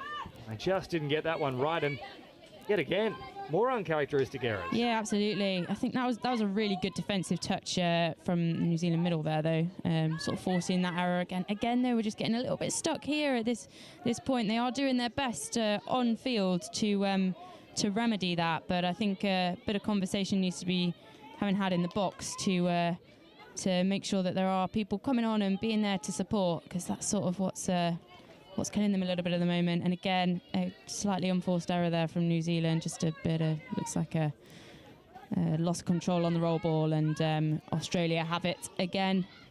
There's no doubt about it. New Zealand have gone up a gear in this second half, and the Aussies now need to step up and meet them there. They've had a bit of a slow, sluggish start to this second stanza as order's brought here from Giletto. Giletto back to Donovan, and once more Giletto drops it down. Donovan now heading out to that left-hand side of the field, holding it in two hands, floats it over the top, but it's gone well and truly forward. Yeah, that one was unfortunate there. That was the right idea, the lovely pick up and go on the outside there, but that last pass not quite flat or back enough, and not quite to hands either. So New Zealand get another crack at this subbing off move. We'll see if they've managed to adapt to this really high Australia press defence that's coming up. They're really storming out of the line here, the Aussies. They can sense a bit of blood in the water, if you will. If they can trap New Zealand up along the sideline, that'll stop all the flow that they have been enjoying, and there it is. Yeah, absolutely. I mean, they've kept them there in their half. Australia will be happy with that. In terms of their attacking errors, they have somewhat increased, but this Australia midfield defence is looking a lot more brutal than in the first half, for sure. Little short pass here now for the Aussies with Hartley, who then hops in at acting half and waits for those reinforcements to arrive once more. It's Johnston who pops it back now. Switching the emphasis here for Knight. Knight playing quickly, had an option out on this right-hand side, and they just had to hit short there, the Aussies. Yeah, that was a bit unfortunate there. Just not quite red, but gives New Zealand another opportunity here. But yeah, like we were saying, just the attacking errors in Australia just seem to be creeping in a little bit. But they might be looking to try some new things as well. Another try here for New Zealand, and they might just start to believe the impossible is in fact possible. As now Ellis drops it back. Good flow about the set here for New Zealand. Stopping on a run momentarily there is Blair. And then Blair bring it back towards the middle. They've still got them backpedaling here, the Aussies. Now, was there a touch in flight, or was that all New Zealand? All New Zealand is the call. Yeah, there it is, just the outstretched mitt there from Emery. Yeah, that's unfortunate there, but that New Zealand's driving up off the line was a lot better in that set. They got up there, they went direct, and it definitely paid off. Now they just need to be putting in this big D set against Australia and give them a bit of a taste of their own medicine, I suppose, keep them in their half.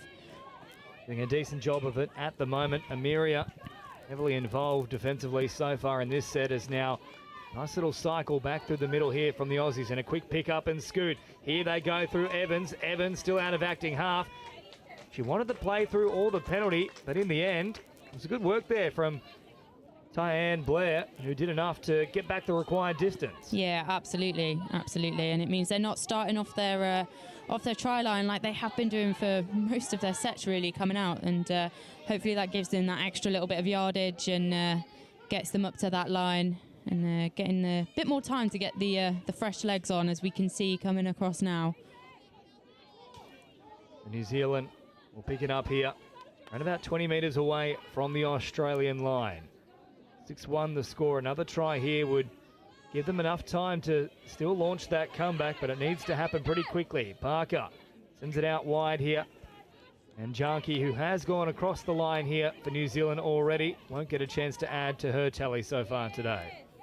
Yeah, that was a better attacking set for New Zealand. Again, finishing it off in the far corner, making Australia work for it, but they are overcoming that defence a little bit. They're getting across there. I think New Zealand are letting them off the hook ever so slightly, and putting in a hard touch there on the midfield. So Australia now up over halfway. Little dummy comes in here from Galetto, and Galetto now finding some space here for Donovan, who takes off and just got there in time. Nicole Pickard with a very important touch. Yeah, absolutely, and again, this means they're not attacking, getting over to their box from their try line, and it's giving them that extra little bit of boost. As we can see, looks like an extra little bit of pace there. Australia seem to be letting them run at them a little bit more than what they have been doing. It's a bit more passive here from the Aussies, as it comes out wide now to Janke once more, who rolls it back very quickly. And now for Tane. Tane drops it down. Shepherd takes off, one-handed scoop. Now there's an opportunity building here for New Zealand. Popping a pass over the top. It doesn't quite get there in time. And the Aussies were swarming all over at the moment. Yeah, that was really well defended by the Aussies. As you well know, when it gets into a scoop and they're running around like a headless chicken in the back, it can be a bit chaotic, but they read that really well and kept New Zealand from scoring. But again, New Zealand creating that opportunity for themselves, which is good to see. Well, it's one of the most touch football things you can ever see, is someone mindlessly, it looks like it's mindless, but there's a real art to it, is just trying to find support in the in-goal if they've scooted from dummy half. Yeah, there absolutely is. It does, explaining it to somebody who doesn't know what touch is or has never played the sport before, it does sound a bit confusing, but yeah, a bit of an error there for Australia, and New Zealand have it back, and they're going direct again, I think, almost to overcome this really high aggressive Australia defence. So there's the pressure once more from Ryan, and they're all stepping up here. They've gone very, very few metres with each play here, New Zealand, and they're still struggling to get up towards halfway. They've been much better with their rucking sets throughout this second half, but that's a real testament to the Australian pressure on that occasion. And how about the referee there with some soccer skills? I know this is the Touch World Cup, but I'll tell you what, might have come straight from the Euros there with the football. Oh, we've got an Australia drop ball there, bit of loss of control on the floor, and then New Zealand are having it back. And got another crack at the line here. Got Brownlee, ball in hand at the moment. She's been looking dangerous on the ball, with Parker as well. She seems to be in there in the middle, calling the shots at the moment. Now Bradley crabbing across to this right-hand side of the field. Caught about 10 to 15 shy of the try line. She wanted another set of 6 there, Bradley, but not forthcoming from the officials as Pickard slows it down. Bradley now on the last. Once more a static start here for New Zealand. Might simply be a case of trying to kill it well and truly away from the Aussie box, and I think they're going to run out of time here, the Kiwis, but much better showing in the second half. Yeah, absolutely. And like you say, it's a little bit about game management here. Like, they don't want to be giving Australia those opportunities. So anything they can do, it might be a little bit too late for them to make up that difference in scoreline, but anything they can do to keep it from growing is definitely worthwhile doing. So, which it looks like they are doing, like keeping Australia to their half at the moment, not giving them too much of a platform to work with, which is positive for New Zealand, definitely. Shaw now for Evans, and then Evans wide is still there for Bellingham, but the blueprint's there for New Zealand. They've changed things at the break, and since the break, well, it's 1 try apiece. Yeah, absolutely. And, you'd be happy with that if you're in the sub-box for sure. Like, the scoreline does look quite drastic, but like you say, it's for the second half, it's definitely a different showing for sure. I should say there, not 1 try apiece. It is 1 try to nil in the second half here for New Zealand, and since that 10-minute mark, so all 26 minutes of play, it's only been the 2 scores, 1 to Australia, 1 to New Zealand. So something tweaked midway through that first half, and they at least got the defensive aspect right as Australia work up towards halfway with around about 3 minutes remaining. Rendell popping a little past. We haven't seen too much of her in the second half. Yeah, no, definitely not. It's they're working up, maybe trying some new things in the Australia attacking setup. Looks like they're looking for the ball, looking for hands away there, but it wasn't quite meant to be. Waiting for some more fresh legs to come on. We've got Kelly Ryan on for Australia, and unfortunately it's ball down there, and New Zealand have it back. And New Zealand now looking away from their own end, looking for support, but very lateral at the moment. Been a real poignant effort here to try and get those replacements onto the field, but you see Australia just hammering down and trying to trap them in there. You'd like to see them maybe spread it a bit more. Yeah, it's so difficult. It's testament to Australia's defence there, really. Like that two-woman piston coming up and really putting that high pressure on New Zealand. It makes it incredibly difficult to do anything but go lateral, and then obviously that sort of kills your momentum, and it's giving Australia an opportunity there. Looks like the touch was in, so it's not a try at this point. It's Lisa Ellis who made it there on Kobe Knight, who goes back to the 7. Still a couple of plays for Australia to work with. Now it's the last here as they try and click into another gear. A bit of pace this time from Ryan, and she is able to squeeze through, and finally Australia have their first try of the second half. Yeah, they will be happy with that. But like we were saying, a bit of a change of the pace for Australia. There's sort of some attacking errors, but that was a lovely score there. Just looking up, New Zealand didn't quite read that defensively, and Kelly Ryan gets over the line there. So I think Australia obviously would be quite happy with a big result against their biggest opposition, but for New Zealand, they know what to do moving forward here. They figured out the Aussies at the break. Yeah, absolutely. And you can see that, and it has made a difference. There's just going to be, a little bit of adapting from that, but like we say, it is a long tournament, and they've definitely got things to work on, and you can see it working. You can see it working with New Zealand. They are adapting to it. It's just a bit of a shame they were chasing sort of that five score lead. But again, killing it in that corner. So Australia have got a little bit more work to do. And getting up and sort of returning the favour with that high press defence there. That was a lovely defensive touch there from number 14, Emma Parker, for New Zealand. And a good holding on of the ball there from Randall. And that's unfortunate there, a bit of a ball down. So now New Zealand have an attack at the line.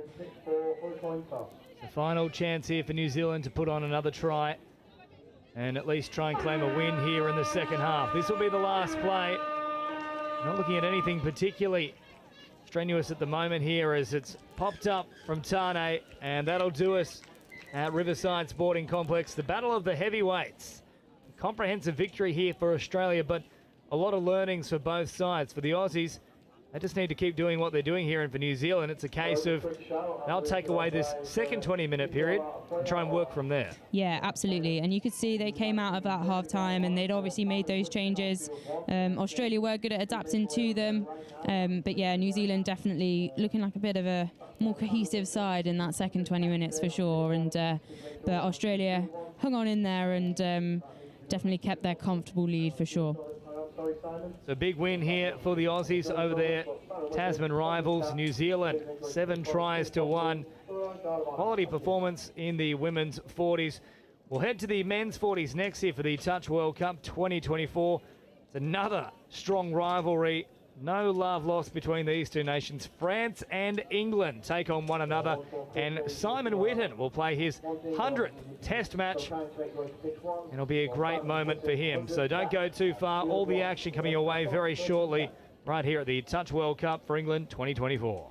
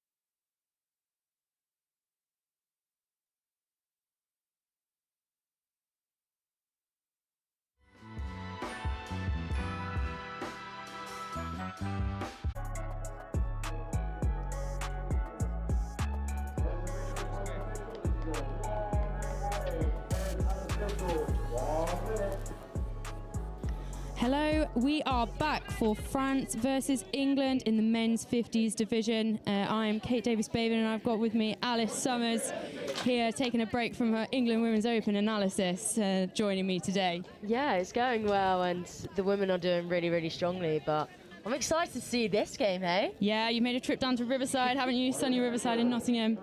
We've got our 30-second warning here. Big shout out to England #1.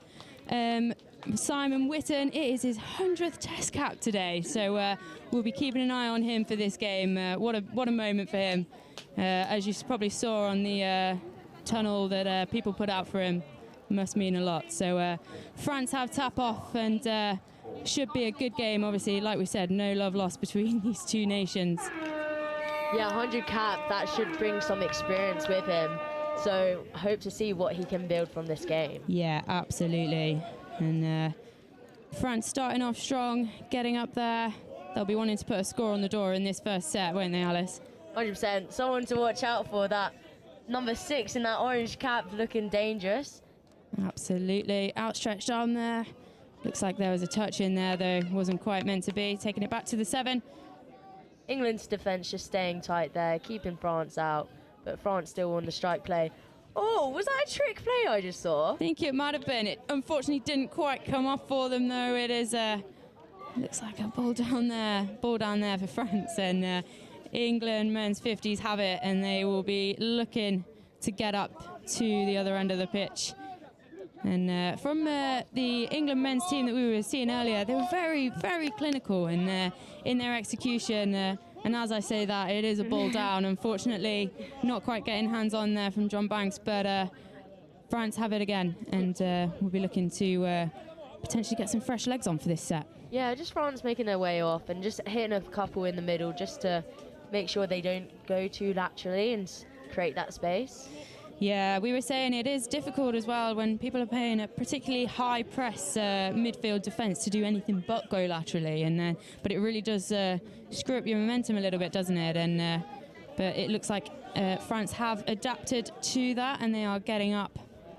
And it's a ball down there, unfortunately. Looking really strong here from the England's defence. It hasn't seemed like any team's got past them yet from this French side, and same with the French defence. It's quite hard to get any momentum going, but number 7 on the ball here for England, 15 running with momentum. It's going really well. Yeah, definitely. They're looking to get up there, and this is our 100th cap, Simon Whitten, getting the ball down there, and they're looking for, and that's unfortunate there. It's an incredible ball, I think, looking at that, and France have it back. Yeah, France just looking to drive off here, a couple in the middle, and then get some fresh legs on. Yeah, absolutely. And as you well know, after you've had that defensive set in the midfield, you do want to be getting off and getting those fresh legs and just injecting that extra little bit of pace onto the ball. That's when it's so critical to get those fresh legs on. Once you've done that set of 6, you just want to get out of there, but you got to make sure you put in the effort and stay. Absolutely, absolutely. And it looks like this French team are trying to pull apart this English defence. They're not having it at the moment, though. And they're going back against the grain, and then with the step back, ball out to the, and it's an intercept there, I believe, and taking the roll ball there. Yeah, so with the intercept there, once the opposition catches it and gets touched, that's actually touch 0. Yeah. And then they play on from touch 1 and to touch 6, obviously. But so it's a really good rule to get momentum going for that side, and the intercept does mean something. Yeah, absolutely. And it can be a little bit of a dangerous game as well, because if you do go to get that ball and then you don't get it and you knock it down, it's 6 again to the other team. So you want to make sure you've got safe hands for that. Yes, high risk, high reward though. Exactly. So France have it again, turnover on their try line, and they're working hard to get up the wing here and get the fresh legs on, injecting that extra bit of pace, and England doing well to defend that, but France managing to get over their halfway line, looking dangerous here.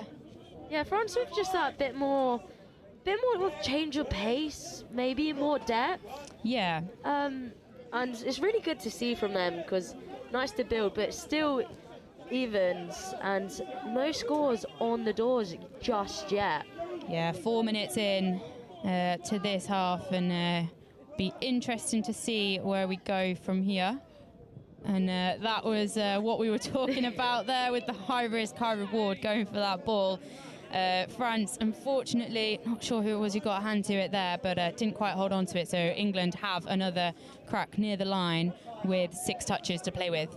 Yeah, this is probably England's first opportunity at the line. A lovely switch back.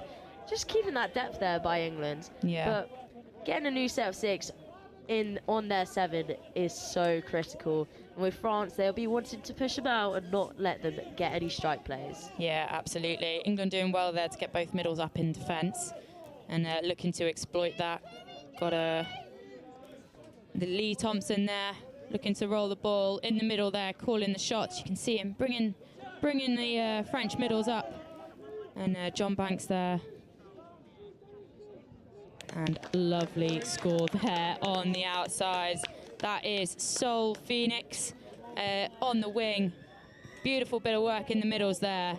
And then look, just brilliant heads up touch. Got the ball there out to the far wing, and England will be happy with that score. England will be delighted with that score. That long ball looked amazing, and a great take to finish in that right-hand corner. Just the first score is always so important in the game, and to be one ahead, especially when it's kind of stalemate like this, is deadly. Yeah, absolutely. Touch is as much a mental game, isn't it, as a physical game, and having that sort of first burst, it can really give you the mental advantage across against your opponents.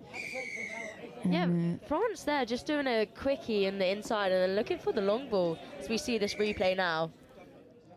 Oh, Yeah. just the French player just grabbing the English player there. I don't guess it was just kind of.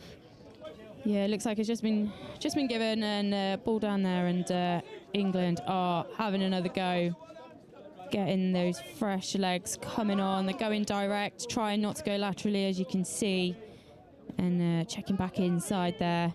Got Simon Cooper there on the ball at the moment. Just looking for a nice strike play, just a strike dump to set up, and then on the 7, long ball to that wing again, and he scores. Are they going to give it? Yes. There seems to be a little bit of chat with the referees at the moment. And they say forward pass. Oh, that is unfortunate. Obviously, English team did not think that was the case. But we'll see it on the replay here. Potentially a little bit forward there. So no second try for Phoenix there. But France have it up their wing, and they are coming back on with a vengeance. Yeah, 100%. I would say France did well to keep the England team out there, just pushing them wide and making them take that long ball. Yeah, absolutely. And again, just killing it there. Not a bad set for France. Obviously, they'd want to capitalise off that a little bit more, but England will be happy that they defended that out too. It's very end-to-end right now, and a lot of running that's going to be involved. So it's a very equal game, and like we see, hard to get a score down. Absolutely. Got number 11, Lee Thompson again on the ball, and now we are going forward with a vengeance. England, is the try there? Yes, it is. Number 16, Ian Spencer there on the box side wing for England. What a lovely team try there. Just draws that winger in. That draws the winger in there, and then it's just a 2-on-1 there. Beautiful finish. Really, really good execution. And that's what it's all up to. That last pass, you can do everything and then maybe drop that ball. But that is so crucial in this sport, and really, really good put down. Yeah, absolutely. Absolutely. It's that final, getting that dump correct and getting the hands off for sure. So 2-0 now to England. France just on that tap off, just couldn't get anything on the try line. So England will be happy with that result, but England will have to stick through. France will have to stick through on this midfield defence. Yeah, absolutely. And England have got the advantage rolling on with that momentum. They're cutting back in, disrupting that French defence. Jonathan Lovell, he is going through there, and then we have a lovely score in there from Christian Garland, number 12. Loves it with the little chip back to the middle. What a lovely score there, coming off the back of momentum from that driving on. John Lovell just picking up and going, and then passing off. Lovely bit of teamwork in hands there. Yeah, 100%, and a great read with that defender coming in and looking at his hips and being like, oh, it's a 3-on-2 now, let me give hand, trusting my teammates that just give it away, and lovely team try. Absolutely, and that's what comes as well, isn't it, Alice, with like playing together. You know, over time, like you learn to bounce off each other, and you know what your teammates are going to do almost, don't you? You want that telepathic link, and it looked to be working. They looked to be speaking to each other there. Yeah, a lot of these teams have been playing together for a while, so you get to know all the players and the team, and that's where it's like the team bonding and the team cohesion really comes into play. Yeah, absolutely. Absolutely, and England have it back now. They've got an opportunity to get to their sub-box again, and really getting France on the back foot actually quite a lot in their in this subbing on move. Going a little bit laterally here and cutting back in again. Yeah, just they're quite quick to half, this England team, and that is so crucial in any sport. Just pick it up, looking for the long ball to the wing, and it looks like a touch is going to be called. Yeah, just picking up and going here. Just definitely going open side. Yeah, absolutely. Yeah. Lovely ball. Just wasn't quite, the touch was in there. Wasn't quite down soon enough. That's unfortunate, but France defend it out, and they are looking to go a little bit more direct actually at the moment. Yeah, it was a great read by the French winger defender, because just being able to release that early and your teammates to tell you to go that far is really, really crucial. Yeah, absolutely. And wing is a really technical position, isn't it, for defence in touch, like knowing when to read, knowing when to come in, knowing when to shut and help your link out, and knowing when to stay out. It can be, it's a bit of a minefield. It can be 50-50 sometimes, can't it? 100%. And as we can see here, this game is very, very tactical, and any game you play opens to this, right? So they need to be on it and know when to snipe, like you're saying. Yeah, absolutely, absolutely. So England looking to control the pace a little bit here in attack, and that is unfortunate. Just a little bit of a handling error there, picking up off the ground. But France have got it back, and they're looking to go across to their box to get fresh legs on again.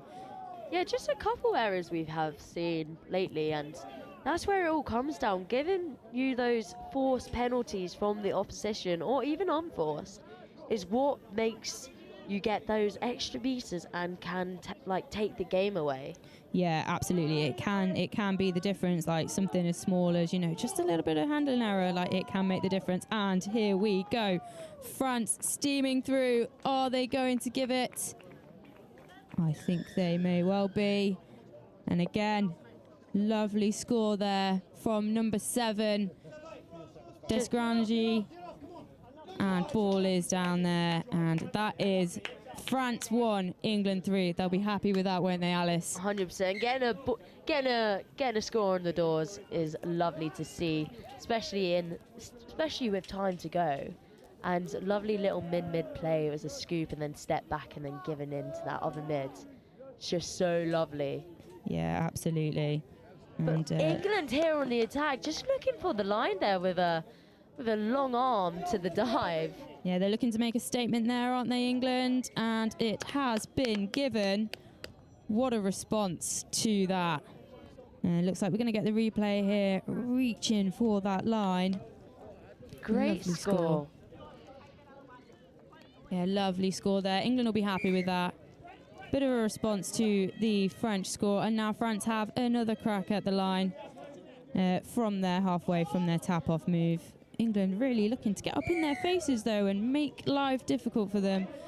And they have done. Yeah, just seen a forced area from France. Just England putting on that pressure, and that's what gave the penalty away. Yeah, absolutely. Absolutely. Like we were saying, those unforced errors, they can make the difference. And, so we've got England steaming up the pitch again.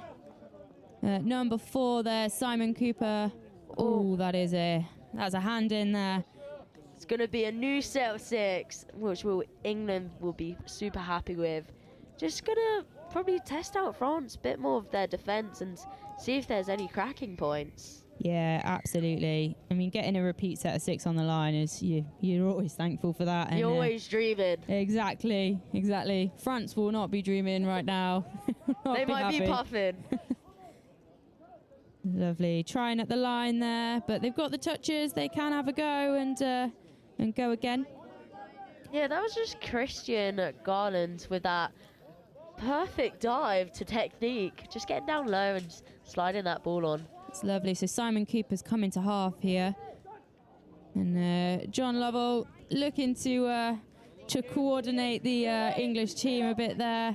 Again, it's a hand in. Just that link again as well, just stepping up and trying to whack down that ball, or maybe get the intercept. Yeah, absolutely. I mean, England won't be too disappointed with that. They got that 6 again, but that is unfortunate there.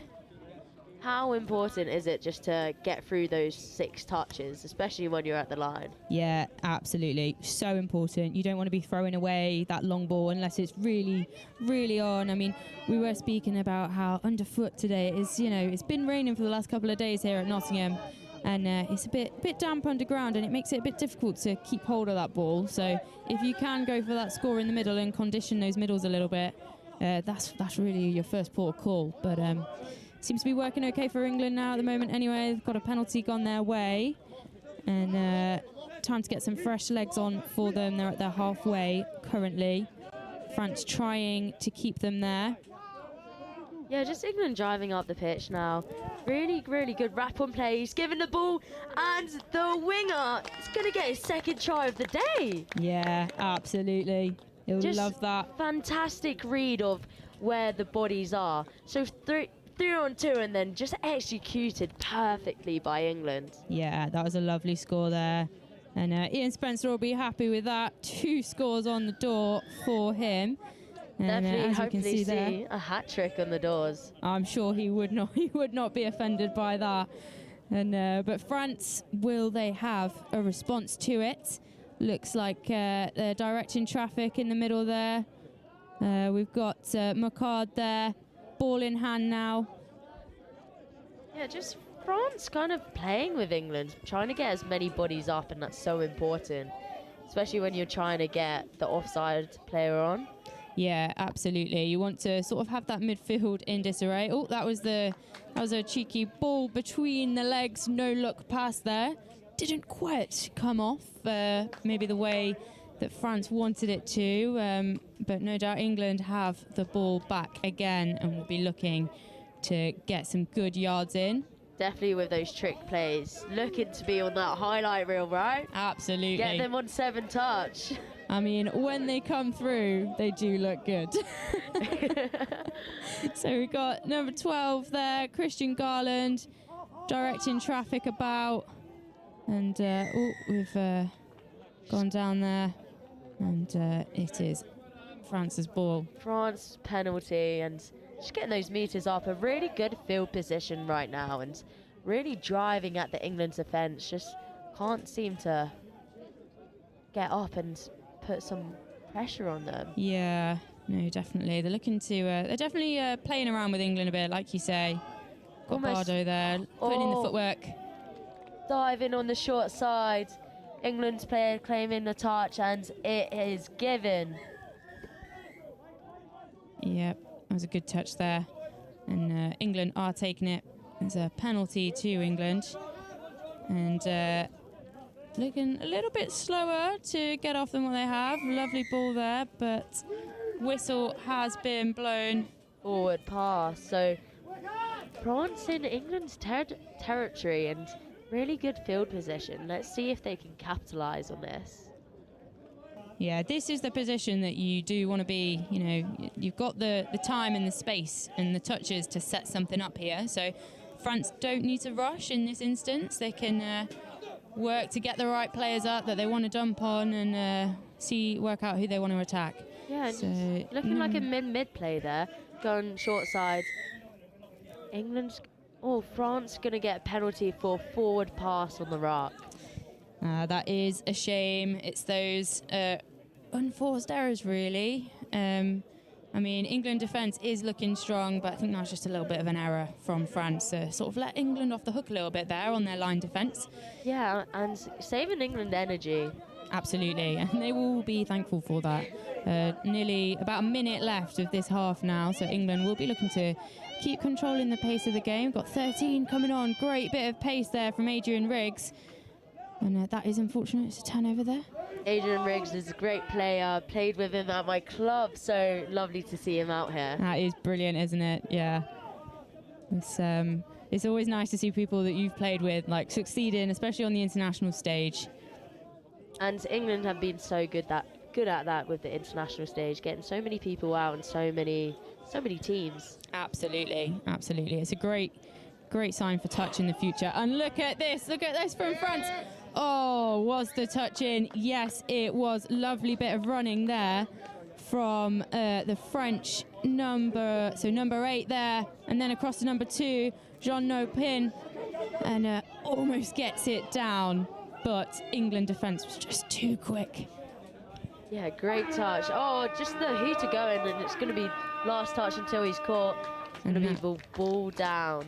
That is it, ball down, and that is whistle blown for the end of the first half of England versus France in the men's 50s division. Score at half-time is England 5, France trailing at 1. We'll take a little quick break now, and we will see you for the second half for England versus France.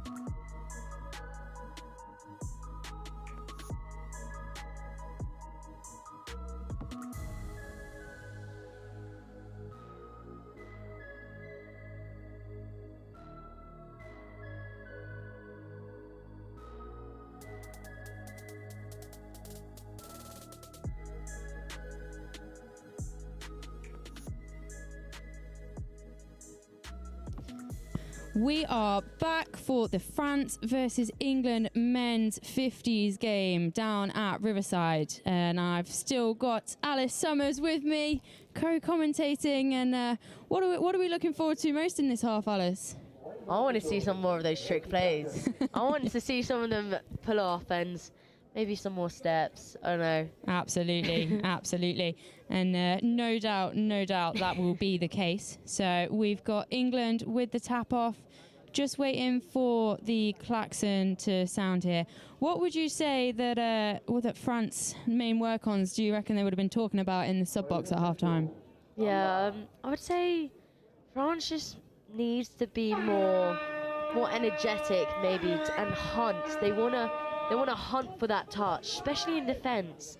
They want to push up because right there we just saw one person come up for the touch. We want to be coming up in twos, so England will find those holes because they are really reactive players. Yeah, absolutely. And it looks like, is that being given there? Yes, it is. Lovely score there. Simon Witten, our 100 cap player, involved in that, in the setup of it. Number 15 there, Ryan Anglem, gets the ball down with that outstretched hand. There he is. What a score indeed, and just diving down in that mid gap. How hard can it be that sometimes to score there? Yeah, absolutely, it really can, especially if you've got that tight middle defence. I mean, that is where you don't really want to be scored on. You want to force that wide pass, and France unfortunately didn't quite knock that one off. Just a little tumble there, just going into the England players' legs, but seems like they're going to get the roll ball for France and maybe have a strike at the line. Yeah, absolutely. Looks like they're going in, setting up for that strike dump there. Number 3, Tomasoni there, and outstretched arm. Unfortunate there. Not quite the score that France were looking for, but looking dangerous nonetheless. 100%, and great read by England's defence, because that switch, it was a great call, but England just stayed so tight and was able to cover when he came back in. Yeah, absolutely, absolutely. England looks like they're going a little bit direct, but no, they are coming off. They're getting some fresh legs on. Lots of comms here from the English sub-box. And it sounded like they're feeling energetic, just being in front of this sub-box. Looks like they've got a lot of momentum behind them, and just a play here. But it's going to be not square hips? Yeah, that looks like not hips, not square call there. And they're bringing it back for the correct mark for France. Yeah, how important is it, Alice, to be having that plan coming on from the sub-box, subbing on, like in terms of executing what you want to? Well, it's always good and well having a plan, but at the end of the day, if the defence doesn't show what the plan needs, then the plan's kind of useless. But playing heads up, and I think we've seen this from this side. And definitely. Looking about, but England's still on the ball here. They definitely have something in their pocket. Yeah, being able to adapt to what they're seeing in front of them. Got number 3, Christopher Davies on there. Fancies a go at the line. Not quite there yet. And directing traffic in the middle there. Number 11, Lee Thompson. Looking for the sweeper play coming round. Just pass off. Diving pass, no? Oh, it was indeed. Is that a trick play enough for you, Alice? I think that does count as a trick play, but however, just didn't come off in the end. Not quite there for Ian Spencer there on the wing, who, will be fancying a hat-trick, like we said. Yeah. Already two under the belt. And it's a great stint from the wingers here, because most of the time they have to stay on for the whole game, and really shows the endurance on these players and the fitness they have to go through just to be able to do how many games a day and be 100% for them. Yeah, absolutely. It can be quite tiring, especially if you're on that box side wing there, and you're a really key part of the defence in keeping the opposition from getting to their box easily when they're subbing off. It can be a hard shift for sure. Yeah, and it's so important. Like we said, we were talking about the wingers and the reads they have to do in defence. Yeah. Especially on line D, and if you don't get the call right, the whole setup is just gone down the drain. So getting that and being well. But just England here, getting on the 7. Absolutely. And that's going to be 6 touch. But on the front 7, just got to drive out really, really hard here, but England's really shooting up with those defenders. Yeah, very much so. We can see Simon Whitten there, number 1, putting in those touches in the midfield, not making it easy for France, but France are injecting that pace there. Number 3 coming in there, Tomasoni again. And they're going for a lovely bit of footwork there, and just not quite to hands, not quite got that ball secure there, unfortunately, on the wing. Yeah, just going to be a forward pass there, and just didn't look like he had any options, anything else. So just gave it long and just didn't come off in the end. Yeah, sometimes those Hail Mary passes are just, they're the only thing that you can do. And England looking to come back from this. Yeah, just those Tom Brady style passes, just looking a bit forward, but who knows if they pay off. Definitely. England looking, got their half there. That is John Lovell on the pitch, playing around with the French middles there. Oh, toying what a with read. them. Now, John Lovell, I had the privilege of being coached by him for a few years, and he knows touch. Look at this here, and he's managed to draw the 6 again. It looks like, and we'll watch for the replay. There we go again, put in and John loves it. Look at that grin. Yeah, just that link again, coming in and shutting that ball down, giving England the next set of 6. Lovely dive at the line there, and is it going to be given? Yes, it is. What a lovely score there for England. Again, John Lovell sort of directing traffic. Number 4 there, Simon Cooper, looks to go outside. The dummy is there. The options are there, but he knows he can go on his own, and he has got that ball down, and that gives England a 6-point lead. It is 7-1 to England in France. Yeah, France just here driving up really nicely. Like, they haven't made it easy for England at all. They're putting up a really good fight, and it's seeming like they're going to try and get a score here. But referee's just calling them back. Just going to be on the England 7. Let's see if they can get the ball past the try line. Yeah, they're just taking their time to set up. Like, they don't need to rush at this point. That is unfortunate. So the England have the ball back here. So yeah, just a little bit. Was that 6 touch there, or was that a bit of an unforced error? I think that was a bit of an unforced error just by France. Yeah, but unfortunate there. Again, Ian Spencer doing the work there on the wing. Just the French player was looking for over the mark just then, and just looking at the ref, but referee didn't give it. But England seemed to got stuck here and looking really flat on the line. Yeah, this is kind of new for this England team. French midfield defence are really pushing up and trying to block off those options that England keep creating for themselves. It looks like they're doing well so far, but France are focusing on getting some fresh legs on at the moment and trying to go direct now. Yeah, it was a really good field position where they got that ball from, and it really worked well, but just unlucky here with a turnover. So it's going to be penalty for England, just a tap on their 7. And it's going to be 10 metres back for the French team. Yeah, looks like it. Listening to the ref is setting the mark for them. And England looking to go direct a little bit before they head for their box. Yeah, how crucial is it to get those couple more punches in before you go straight laterally to the box? Absolutely. It just gives you so much more momentum and keeps those middles honest as well in that midfield defence. And like we can see here, it's given England a really good platform to work for. Again, we nearly had the duo of John Lovell and Simon Cooper there, but it didn't quite come off in the end, but good all the same. France now looking to get off again. It was well defended really there from France. They were on a roll a little bit, but they did keep them out. Yeah, just really good defence, like you were saying, and getting up higher than what they were doing before. So really like to see it. Looks like the ref has hand up in the air before 5th touch, so they're just trying to play around. But England get the ball back.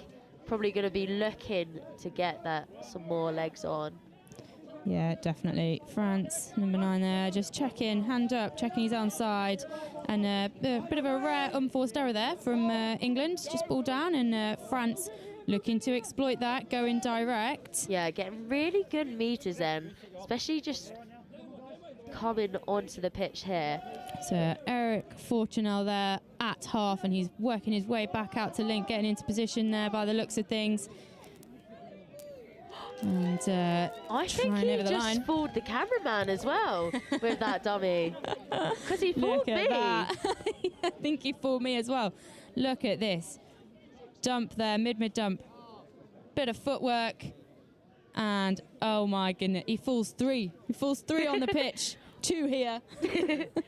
No, that was really, really lovely by France's number 6. And that is Sebastien Deshays there.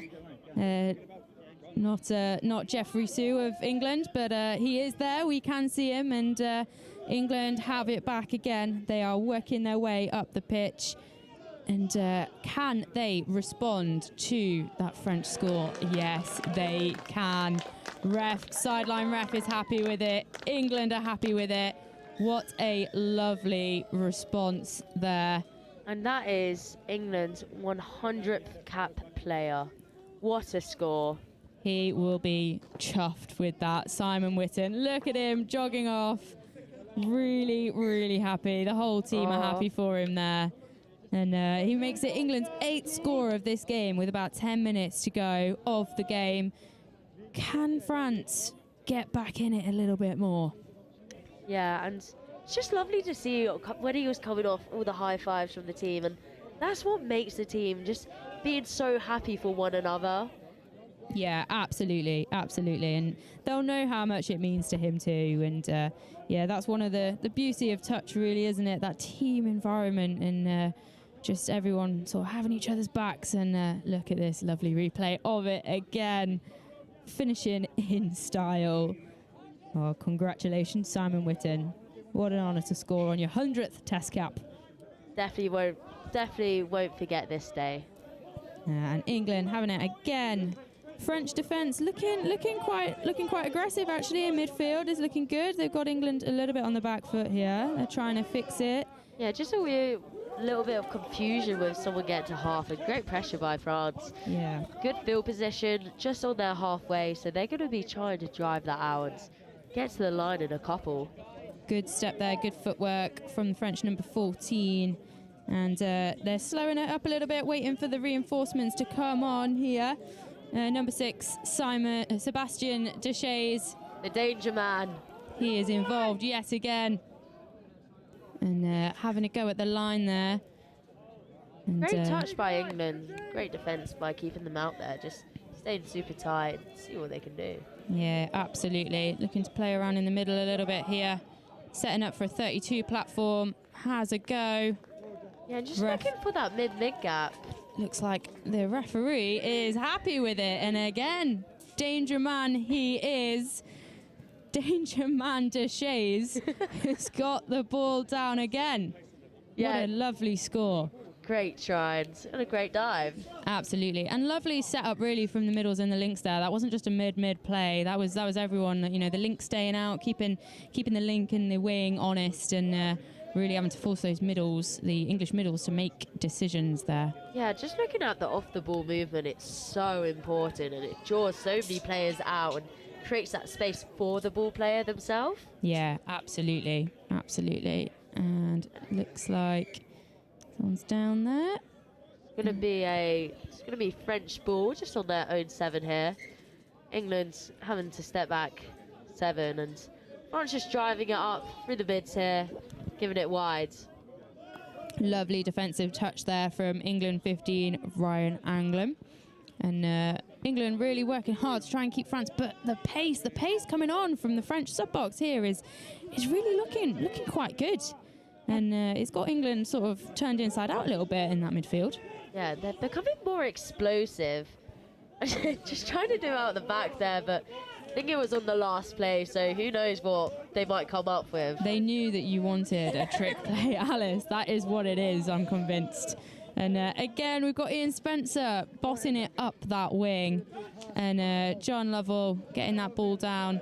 Got a little bit static here in the England attacking on sub-inset, but Jonathan Lovell picking up and going number 12. Wow. Sliding in there, but I'm not sure that is the... I didn't know if that was the try line from this angle, but it is. It is. Was that number 12, Christian Garland? Yes. Yes, and it was. It was a great pick up by England's number 9, and just explosive. Change of pace there, and then the switch. Just awesome to see. Absolutely, especially when you consider they were looking quite static in the midfield, and again, just it goes to show, doesn't it, what that change of pace can do, and potentially get people on the back foot, as it just has. And again, we've got the danger man on, and he is going for that line. And he has reached the line, but he hasn't made it. It looks like a touch is being called. Great defence from the England side, but still touches to go. Yeah, absolutely. So hopefully we'll see some more from him.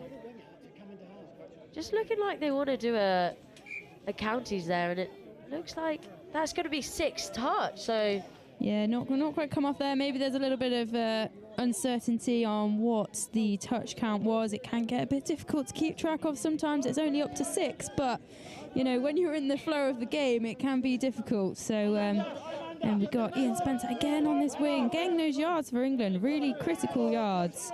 And good dump there from number 11. And France working really hard, forcing England to go wide and quite lateral. But England making the best of it at present and going back against the grain, forcing the French to make a decision here and killing the ball there in the far corner, which is going to make it difficult for France getting back across. yeah, that was a good lot of momentum from England there, and just unlucky not to score the try. But France will be delighted not to concede there, and looking like they're just struggling now to get out their own half. But fresh legs on, and it's going to be a penalty. So England will get the ball just for over the mark by France. That is unfortunate. It's just these little unforced errors, isn't it? And like we were saying, they can cost you. They can cost you scores. They can cost you a game. And it builds up.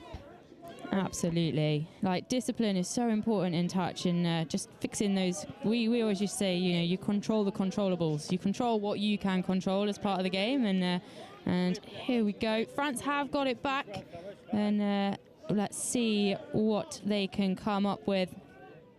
Yeah, and France have been in the steam of things so far, like 2 tries in a row in the second half, and it's looking really, really good. So see what they can do. Just a heavy touch. Yeah, that looked like a heavy touch there from John Lovell, and he's taken that on the chin. And France they have another 6 to work with now. So this is a really critical point for France. They've got about 3 minutes left of the game, but it'd be nice for them to get this score. And have they? No, it doesn't look like it. Was that a forward? Might have been a forward pass. Yeah, on the rock. Yeah, so tap there for England. John Lovell getting the ball down. He's there to have it back, and there he does. Good defensive pressure there from France. Great read on just making them check off, because when you try and hit that play and they have no half around them, that's going to hold up the play. Absolutely. And being that defender it's kind of scary getting up there to make that touch, but when it pays off, it pays off. Yeah, absolutely. I think we can see the physicality of this game is increasing towards the final few minutes. And there we go, it is a turnover. France looking for the ball. They want it back. And just checking where the mark is there. So like we were saying earlier, and if you're new to touch, where you are touched, you have got to roll the ball in the position, in the place, the spot on the field that you were touched. So that's why you'll sometimes see people looking a little bit confused about where they need to put the ball. Yeah, when playing, I'm always pointing at the ground, and someone would be like, has she lost something? But no. Okay, France here just picking up on the scoop here, and it looking like they got some numbers on the outside, but look at this. Just lovely touch here, and that's going to be 6 touch. Really well defended by England, but some pace injected there by France. Absolutely, and we have seen elements of that, haven't we? Them coming on, and that has scrambled the England defence quite a bit at times. It just wasn't meant to be that time for them. Spencer again on the wing, just being that strong defensive presence. A bit of conversation being had here about where the tap needed to be taken, and England are off again at about the halfway point now. Got about 45 seconds left of this game. Well, I reckon they can make it down to the try line if they're quick here. That is unfortunate. It is a ball down there. And what do you think will be going through England's head right now, Alice, like in these last 30 seconds? Last 30 seconds. They're probably a bit puffed out, and so would I. And they're probably just like, let's see this one out and not let France get the ball in. And France is probably on the attack, trying to go as quick as possible, and he's going down the wing, but it's going to get called up. Like we've seen, there's going to be another penalty, and it's quite high error rate, as we can see here. Yeah, I think for both teams as well, like there has been, that's something that England will probably want to fix moving forward. And the klaxon has gone. We are on last play, and it is ball down there. Spencer couldn't quite get his hands on it. And final whistle has been blown of the game. England versus France. England 9, France 3 in the men's 50s division. I mean, what a game, Alice. I mean, I don't think the score really, reflects how competitive it really was at times. Yeah, France put up a tough battle and would definitely want to see what they can do next and do throughout this tournament, but England looking really strong out there. Yeah, absolutely. Right, so moving forward, our next game on the live stream is going to be the United States versus Japan in the men's 40s division. That's sure to be a good game, so stick around if you want to hear us talking about that one, and we will leave you with England, France, 9 to England and 3 to France in the men's 50s.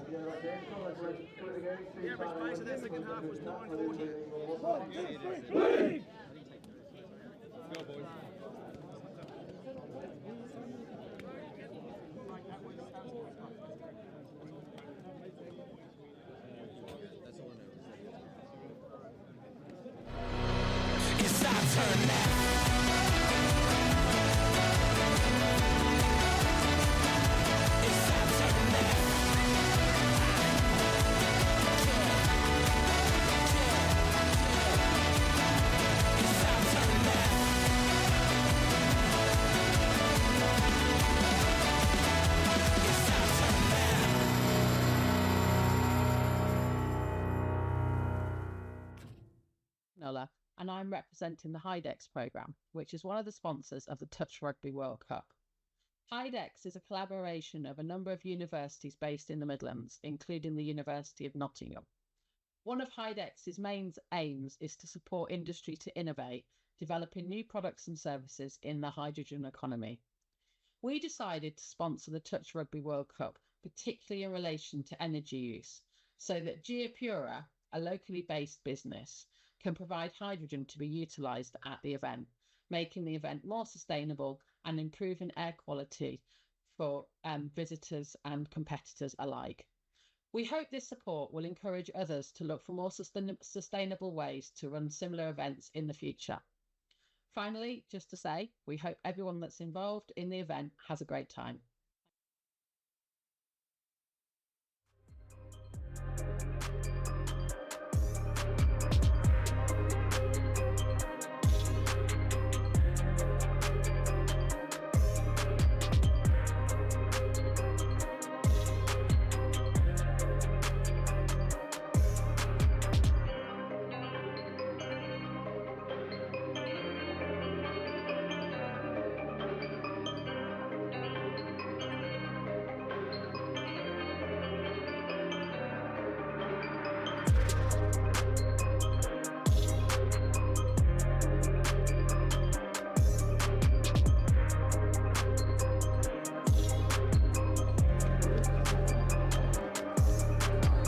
Hi.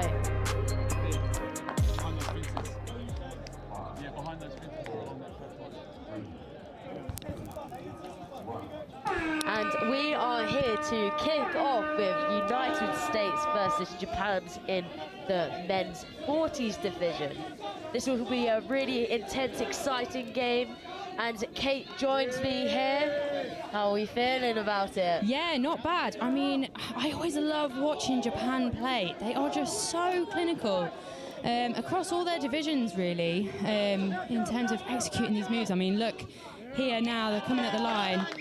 And yeah, it's sure to be a good game. And watching USA actually earlier in one of the other seniors divisions, they're looking like a really strong competitor for this World Cup tournament.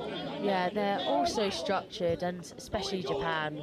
We've seen a couple of their opens teams play in Highfields, and they're so strong. And I expect nothing less from their men's 40s team, but just United States there with the long ball to the link. But Japan easily defending that out really nicely. Yeah, absolutely. Only 1 minute in, and it's already looking like quite an evenly matched game at this point. And good defensive press there from the USA, and it has gone in their favour. And they have another set on the line here. Just a bit of clarification from the ref as to where they want the ball. And number 13 there, Kevin Tracy for the US, who's there calling the shots. You can see him directing traffic.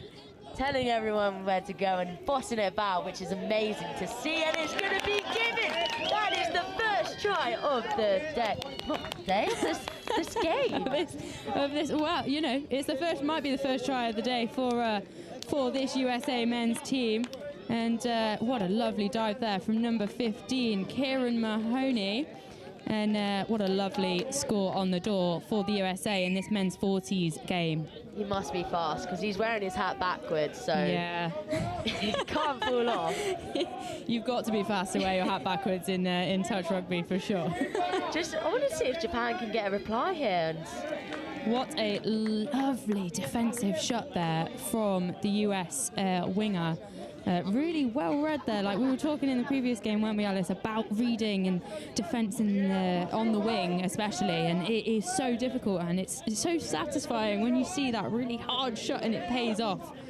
Yeah, and he did that perfectly, I must say. And USA looking like they're getting a lot of injecting over the space here. Just picking up, just one of the Japanese players goes down, he's scooped through all the way, and it looks like it's going to be a try. Wow. Lovely. He was looking for that support, and it was there. And let's have a look at the replay here. Number 7, picking and going, looking left to right. Number 5, Ty Russell is there with the slide on the knees. What a lovely score for the USA. Yeah, a little bit of a celebration as well, sliding in and getting that ball down, hey? Absolutely. And as we can see, Ty Russell does have his hat facing forward, but he does seem pretty fast. Yeah, he does seem very fast, but most of these Japanese players have their hat backwards, so might be game on here. Absolutely. And let's see if they can have a reply to this. Lovely defensive touch there from the US middle. And it looks like it's paid off. Yeah, it's going to be called hips, not square, so just a good touch in there from the USA to kind of throw that Japanese player off and just not be able to put the ball down. And the roll ball is so important, and to get it correct is vital for any team. Yeah, absolutely. The basics of a roll ball, I think they're really underrated. I think people get fixated a little bit on all the fancy stuff in touch, but if you're not getting that roll ball down and square and not getting a half there and a clean ball off the floor, it can make things difficult, and then you can't do all the fancy trick plays, can you, Alice? So it really does add up. But this is going to be another try for USA. What a lovely score there, and we can watch it on the replay here. Number 10 picking up and going, looking for options, and there it is. Number 11, Matthew Collins, is there. Japan claiming the touch, but it wasn't in. And yeah, he'll be happy with that. Yeah, just Brody McNabb just running about and trying to find that connection with Matthew Collins, and what a result in the end. Yeah, absolutely. How important now is it for Japan to get this reply? Yeah, I mean, like we were saying, touch is a mental game, isn't it? And they won't be happy. Well, we're about 5 minutes in now, and they'll want something to show for it. And because they're having a go at the line, USA they're defending well at the moment. And as I say that, I have called the touch there, so USA have got that back. I thought there was going to be an opportunity there for Japan. But like we see, Japan are having cracks at the line. It'll come. Yeah, 100%. And they're giving it their all. They're not letting this US team have it easy.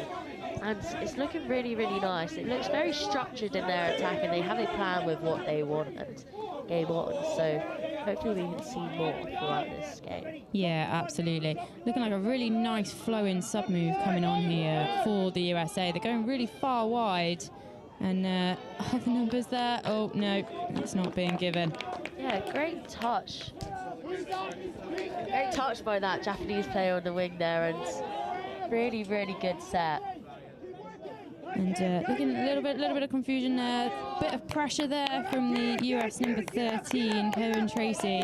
It does make it difficult, doesn't it? When you're looking for that handoff and you've not quite got players there, but you have got your opposition up in your face, it does make things difficult. Yeah, and that's where they try and get the forced errors in. And just a lovely drive here from the Japanese team, just going down the wing and looking like they're trying to get the 2-on-1 there, but that is going to be 6 touch. Yeah, absolutely. Just got caught there, and the US will have the roll ball. They've got a way to go to get to their box if they want to get fresh legs on. But they are working their way around. There's a good touch there by number 5, Hatter. Yeah, USA really good with getting the amount of players ready for their sub. And it's looking like they're coming really fresh on. Number 3 with injection of the pace just along the outside, and he's going. Will he make it the whole way? And he does! What a score! That was a lovely score there, and a lot of that has come off the back of that really flowing, attacking off, subbing off, and then coming back on. Like, that sub move is looking really slick for the USA. Like you're saying, they're good at getting players on and ready to go. Lovely score there for number 3, DeCastel. Yeah, just Japan there just needs that Lincoln wing just to step up higher with that other mid. So there's no corner to be able to run around. So it's an easy fix from Japan's defence, but let's see if they can still keep a hold of it. That's unfortunate there. A little bit of an error. It's being brought back. But yeah, just a ball down there for Japan. Unfortunately, not going to be replying at this point. But they are getting up in the USA's faces for this drive. Yeah, USA are looking really dangerous on the attack, I must say. Just maybe have an edge on this Japanese team. Yeah, they're looking really clinical. They're finishing things off. They look like they have a plan and they are sticking to it. Oh, little bit of a tumble there. And it's definitely bodies on the line for both teams, and I love to see that. Even the men's 40s, they're not scared. They're not putting it in the back. They're there to show. Absolutely not. Yeah, you're right. They are there. They're here to compete, and they will put everything on the line. And but we do have physios on hand for those that do need. But quite literally on the line. Hopefully the ball as well. Oh, that's an unfortunate ball down there. Number 12 for Japan. Doi is looking for 6 again there, and it looks like it's been given. So this could be a really good opportunity for Japan here to sort of claw back a couple of scores, or one score at this point. Definitely in USA's own half is great field position and getting the run on. Just a 32 here, giving the wrap, early release, looking long, but he's not going to throw it. Just a stutter step. Just USA getting up in their faces. Yeah. And really putting them under pressure. Yeah, I think he maybe thought about that a little bit too much. I think in that situation you've got to go for it, back yourself or get rid. And there's just a little bit of hesitation there, but it's something to learn from, and we're going over the line. But it's not to be. The touch was in.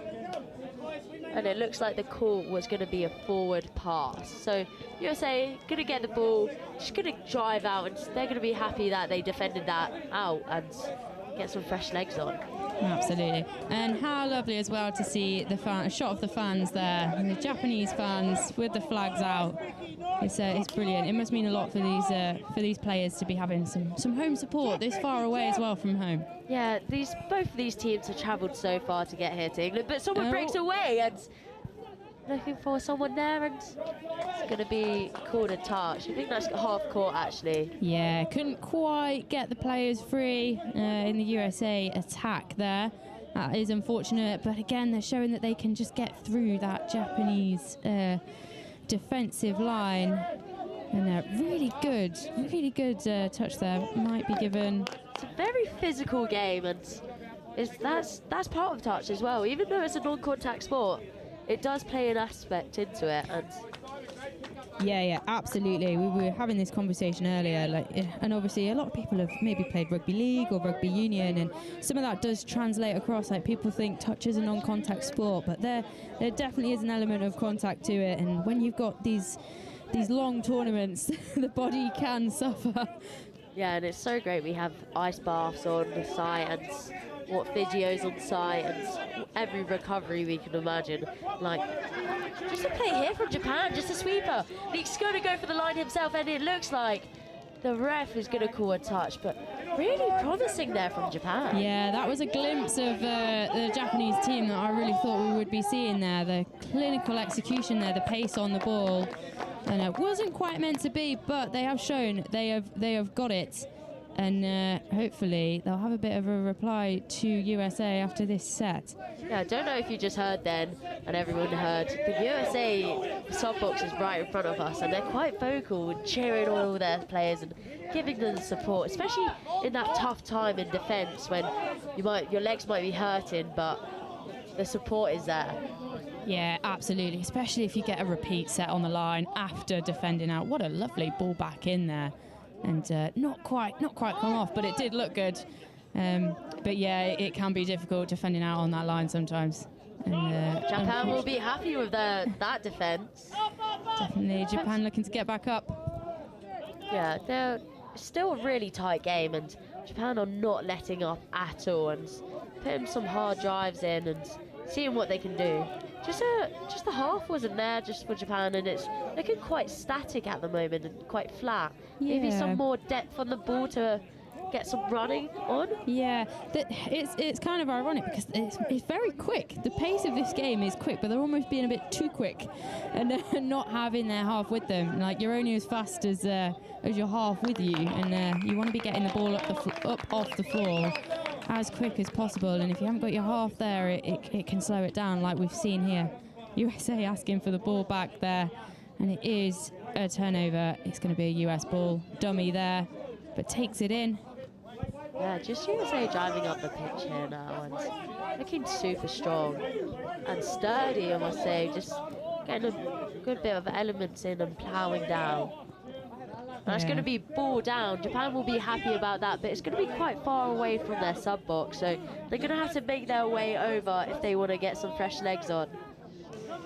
See, in your analysis, career, Alice, at what point, obviously Japan, they're looking to go to the sub-box here now, but when is the right call to stay on and just go direct, especially looking at their position on the pitch there? Yeah, it's really up to the players though, isn't it? Yeah. If you are tired and blowing, and sometimes that does happen, but Japan are just running through here, and it's the ball to the wing, and that's going to be quick save from the USA. Good scrambling defence from the US, but we did get excited here in the commentating tent.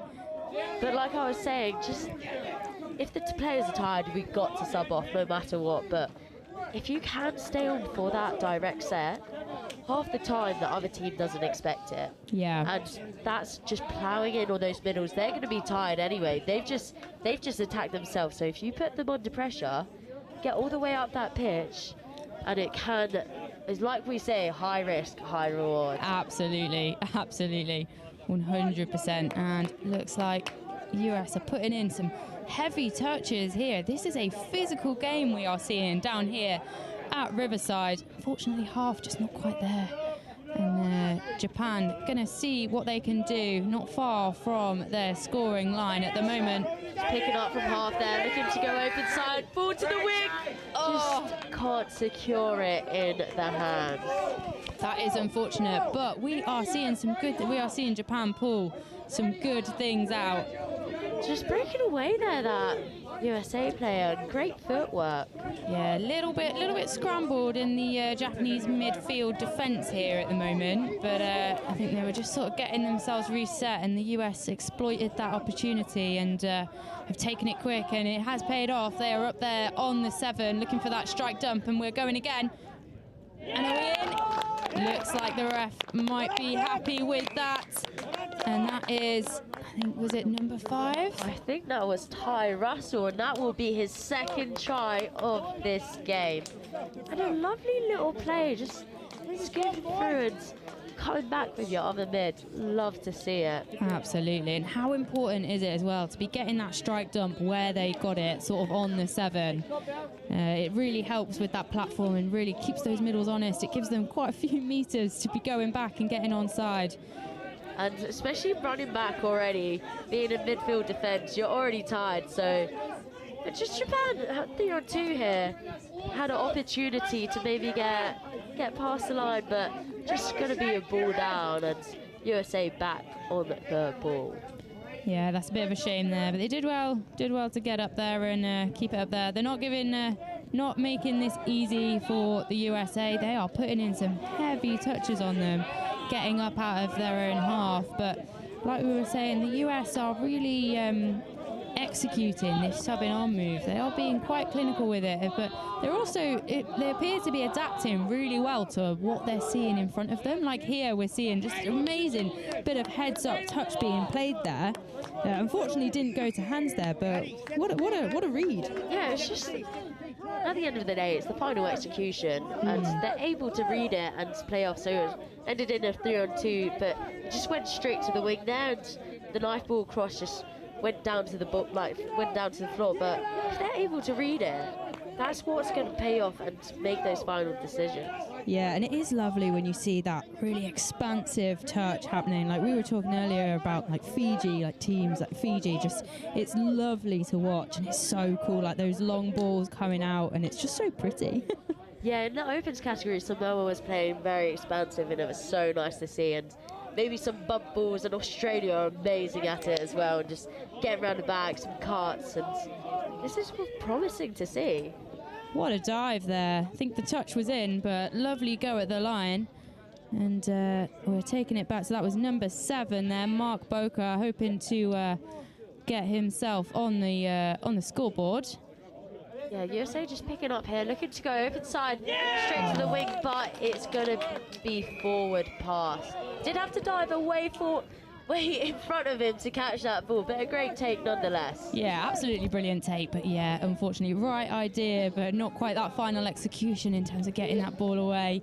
It can be a difficult one to get, but yeah, good take there by the US wing, and Japan moving up and hoping to get themselves on the scoreboard with a couple minutes to go of this half.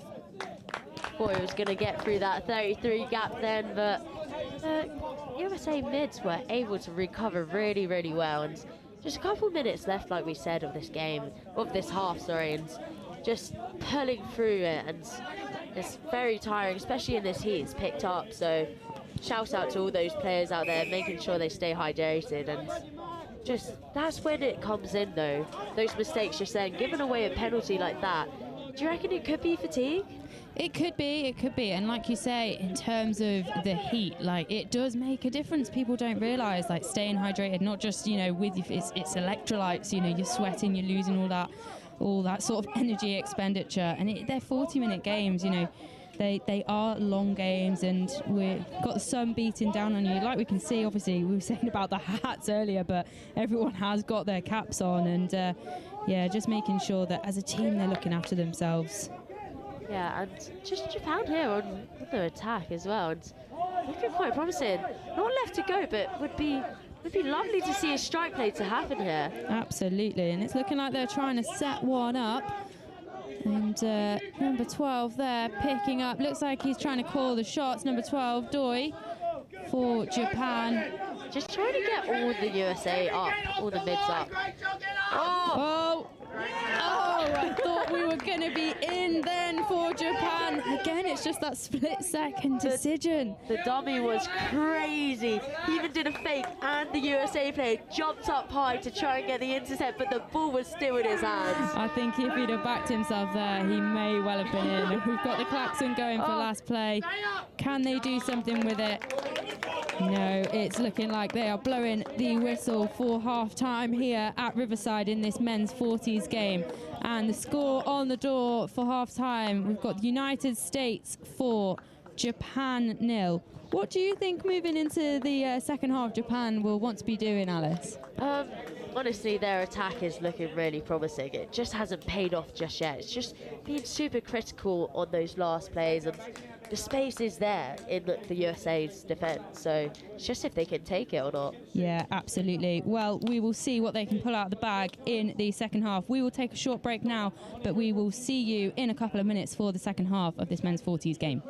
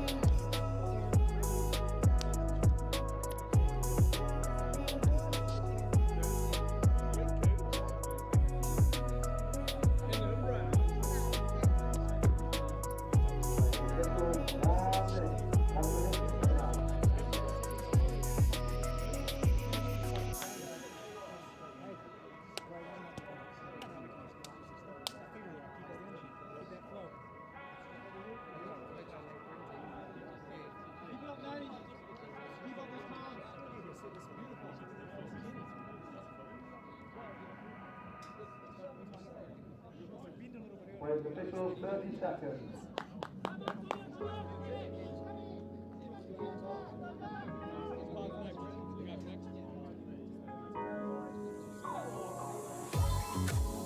Welcome back here to Riverside Sporting Complex in Nottingham for the Touch World Cup 2024. United States. Terrific first half on the boys from the USA over Japan. 4 tries to 0 and a very vocal performance as well thus far. So lots to work on here for Japan and plenty to build on as well for the US as they keep marching forward here to start this second half. James Preston with you in commentary as they pop this back towards the middle now. Ty Russell, already 2 tries to his name so far. Drops it down, and now the run here from Stack, and Stack trying to go right through the middle. He'll be called back here to that 7-metre mark. Last one now for the US of A as they head out to this left-hand side and trying to open up a little bit of room. They've done so here for Stack, and then popping a pass back on the inside. Eventually arrives. It's still live here for the US, and now they've come up with something out of nothing. A chance building back on the angle, and it was working so promisingly, but the final pass goes to ground. And now Japan still searching for their first try in the match thus far. They come up towards halfway with the run here of Takamura, and that will be a turnover. So Japan, from this point onwards, they need to be just about perfect. The US have offered very, very little in the way of opportunities here. I can tell you now, they are pumped in the subs box too. A lot of communication, very vocal. US once more approaching on that line. Brought forward here from Boca. And now a lovely pass, pop back on the inside. Ty Russell collects a hat trick here for the United States. And they go from strength to strength and bring up a 5th try here. Lovely little draw and pass there from Kane Stack, and then Ty Russell collecting a 3rd try now. So they pick up where they left off. Japan now with an even bigger task to try and get themselves back into the contest here. Thrown away now for Miyachi. Short ball here for Doi. Now once more wrapping around. This time they've worked it nicely here, Japan. And they will get across the line here. Kurosu on the board here. All the Asian powerhouses. Taking a long time to get across the line, but that's the blueprint now for Japan. Here it is again on the replay. Nice quick roll ball inside the 7. And then Yonezawa with a lovely ball out to Kurosu. And Japan on the board now. 5-1 in favour of the US. Mani waiting here at acting half and pops the little ball back towards the middle. Mani now drops it inside the 7 himself, and they'll take off here, the United States, and once more into the backfield, popping a little pass. Japan were on the spot, but they didn't get there in time. That should be another one here for the US of A. I'm going to say it's gone to ground, though. Very close call there. Matthew Collins has already got 1 try. He was after a 2nd on that occasion. And it's a forced sub here for Japan. So holding on to the supporting player has resulted in Minatadani sent to the bin. Momentarily, the US have an extra man coming back towards the middle. Good touch made there from Yamashita. And a little ball here for Tracy. Through the middle once more. They make the touch. Picked up and scooped here from Hobbs. Hobbs, a long ball. What a pass it is from Hobbs on the spot. And the United States of America, well, they'll be chanting USA in a moment. 6-1.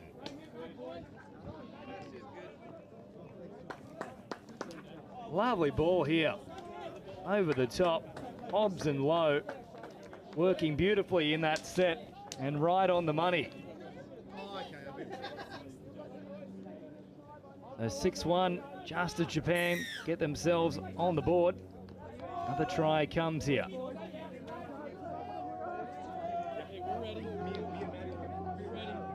Roll ball now here from Yonezawa. Mochizuki throwing it deep here. Stopping on the run though was Takayama. Now the US stepping up, applying the pressure. They'll try and put on the afterburners here through Kurusu. No opportunity forthcoming here as the US working upfield and heading towards that sideline as they get the reinforcements on as well. It's a nice driving set so far. Bring it out to this left-hand side now. DeCastle.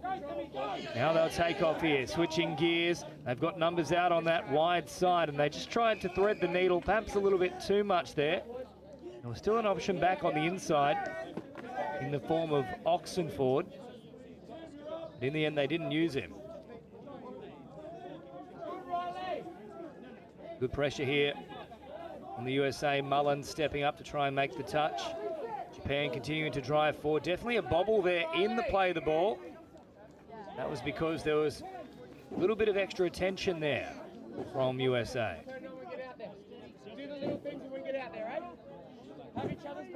26 minutes gone in this contest, 14 more to go here. Hope you're enjoying all the action as part of the Touch World Cup 2024. 5 years in the making. The previous World Cup back in 2019 in Malaysia, of course, interrupted by a couple of years we'd probably all rather forget with COVID floating about. As Miyachi brings it forward here. Now Yamashita laying it back. First receiver is Noi. Noi now sending it back to that right-hand side once more. They'll explode here through Yamashita, trying to squeeze through a gap. Good touch made in the end there from Riley Mullen. I think they'll call for a play through here, and Japan have the try. So a little bit of discussion. We'll see it more clearly on the replay here. So Mullen is the man to watch. Does he ever get back the required distance? So there's the touch made, running directly at Mullen. No, he doesn't get both feet behind the line. Not even sure he did make the touch in the end anyway. So Yamashita discovered a nice little line there. Ran directly at Mullen. So much better start to this second half here from Japan. 4-0 at the break. Now 6-2, so they've gone tit for tat here with the United States. The opening 7.5 minutes of this second half. Once more attacking down the short side here, the US, but turned away. Japan happy to wait, make the touch.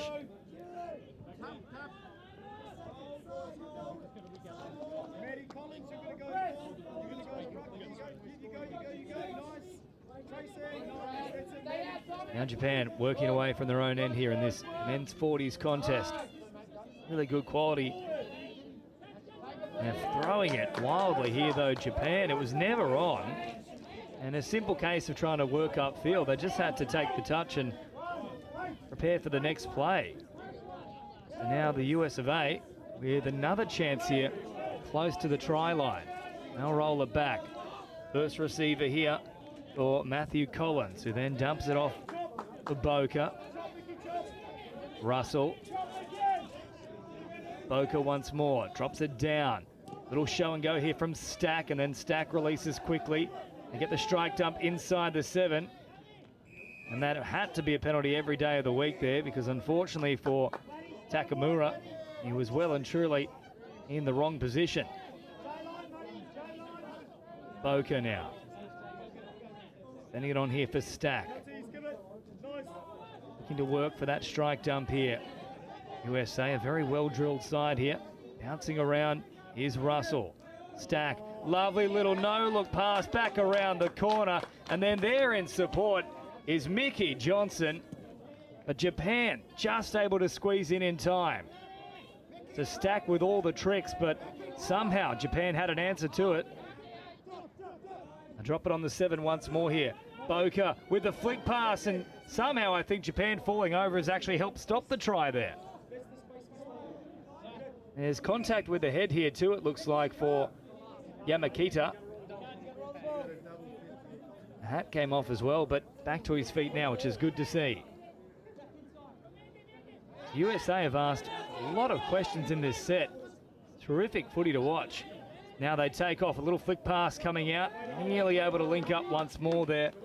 Russell was waiting for it in the middle of the field, but too much pressure there from Japan. So 10 away from their own line now, working it up towards that sub box. But USA jamming in hard here and not allowing any free passage whatsoever. Short pass provided now, and up towards halfway, or nearly an intercept there for the US of A, and play on is the call momentarily. Now the whistle goes. Otherwise, Minitadani was off. Back to the mark here, inside the final 10. It's not done with just yet. Another try here for Japan would make things very interesting. Before they march now through Mochizuki, Yamashita, slowing things down here around that 7-metre mark. Once more, a little crack at them from Mochizuki. They do earn the penalty here, Japan. Can't quite come away with points as of yet, but more pressure now on the try line of the United States. Mochizuki picks it up here from acting half. They're all very much compressed onto this right-hand side of the field here, the Japanese attack. Now they'll look to send it a little bit wider, but they've got the numbers all wrong there, and there's no support there for Takayama, and as a result, he has to go back to the middle. Short pass provided here for Ueno. Now once more here, Mochizuki finds a good ball. And it's just gone awry there for Japan. Otherwise, a third try was looming. That was a very close run thing. And the United States can consider themselves very lucky. Now heading up towards halfway. Good movement about things there for the US. Matthew Collins involved and now hopping in and acting half as well. Good speed about the play here from America. Kevin Tracy popping in and acting half. Pops a little short ball now for Lowe. Once more looking to cause a bit of damage. And Lowe does exactly that. A beautiful ball back on the inside. And Kevin Tracy, more like Dick Tracy because he's firing shots out there.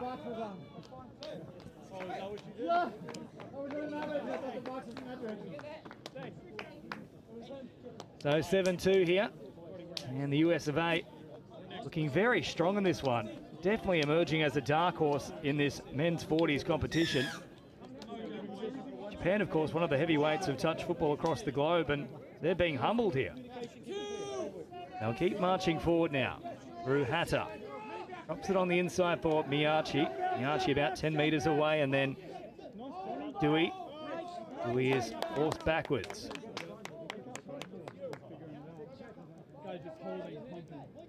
Dewey now. Back to the right-hand side, Miyachi rolls it quickly, building nicely here on this play. Japan, who go from distance, and the touch is made right at the death there. So USA, once more, stern on their own line. Against a very potent Japanese attack, this is an impressive showing defensively.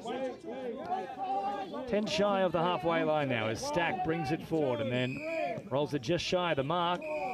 But they're not particularly happy with how it was played on that occasion, so just overstepping where that roll ball needed to occur.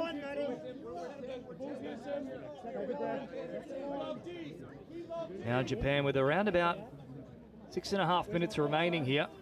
They need to come away with points if they are any hope of pulling this one out of the fire. Yamashita now, bring it forward. Good touch made there from Mullen. They're slow to get those reinforcements onto the pitch here, Japan. Needs to be a little bit more urgency given the context of the game here. Yamakita. Sends it away once more. Drops it down. Last one here for Japan. Left and right, scything rung, getting away from a number of defenders. Now throws the intercept, and it's on for young and old here. US of A, unfortunately, a little bit too exuberant with that particular attempt to play the ball. It comes spewing out. And once more, they just give Japan a little look of the line here.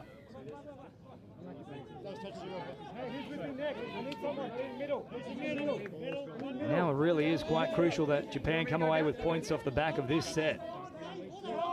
Still the margin at 5, 7-2 here with just over 5 minutes remaining. Sent away now from Yamakita.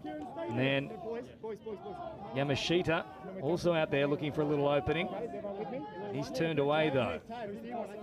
Patient approach here from Japan. Takamura. Now Yamakita having a little look at them. Back here for Yamashita. And again, USA turn them away. Around about 4.5 to go here. An outstanding first half from the United States. Hasn't been quite as flamboyant here in the second half in terms of that creative attack, but defensively they've once more stood up. Oh, a little bobble there, but play on is the call for Matthew Collins. Now the last one here for the US. Stack takes off, tries to squeeze through a couple of defenders, gets the ball around the corner, and another one here for Tracy. Back-to-back tries for Kevin. And the USA bring up their 8th of the match. Beautiful work there from Kane Stack. Very direct in his approach and then kind of smart little pass around the corner. The high fives all around for USA. Kane Stack with the try assist, and it's more Kevin Tracy on the board. So 8-2. That officially does it as a contest here. From this point on, Japan just building towards their next game, and USA will take a lot of confidence out of this result. Great job, Matt. And still with ball in hand though. A chance for a consolation try here late in the piece. Restarted here from Mochizuki.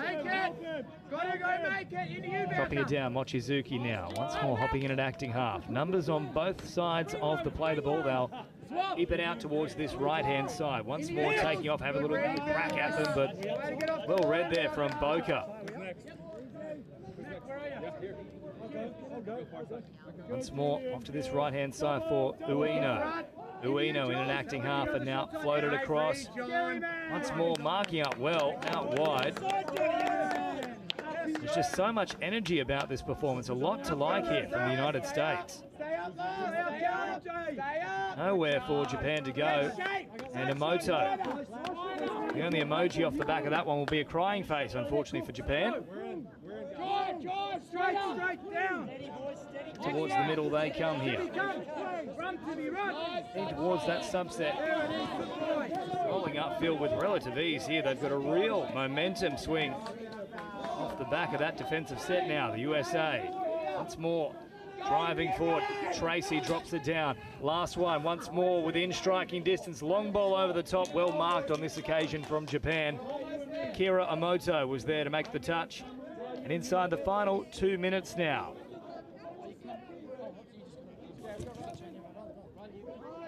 Don't forget, up next, Middle East will take on Ireland.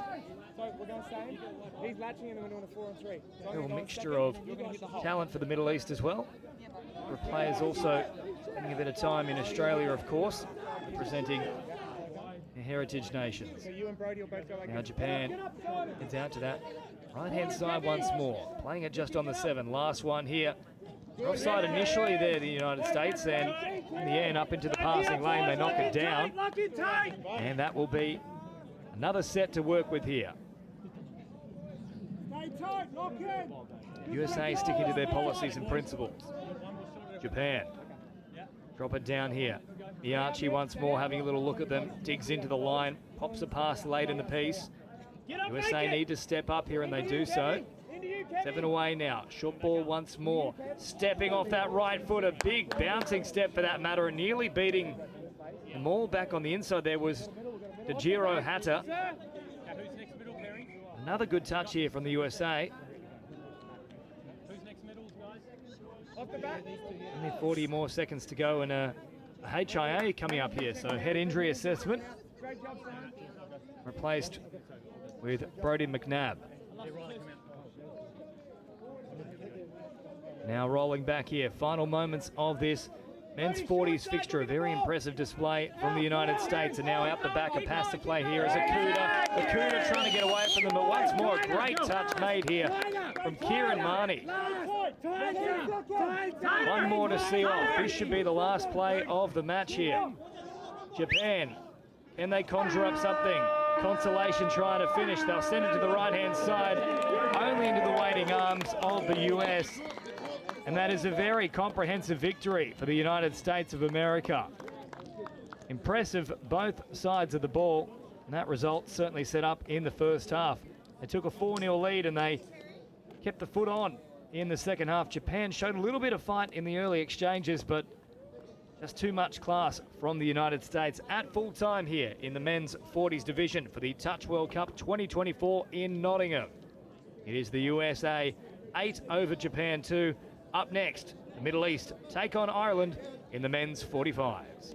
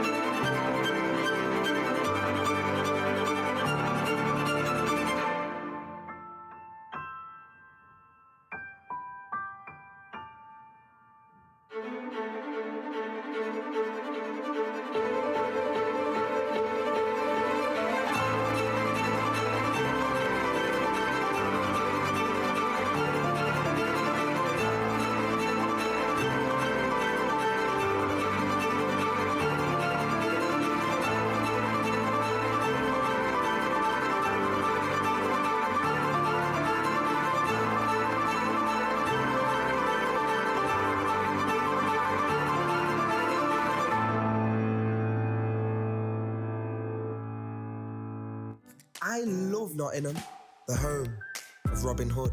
From the bright lights of Goose Fair to the peaceful nature of the Sherwood Forest woods. There's a feeling of togetherness, unity, pure, honest, love. And that feels great like a bright summer's day at the horses down by the lake at Colic. All I love Nottingham. The River Trent, the embankment, the Nottingham Carnival, different cultures dancing. The diversity, just walking down Columbus Street on a Saturday. The two lions in the square stand tall with pride. And when the markets in town come alive, it gives me life.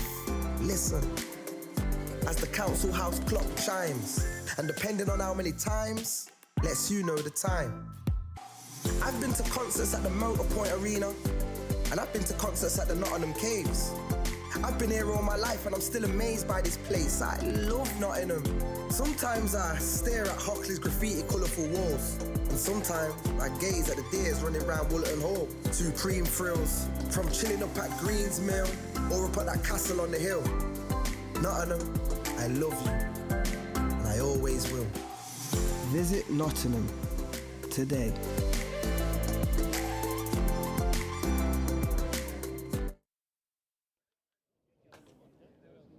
Welcome back here to Nottingham in sunny England. You don't get to say that too much, but certainly the sun is shining here for the men's 45 division between the Middle East and Ireland. James Preston and Kate Davis-Bavin to bring you all the action here. It'll be Ireland who get first use of the footy on day 3. So, outstanding result that we just saw from the USA. Perhaps a little bit of a surprising one, defeating Japan 8-2, as now Ireland straight away take off. So, this one is almost an unknown of sorts. The Middle East, a bit of a combination of players from different backgrounds, and for Ireland, obviously we've had them in the Euros, but once we start getting into the Masters competition, we expect them to be reasonably strong, but without a great deal of footy under their belt compared to some of those Opens teams. Yeah, definitely. Like I was just having a bit of a think, really, of what to really expect from, especially the Middle East team. Like you say, Ireland competing at a very good level in the European champs, for sure. But it'll be interesting. I mean, I feel like this game could go either way, and we'll just have to see what their structure's like from both teams, really. There's anything to play for. So Middle East now bringing it forward up towards halfway, and strong contact there. The ball came bouncing out. I thought that might have been called as a mutual infringement. We often see that called that way. Yeah, not in this case, unfortunately for the Middle East, but looks like Ireland are being asked to take it back to the mark and roll ball there, and Ireland have got an attack set in the danger zone for Middle East, and it looks like was that a hand in there? Yeah, yes, hand there it was. from the Middle East. Sullivan was looking dangerous otherwise, but now another set to work with here for Ireland. Sullivan sends it out to this left-hand side, now receives it back once more. Hopping a little pass again here for Connor Slack. No slack about his work, that's for sure, though, as he steps off the left foot and takes off here nearly through a gap. In fact, they'll say play through. So a great turn of pace there from Connor Slack, and certainly not a slacker to begin things here for Ireland. Yeah, they'll be really happy with that first score on the door, and it just shows the importance of playing through and listening to the referees. Like, he's just put that ball down. Middle East weren't really too sure about it, but he has just played through there, Connor Slack, and it's paid off. It's a great point you make there, playing to the whistle. It's important no matter what sport it is, that you just have to be alive in the play. Yeah, absolutely. You may think that something has not gone your way, but ultimately the decision is the on-field refs, and you've got to play to what they're the game that they're controlling. So yeah, it's important, definitely, and hopefully Middle East can have a bit of a response to that try. Now Sanderson takes it out to this left-hand side. Had options there with the share, but instead they'll go wider onto this right-hand edge, but well and truly above the outstretched arm there of Urselman, and still yet to really get into any kind of groove here, the Middle East. Ireland, though, looking a bit more settled. Yeah, looking a little bit more set. Looks like they're sticking to their processes. Bit unfortunate there that that pass out to the wing for the Middle East was on. It just wasn't quite completed. So the right options are there. I think it's just going to be a matter of executing it, but a few minutes in, might be a little bit of nerves, and it's a new game, it's a fresh game, and Ireland are really running them about in midfield at this moment in time. Number 10 there, that's for Middle East. Carl Birrell for Ireland there, and they're really putting in the work here. We saw Ireland suffer a real tough defeat to England earlier today, 12-0 I believe it was off the top of my head, and Kevin Foley out there on that far side of the wing. He was outstanding in a beaten side despite a lot of tries being scored. He probably saved 5 or 6 as well. Yeah, absolutely. Now Middle East working forward here through Warahia. Warahia once more, grabbing across to this right-hand side of the field. Pops it back on the inside for Dawson. Ooh, very sloppy play the ball, but let go here. Floating over the top. What a ball that is. And the Middle East run a terrific line. And out of nowhere, they've levelled it up. And yes, you can carry that one all the way back to the maternity ward, because that is a baby and a half of a pass. Lovely pick up there from not a bit of a difficult setup there, and he manages to hold on to it there and get that ball down. Good defensive effort there from Ireland, but Middle East just got it down just that second quicker. So lovely ball there. Andrew, Tom, the try scorer. It's worth pointing out too, it is Try July. You've got to make sure you're celebrating. Absolutely, as you should. And Ireland will hopefully be wanting to get another score on the door. They're going to be wanting to prove a point really in this game after this morning. Although Sullivan does have a point to prove here. He's just provided a little party trick with the floating pop back over the head. And his very next play, he follows up with a try here. Absolutely lovely play there. We've got the replay coming up. So just drawing that defender in. And a good setup there. And just the turn of pace there. And backing himself on the outside, getting that ball down. Claiming the touch, but it's not meant to be. Lovely score for Patrick O'Sullivan. Body on the line there too from O'Sullivan. Yourself and Alice Summers mentioned a little bit earlier today that, you know, you could expect some of these players getting a little bit old in the tooth, so it's getting a little bit longer. And I'm there myself, you know, I'm in my 30s now. I've had 4 knee reconstructions. I take it a little bit easy when I head out onto the pitch, but there's no regard for the body whatsoever here in some of these Masters divisions. Absolutely not. It's great to see. It's great to see the dive in and the really, I mean, it's a really physical game like the last game, just getting up and making those touches. It was really physical and, you know, a really good watch as well. And I think we're getting exactly the same in this game here. A nice dummy and then having a crack himself there is Kane Sanderson. And that is a try time. You can bet your life high fives all around there. Sanderson just seeing a little retreating defensive line and taking full advantage of it. Absolutely, just getting that midfield defence up and then just splitting the middles there and reaching out and retrieving the cap on the way as well. What a lovely score. What a response as well. 2 apiece. Very hard to split these two teams at the moment as they drive now through Birrell. Options wider still now for Nolan. Nolan nearly losing his footing, but pops a little pass here for McCall. Hasn't seen too much action, James McCall. He was given a cold in that earlier match against England. Ball never arriving to him as Elgaraki now takes off himself and then straightens back up, looking for Nolan through the middle. Well marked up though from the Middle East. Lowe was in there jamming in. They come back to the 7. Dolgaraki, trying to reel in a very audacious flick pass there from Nolan, who was laughing as he threw it. He knew he'd offered an absolute hospital pass. It is nice to sort of see the attitude between teammates as well, you know, sort of holding their hands up, having a little giggle about it. Like, ultimately, touch is such a fun sport. Obviously, they are representing on an international stage, but you can tell, you know, these teams, they really enjoy it and they really enjoy playing in a team together. It's nice to see. Looks like there's a bit of discussion being had here for a hard touch, and Middle East have the tap. They march once more here. A lot of expats in this Middle East side as well. Likes of Thorne and Walker. Stanley in there too, and here is Stanley now, popping a little pass for Thorne. So those two combining nearly let it go there, and it well and truly would have been called a forward pass as it comes back here to Nathan Stanley. He's just looking to set things up. Work for a strike dump. It's not going to come on that occasion there. They just got that timing a little bit off. Yeah, a bit unfortunate there, but I'm sure Ireland are appreciating the turn of pace. They're really putting the burners on here, looking to get off and get some fresh legs on. And they're really coming up that Middle East midfield defence. And it's looking quite clinical with the Irish players coming round and checking back into the middle there, setting up for that strike dump hopefully, but good defensive touch there from the Middle East. O'Sullivan will play on here. I thought for all money there was a bobble in the play of the ball, but as we talked about, you've got to play to the referee's whistle, and that's a very well-deserved try here for Kevin Foley. Yeah, absolutely. I mean, we've seen his ability as a defensive wing for sure, but it's nice to see it translating across into him finishing off those passes, finishing off those scores, and he'll be happy with that one, definitely. So 3-2 the score now after around about 9 minutes of play. Foley on the board after a tough first up effort against England earlier today. Now a short little pass here for Irwi.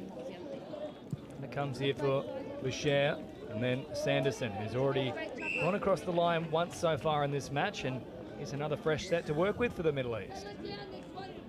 There's not a lot really separating these two teams at the moment. It's looking really quite competitive, and sort of one score, then another score. So hopefully, I'm pretty sure Middle East will be looking to get over the line here. Let's see if they can square the ledger now. So Sanderson sees it here in the middle of the field. Slowing it down, looking to work for that strike dump. They've got another penalty here though, so they've got to be careful, Ireland. Not sure if that first one was inside the 7, but if they get 3 in a row inside there for any indiscretion, the man sat down. Yeah, absolutely, and that's what they'll really want to be avoiding, particularly in line D, as the Middle East set up again. Oh, too easy there from Sanderson. Brings it right to the line, pops a little ball, and a beautiful line run there from Boucher.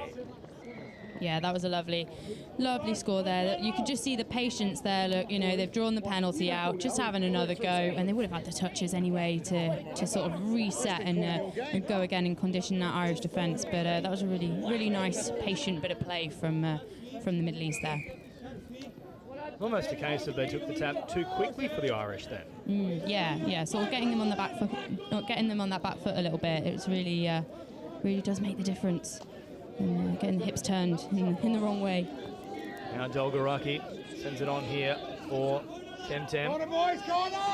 Temtem looking for a 10 out of 10 performance for that matter, and Dolgaraki having a little crack at the line. Good touch made in the end there though from Kyle Dawson. So they'll go back to this 7-metre mark once more. Opportunities here for Ireland though. They've got plenty of touches up their sleeves. Now Nolan shifts it on, wider still here for Birrell, who drops it down. Nolan once more through the middle, but they're offside here, the Middle East, so there's one penalty. Yeah, sort of going back, they seem quite evenly matched. We've got, you know, Ireland giving away a penalty for being offside, and the Middle East returning the favour a few seconds later, really. So we'll see what Ireland can make of it and see if they can capitalise off that as playing around in the middle here. Dolgaraki in an acting half, quick release once more here. Attempting to get across the line there was Anthony Nolan, but ushered away. Good touch made there from the Middle East. Dolgaraki. Nolan grabbing out to that left-hand side of the field. Dolgaraki at the advantage line, trying to storm through, but well read in the end there from Tui Malcolm Warahia. And in fact, he's going to say, I didn't get him in time. That's great honesty there from Warahia. And they've bowled him. It's a strike here for Ireland. Absolutely lovely. And like you say, great honesty from the Middle East team there. That is brilliant. He's getting in. And what a finish. Good bit of honesty. And like we say, like we were saying, like with Alice earlier, he touches a game of honesty, and that's what we love about it. Dolgaraki will be happy with that score, definitely. Got to say, the gents certainly know that they're on the live stream. They've come up with a few good try celebrations in this one so far. Yeah, absolutely. It's good to see. Now the Middle East will get another penalty here. So there's been quite a few of them to start this match. Nathan Stanley will just back underway about 15 metres from the try line here. They'll be happy to simply walk it up towards the 7. Try and suck in a few players here in the middle and really get them backpedaling. So concerted approach at the moment here from the Middle East. Now wrapping around is Stanley. Hops out of acting half, has them backpedaling, goes all the way through. Oh, they've all hit the ground. And it's an easy opening in the end for the Middle East, and we just can't split these two sides. Yeah, that was a lovely heads-up touch being played there. Like you say, Stanley just picking up. That gap's opened up. He's looking for support there, and it's there. And yeah, I think it's just a bit of a case of the Irish defenders biting in there where maybe they didn't quite need to. Yeah, lovely finish there. Max Lowe with a high point here in this match. 4 tries apiece, and you can just see in the background there some supporters also here from the Middle East, so great to see them making the trek across the ditch. Yeah, absolutely. It's so nice to see that people have some home support from, you know, from quite a distance as well. It's really nice. Lovely bit of a high press defence there from the Middle East, from number 3 there, Vulture. Oh, Foley, good hands as well, had to take that one well and truly out in front of the body, and at an awkward height too. Now Ireland still have a few plays up their sleeves here. Touches made from the Middle East. Not sure what they're trying to work for there. They're certainly not going to get a penalty for the Middle East not coming forward because the touch was already made. Now they head out to this right-hand side, simply floating a long ball here, and they'll work it beautifully. So had they just got the roll ball down, That was the real opportunity, but a touch pass instead, and they turn it over when there was a try potentially on the offer. Yeah, definitely. A bit unfortunate, that one, but it's just sort of tidying it up a little bit, and gives Middle East a bit of an opportunity to get those fresh legs on and driving up, trying to go direct. Ireland trying to sort of knock that off a little bit. They're not really giving them too much to work with, which I'm sure the Irish defence will be happy with. Warahia now popping a little pass there for Dawson, who's ushered away from Ennis, one of the oldest players in this contingency. He's certainly above the age of 45, I'll tell you that much. Now they come out to this left-hand side here. Dawson looking for an opening, but all those doors were shut on Son. And he's giving Ireland an opportunity now to get out. But, I mean, Middle East, good game management there. They're killing that ball in that far corner. It will make it more difficult for Ireland getting out and getting those fresh legs. Foley. Poppy little ball here for Dolgaraki as now Nolan brings it forward. Shy of that 10-metre mark into enemy territory. Nolan now creeping upfield. Dolgaraki drops it down. Good one-handed scoop here from Nolan. This is looking promising now for Ireland, who floated over the top. And Foley has to stop on a run because they've already called. In fact, it's not the pass being forward. I'm not 100% sure. I think he might have put a foot into touch. Yeah, quite possible. Unless. Well, that's a call for a forward pass, but Foley pulled up as if he had already stepped into touch anyway. Yeah, not quite sure what's going on there, but Middle East hopefully looking to capitalise on it. They've got that tap, and going to look to get across to the box. Looking a little bit less quick getting off the pitch there, and Ireland can really push up now to knock off that transition on move. Thorne through the middle, and then Stanley trying to float a pass out wide, but well and truly floating forward, but one of the hands forward as well. It's gone over the sideline regardless. Now Foley and Team Ireland will have the chance to restart things here. Dolgaraki bringing back towards the middle. These two teams are so evenly matched. Where do you see them finding an edge over one another? Oh, I mean, I think just sort of completing what they're doing when they're getting up there a little bit. There's been there's been some errors from both teams that, you know, it might be the difference from one team sort of fixing those errors at half time to the other not doing that. Might be the difference of this game. Just like we always used to say, control the controllables. You know, getting that roll ball, completing that final pass. But I mean, the Middle East defence in here, it's looking really strong. And like there we see, like Ireland, just that, not quite getting it to hands. They don't need to be rushing, getting up to the line, and that could be the difference essentially in the second half, I'd say. Only 2.5 minutes until that point in time, so both teams will get a chance to mix things up a little bit, make the necessary adjustments. As now Middle East step off the left foot, but I think this might come back for an old school obstruction here. Yes, it is. We don't see too many of those on a touch field. No, you don't really. You don't. But it's always fun to see. But, I'm sure Ireland will be thankful for it. Let's see if they can make the Middle East pay now, though, as a result of that indiscretion. Short ball here for O'Sullivan, who takes off once more. Already a try to his name in this contest. Nice close one at that. O'Sullivan, an option back to the middle. Good touch made, though, from the Middle East. Had to be done as well. It was just centimetres from running away to the try line. O'Sullivan. Popping a little ball here for Connor Slack, who got the first try of this match. And now O'Sullivan once more, popping it back on the inside. It was the right play, but Slack had just slackened off. Yeah, unfortunately so. But yeah, now we've got Middle East coming out again. And maybe they can try and keep the obstructions to a minimum coming on this time, and see what they can do with it. Lovely offload there. To, a little wraparound play too, so very creative stuff here from the Middle East. It's always nice to see sort of that expansive open play, and just heads up, like if you see a shooter coming up towards you, just popping off and around, like if you've got the numbers on to help you out, it's always a guaranteed getting an extra few yards. A bit of confusion there in terms of who is going to be half, but they seem to have fixed it now and on the front foot again. Meters on offer here for Pookie. Now out for Warahia. slowing things down momentarily. Oh, the flick pass comes out too, and they did find a little round the corner ball there. And they were perhaps thinking with only a minute left in the first half and the touch count running thin, might try something a little bit magical. Yeah, absolutely. And you know what? It may have come off. It may have come off. Didn't this time, but it might do. It might do in the second half for them. The coaching staff is watching the live stream to get a little bit of live feedback, if you will. We want to see more of it in the second half. Throw it around, boys. Have a bit of fun out there. There's now Ireland on the attack, and that is played out here from the Middle East, so there should be another set to work with. Now, Frank Ennis is pointing at something here and having a chat.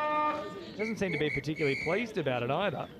But it's all handshakes, and they'll take that one into the shed. So between Warahia and Frank Ennis, and quite literally, we can't split the two teams after the first 20. Yeah, absolutely not. I mean, what a first half. It was they were really evenly matched. It's just, you know, both teams sort of putting in those little silly errors. But it'll be interesting to see sort of what conversations they have at half time and see what gets fixed and see how they end up.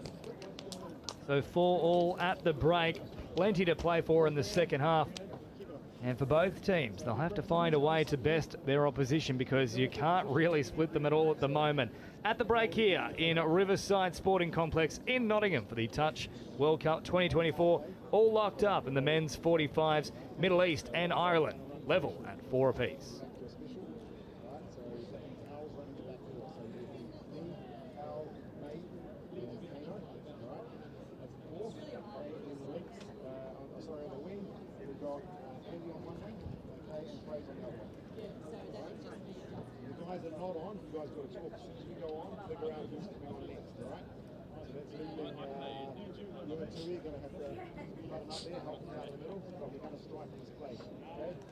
Faking over to Al. I'm giving to Nate.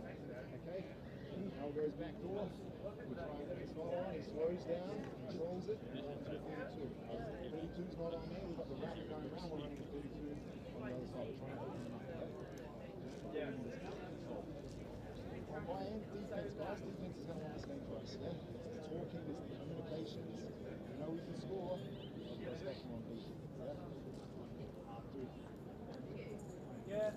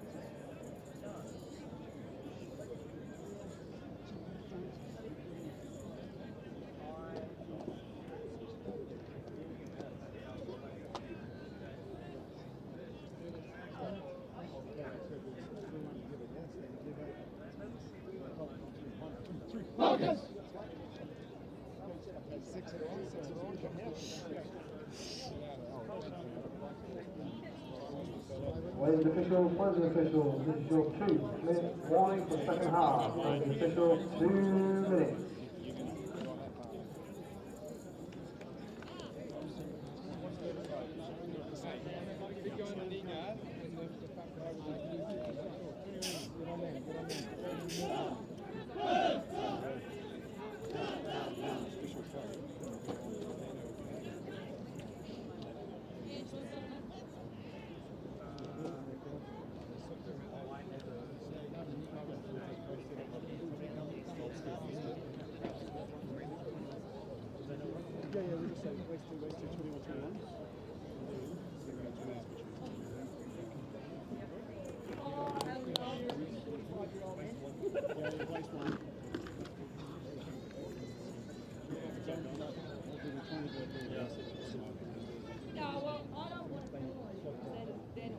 Ladies officials, this is your 1 minute warning for the second half. 1 minute.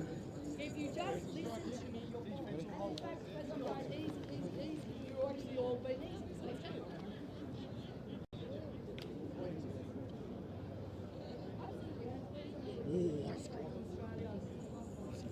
Where's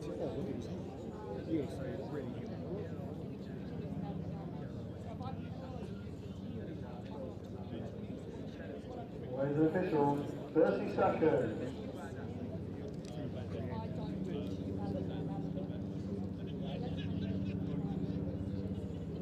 Welcome back here to Riverside Sporting Complex in Nottingham for the Touch World Cup 2024 Men's 45s division. Middle East and Ireland unable to be separated. Over the first 20 minutes, it was a tight contest from the very get-go, 4 tries apiece, and myself and Kate Davis-Babin have been enjoying all the little chats that are occurring here with James McCall and our sideline official as well. There's a real good sense of feeling about this one. It's a fun game. Yeah, absolutely. They look like they're really enjoying it, like both teams. Quite a lot of chat and, you know, happy chats in the sub box, and having a bit of a laugh and a joke as well is really nice to see. We've got a great view of the Middle East sub box from our tent over here. As Middle East are on the attack, looking to get one up on Ireland in this game. Last play now as they pop a little pass, but well watched here. Ireland, Irwin who came in to make the touch, and Stanley was looking a little bit dangerous in that set, so too Alistair Thorne, but nice defensive medal there from the Irish as they work upfield now and are heading towards their subs box. I don't think Foley's had a break thus far in this one either. He's already scored a try and just tireless work out of acting half. Yeah, absolutely. He's putting in the work this game. He really is, and like we were talking about his defensive shots and things like that, he's been a really solid player for this Irish side. And, just directing traffic a little bit there on the about 10 metres out from the try line there. Play on here for Ireland as Ennis sends it out to this right-hand side, Dowling, and now back to Ennis, and they've lost about 20 metres on this play here, Ireland, but still play on for now. They get a little flick pass away. Wasn't touched, though, from the Middle East, but it almost created something out of nothing there. Foley was in open space. Yeah, absolutely. And, yeah, just a bit unfortunate there. It'll be interesting to see over the next few minutes sort of if these teams have fixed those sort of little mistakes that we were talking about in the first half and at half-time. Well, that could be the difference here, given how tight this contest is, and no one there for the Middle East to pass to. Eventually arriving is Arnold Dawson, but Warahia was left in no man's land for a while there. Now slowly approaching towards that try line as Warahia sets off, sets sail, finds a pass, or good scrambling defence there from McCall. So that's proof that he doesn't just have a chat with the sideline official, he also makes some very important touches. He absolutely does, yeah. That was some really good running there from Warahia, and good looking up at the defence, finishing it off in the far corner there for Ireland, not making it easy for them by any means. Really strong touch there on the box side wing. Ennis now popping a little pass, and then grabbing across there was Temtem. For the run here of Dolgaraki. Dolgaraki receives it back once more, but they come back for an incorrect roll ball here, not facing try line. We've seen a lot of teams getting pinned for that inside the first 3 days. It's not one you usually associate as being picked up so often. Yeah, I was thinking that. It's not normally one that is pinged all the time. So it has been surprised. I mean, just today, we've seen quite a few of them. I mean, it is quite an easy fix, but then it might also be testament to some of the defensive touches that are being put in, and people really skewing the base that people have got for their roll balls. It's the Middle East coming at the try line again. Boucher sending it out to this left-hand side, and this one is going to go against the Middle East here. So Dolgaraki send it to Nolan, who gets back underway, and I think Nolan's wanting a forceful contact there, but it is still a little bit slippery underfoot. You can't just stop and disappear. Yeah, definitely not. Now, the ref was not giving that one. And in that instance, I think it's better to just get that ball down as best you can and get some momentum back. Ireland now heading towards the centre of the field and up over halfway as a nice straight charge comes in here from the run of Irwin. O'Sullivan now. Another error here from Ireland, so With an ill-disciplined start to the second half from them. Yeah, it's looking like it a little bit at the moment. Although this defensive pressure that they're putting on here, it's looking really good. I mean, they're sort of playing around with the Middle East a little bit, making it quite difficult for them, getting up really high, and they've not got to halfway yet, which is it's a good position for the Irish defence to be in. Definitely, that's what they'll be wanting to do. They'll want to limit their options. Last one here, they've only got the one option to try and put on a try-scoring play, and they almost worked it up along their short side, but we tend to talk about the quality set being one where you're crossing the halfway line on play number 3, and for the Middle East, it's usually around about play 4, play 5. Yeah, that's I think that was definitely testament to Ireland's midfield defence in that instance. They were really working hard. We were talking about their tiny errors that they're sort of making, but they worked hard there to sort of pull it back and keep Middle East down that end. And now they're coming on with some serious injection of pace here. Just not quite initiating the touch. Got to bring it back to the mark there. Dowling drops it down now after that rapid-fire little run at the Middle Eastern defensive line. Ennis holding it up for an eternity before popping a little pass, and now he has worked it nicely here. So they're offside. Now surely there's going to be a penalty here for a late little infringement on the Irishman. And that's what Ennis is trying to say here, and I think they will have a little conference with the sideline official, and there was a bit of extra attention. And yes, it will go the way of Ireland, and it had to as well. Yeah, really good display of refereeing there as well. Just like taking a second to go and speak with your colleague on the sideline and make that decision, and really good result for Ireland there. So let's see if they can capitalise off it. Touch made there from Tom. Now send Ireland back. It was very close for Dowling to nearly squeeze through. Back to the 7-metre mark he goes now though. Ennis. Set up from acting half. Back here for Dowling. Oh, very flat pass, more than flat. I was being kind, but the referees aren't. Yeah, that one was ever so slightly forward, unfortunately. Again, just those little errors. They've got the touches on the try line there. They don't need to rush it. Just take the time to take that extra step back, or help put your other player on side. But giving Middle East an opportunity here to. And they're driving out their half a little bit stronger than they were the last couple of sets. Warra here now in an acting half for the last one and takes off. A good opportunity now for the Middle East as they keep promoting the ball out to this right-hand side of the field. And McCall doesn't really have the brakes on quite quickly enough, and he's got a wry little smile as well. Big contact there, but not with any sort of malice. No, absolutely not. I think it is sometimes, like you're saying, with it being a little bit damp underfoot still, sometimes it is difficult to slam those brakes on as quick as they need to be. Not to mention, if there's one thing that is shocking for the knees, it's that rapid stop, which is associated with elite level touch. You cast your mind back a few seasons ago to the New South Wales State Cup for our really switched on Touch World Cup viewers, and Nick Good, at the time the Australian captain of the men's open side, was trying to pull up quickly on a plate. The ACL went, so there's always that little bit of risk of concern of pulling up too quickly. Yeah, it can be a bit of a danger zone, especially, and like if you're planted as well, it's not always the best, not the best for the knees, as we well know. But yeah, got to look after themselves, this men's 45s team. Nolan now hopping in and acting half, picks it up. He's pulling players back towards the middle here with Dolgaraki. Here they come with a little raid. Oh, they had to hit the right-hand side. Dolgaraki was passive back on the middle, but the sweeper came across in the form of Birrell. That's probably a wasted opportunity there for Ireland. But they might get another penalty here.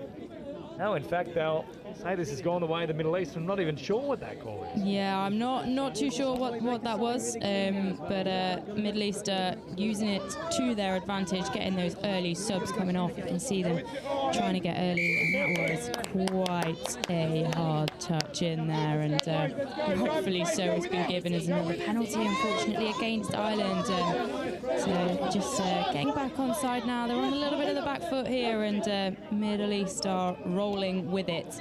Oh, and they've opened up a gap as well, and now they put on the afterburners. Here we go. Pookie all the way through, and the Middle East will get the first try of the second half and soak up an extra few precious seconds. So Pookie just flicked a switch and away he went.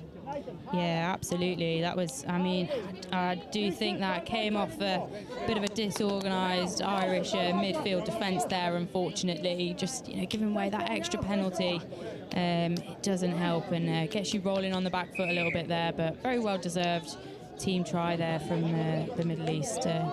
Well finished off there by Pookie. So Middle East get the first try of the second half. It's taken some time as well, 9.5 minutes. All locked up at the break, 4 tries apiece. Now a bit of work to do here for the Irish. They're not out of this by any stretch of the imagination though. So Sullivan drops it down.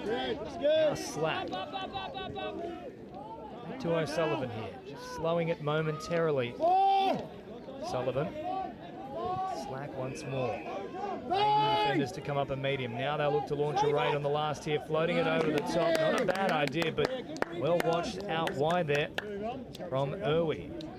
Yeah, that was an unfortunate one there. The Slack was doing really well there to bring up the Middle East midfield defenders there, but that pass just wasn't quite on out to the link channel.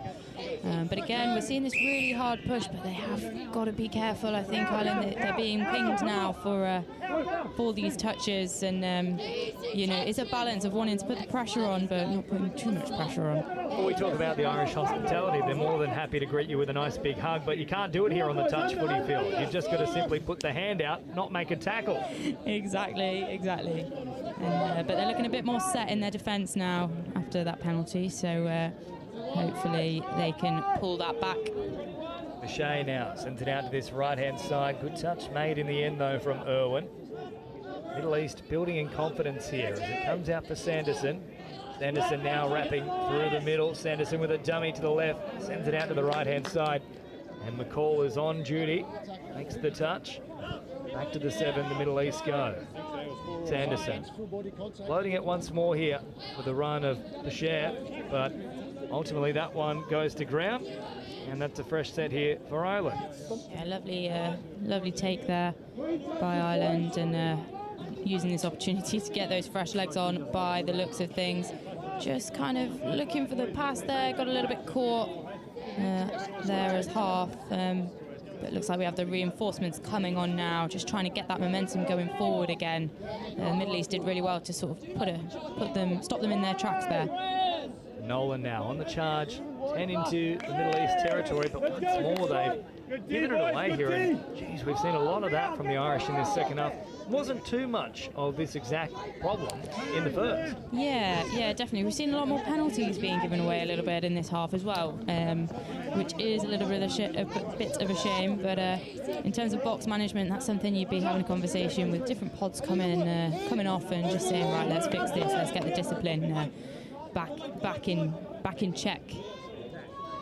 Awara here, out of acting half, has them backpedaling momentarily. Heading across that left-hand side of the field, nothing really coming from it. So, a real stalemate this second half. Just the one try has been scored since the break. We had 8 in the first. You wonder what's got to give here for either side. For Ireland, they just have to start completing the sets and put a bit more pressure on this line. They've seen very little of this end of the field. This is better now, though, from O'Sullivan. He picks it up once more, has them backpedaling, sends it wide early, and a beautiful play there from O'Sullivan. You could see it building throughout the set, and McCall is on call. He answers it, and guess what? It's a try on the other end of the line.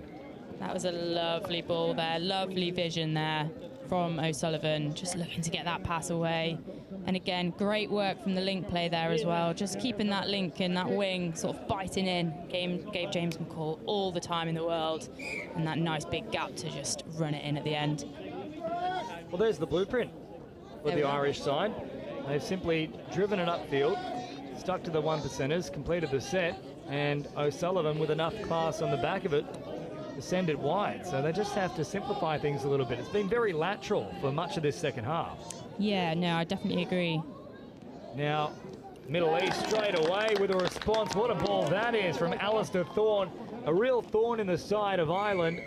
And once more, doesn't take too long for the hit back. Yeah, lovely setup there. Lovely setup for the Middle East. And just trying to get out and just a second too late there. But what a lovely finish for Irwi on the Middle East there. Adrian Irwi there. Keeping Middle East with that 1 point lead. And maybe Ireland can have a response to it as they're coming up now. Again, with that pace again, a bit more flowing now. And again, out to the wing, just not quite finishing it off. Bit of a shame there. Well, Nolan found the pass. Foley on that occasion was probably a little bit too flat. If he was coming onto it, that was a try. Stay alive. Now the Middle East working away on their own end here as the sun is really out in force in Nottingham. It might sound a little bit strange that we're saying this, but it's quite warm here in England. It very much is, and that is very rare considering the July we have had. It's been very rainy, but yeah, it's nice to see. Nawara here, sending it wide and recovering just in time was McCall, but I think the pass was well and truly forward.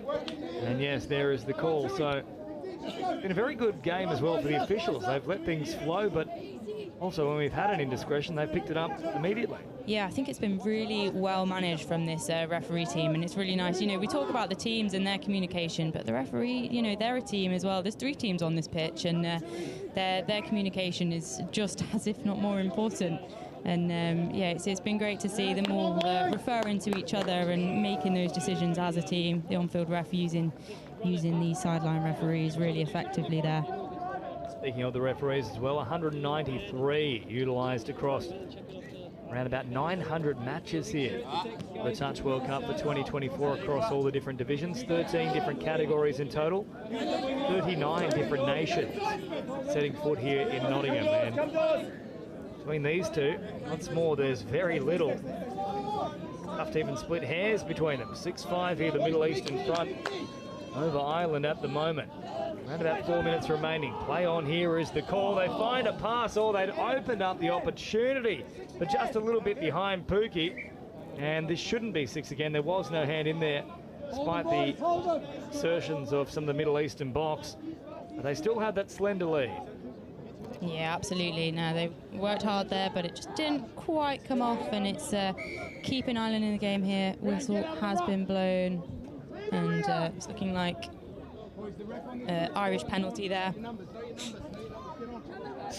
Now Dolgaraki popping into the middle here for Dowling. Dowling up towards halfway. Well, very flat pass here from Dolgaraki, right at the advantage line there for Birrell. Dolgaraki once more, bringing it forward.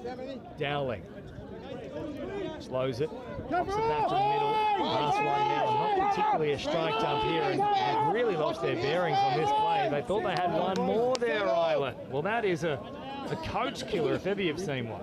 Yeah, that one was a little bit unfortunate. Like Dolgaraki put in some real hard yards getting them up there, and then it's just a little bit of confusion and a bit of loss of structure when they do get up there. But as we say that, Ireland have got the ball back from Middle East, just again one of those unforced errors really, and they've got another go at the line. So let's see if they can stay a little bit more organised and complete this set of 6 hopefully. Now is the time here for Ireland, and straight away they strike Dolgaraki. A beautiful draw and pass, and Dowling on the spot. Once more we are all locked up, and there is that grandstand finish that you ordered. Absolutely lovely bit of play here on the replay. Got Dowling there, and then Dolgaraki taking it in. He's there as an option, step back in space. Absolutely lovely. And then no doubt there was the option there on the outside. That was a beautiful bit of play created there by David Dowling. So 2 minutes to go. You'd have to say next scorer will probably win here based on how this game has gone. 4 tries apiece in the first half, 2 now each in the second. Points have been a little bit more at a premium in this second stanza as Orahia sends it wide, but McCall, the brick wall, not allowing anyone around him. Stood tall in defence, and 90 seconds on the clock. They'll have to go the length of the field here, Ireland, but there are opportunities for them as O'Sullivan puts on the dummy and now takes off himself, straightening things up nicely. I'd like to see them just go straight ahead here, not head towards the subs box. They had a good opportunity to keep rolling off the back of that work from O'Sullivan. Yeah, lovely bit of footwork in there as well, and with you know, Middle East midfield defence there is really kind of taking the momentum out. So really going direct would probably be the best option in this case, which looks like they are trying to do. and looking to go on the scoop. Once more, claiming it's the touch. O'Sullivan nearly going all the way through, and with a minute to go, we don't have drop-offs. That's worth mentioning here in the group stages. So this could well end up a draw. I don't think I've seen one across the first 3 days so far. Yeah, I'm a bit sad there's no drop-offs in group stages. I do love to watch a drop-off. They're not nice to play in, but they are nice to watch. But yeah, this may well be a draw. But like we said, I mean, there's not been much separating these two teams in this game. A draw would certainly be a fair result, but the Middle East might have one last thing to say about it as they take off once more here through Thorne. He's already set up a try, so too is Sanderson. So they do have the right men on deck to try and pull this one out of the fire. Switch of emphasis here for Thorne, who sends it long. Getting out there nice and quick, though. The Irish have the answers. Dowling makes the touch, and there'll be maybe time for one, potentially two plays. They do want to try and get the win here. They're going to have to go very quickly, Ireland, and that will not help. There is the siren. They're still waiting for the ball. And I dare say we'll get one final chance here. Do they think expansive, or do they simply say, you know what, it deserves to be shared points? No, they will have a little crack at them here. Floating it out wide, and unfortunately the referee can't score herself. No. That hits the deck, and that'll do it. That will do it. What a game. And like we say, really not a lot separating the two teams. And it was interesting to see sort of them cleaning up a little bit in the second half, but then maybe the discipline going a little bit for both teams, really. But yeah, what a game. The full time here in the men's 45s division between the Middle East and Ireland, all locked up at 6 tries apiece. Still more action coming your way, don't go too far. Wales take on England. The grudge match once more is up next here at Riverside Sporting Complex for the Touch World Cup 2024. I thought it'd be Liam, but it's not. It's actually... Can literally just gone down the steps. I think, to be fair, I think Liam needs to be replaced. Didn't even turn up. I think, okay, boys, let's get your stuff. Let's come in. Come in quickly. Come in with Chatters.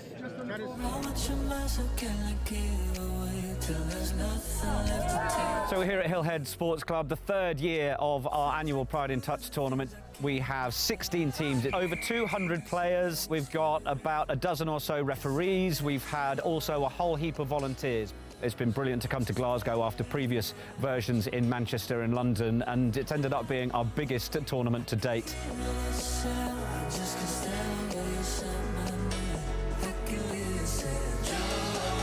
Get a lot of curious players that want to try out touch rugby for the first time, so they might be a bit nervous, but I think they come down, they hear the tunes that they're playing, they see all the rainbows, all the smiling faces, and I think they realise that actually they can just have a good time.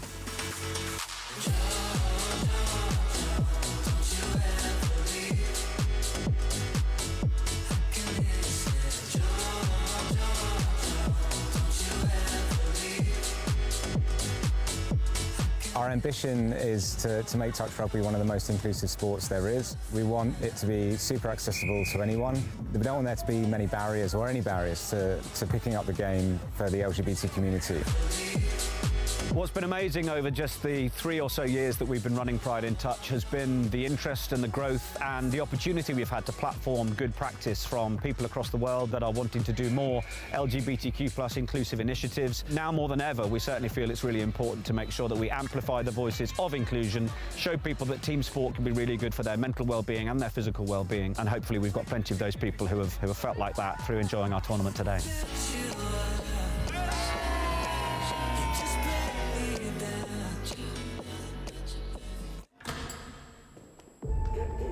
So what does it mean to you? The time? Sweat. The passion. The thrill? The determination? The support. The camaraderie?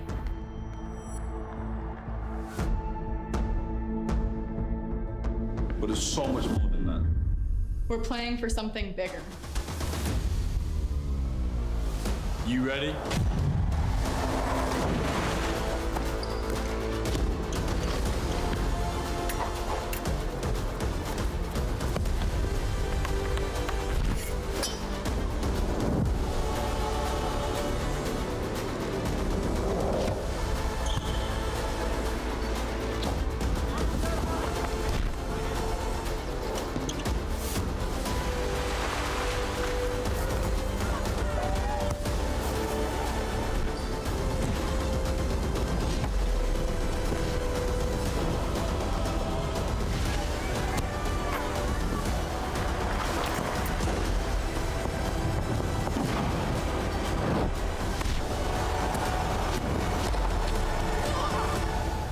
Question is, how are you going to leave your legacy?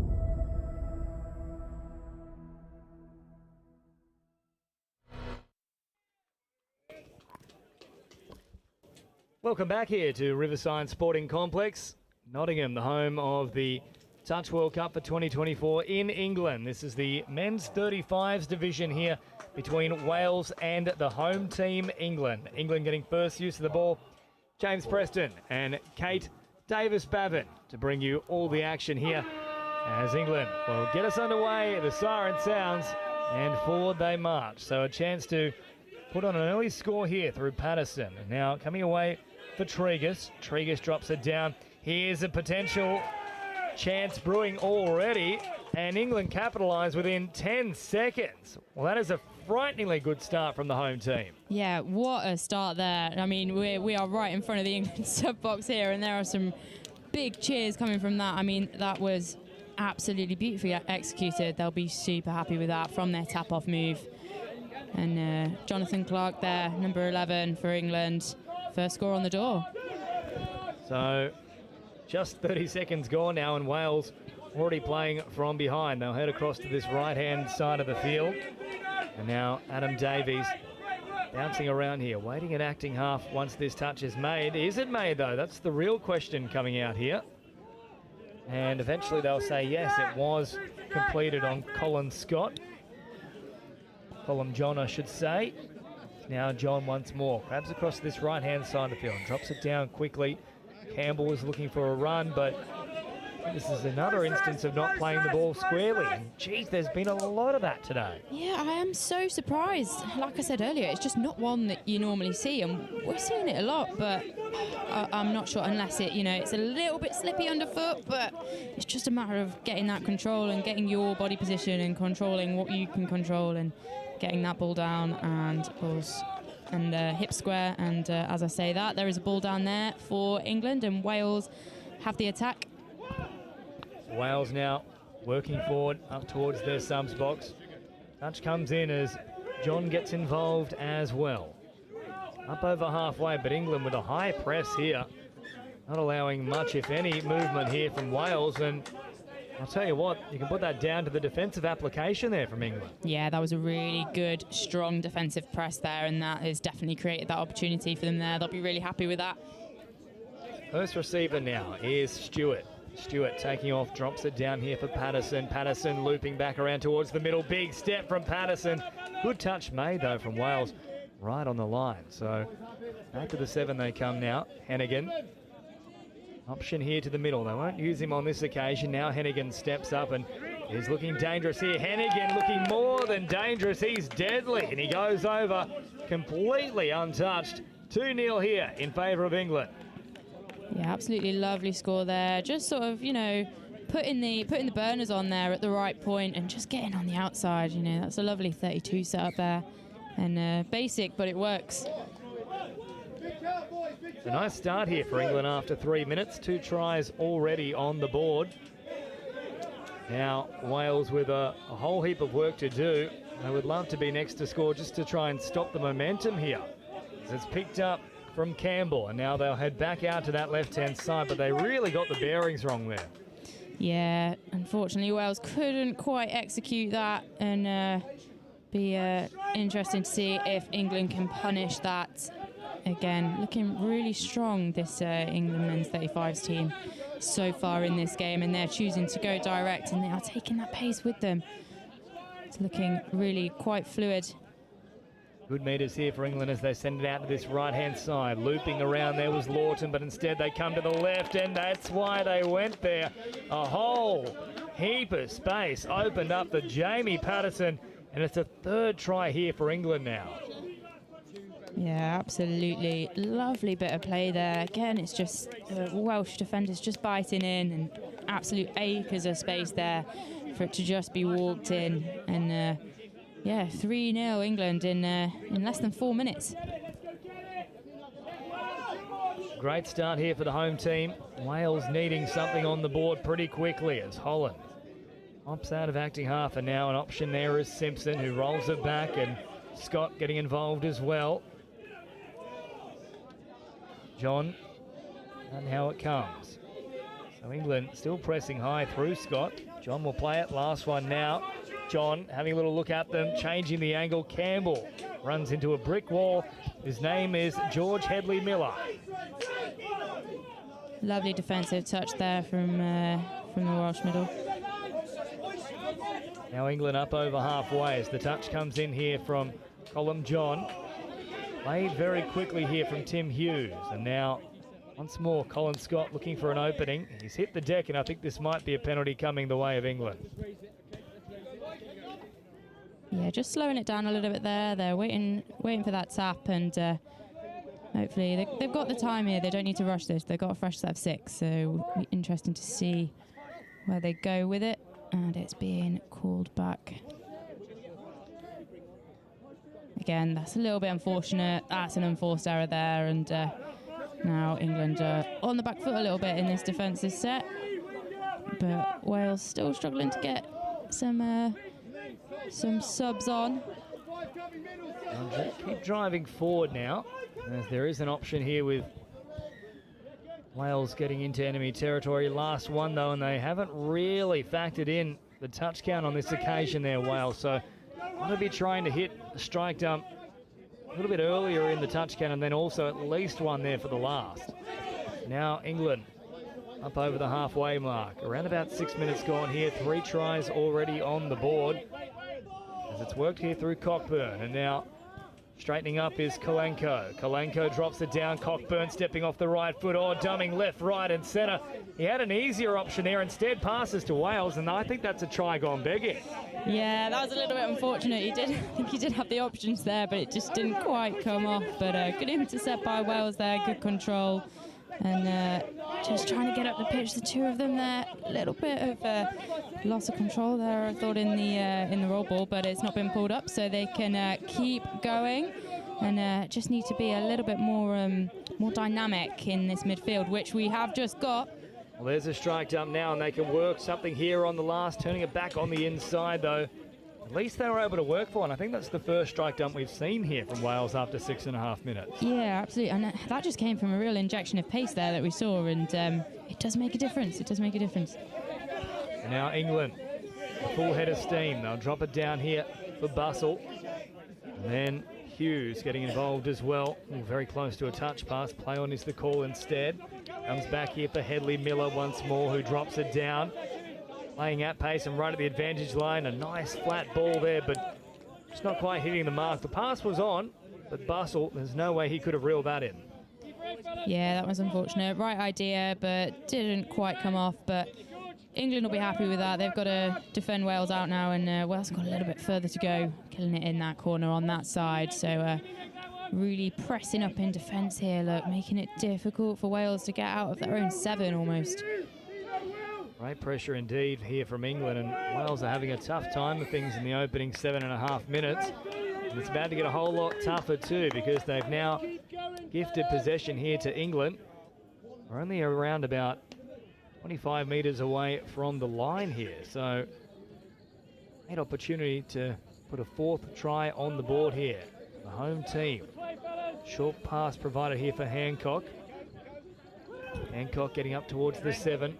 Oh, a little bobble involved there from Hughes, and then trying to tip it on for Stewart. And that will be a changeover here with the touch pass occurring. And 3-0 it remains here after 8 minutes. So England looked very good in the opening exchanges, but just falling a little bit flat the last few minutes. Yeah, they came out the blocks really, really quite quickly and quite hard and fast, but seems to be plateauing a little bit now. But they'll be comfortable with that 3-0 lead at present. Probably just sort of conserving a little bit of energy at this point. But it's a good opportunity to work on the processes, and it looks like that might have been a foot in the ruck there rather than a loss of control. So Wales keeping hold of the ball there. Drop it down, and now Williams hanging out here for Dean Thomas, who for a moment I thought was wearing a Santa hat out there, but no, that is the Welsh bucket hat. As now Williams picks it up, nearly going all the way through him there was Thomas, who lost his footing, and for a moment looked like a bull charging the opposition. We're not in Spain, we're in Nottingham. Seems like a little bit of a conversation is being had with Dean Thomas there, and Wales still have possession. He's taking the roll ball. Not sure why the penalty was blown there. I just thought it was a case of almost a mutual infringement, if you will, with Thomas slipping and certainly some heavy contact, but I don't think there's anything England could have done about it. Nonetheless, Wales won't complain. They've got more time here inside the 7 as Harvard steps off the left. Pulled back to the 7 now, though. Approaching the quarter-way point of this match. They'd love to get something on the board here, Wales. They bounce out towards this right-hand side of the field. Thomas now going for the direct option. Oh, popped a little flick pass, but nearly into the waiting arms of England and had that stuck. I think they were off for all money. Yeah, I think you might be right there. And England have got the tap and are looking to go. Oh, look at the pace on that ball from the English link there, and well held there. Number 1 there, Stuart Bussell on the wing. Really, England looking really clinical here, and Thomas just got a hand there to the ball, so that will be 6 again for England, and they will thank him for that little bit of extra time on the ball up on that 7 metres. Scott drops it down, and now they come to this left-hand side through Hennigan once more, but we'll go back for another penalty now.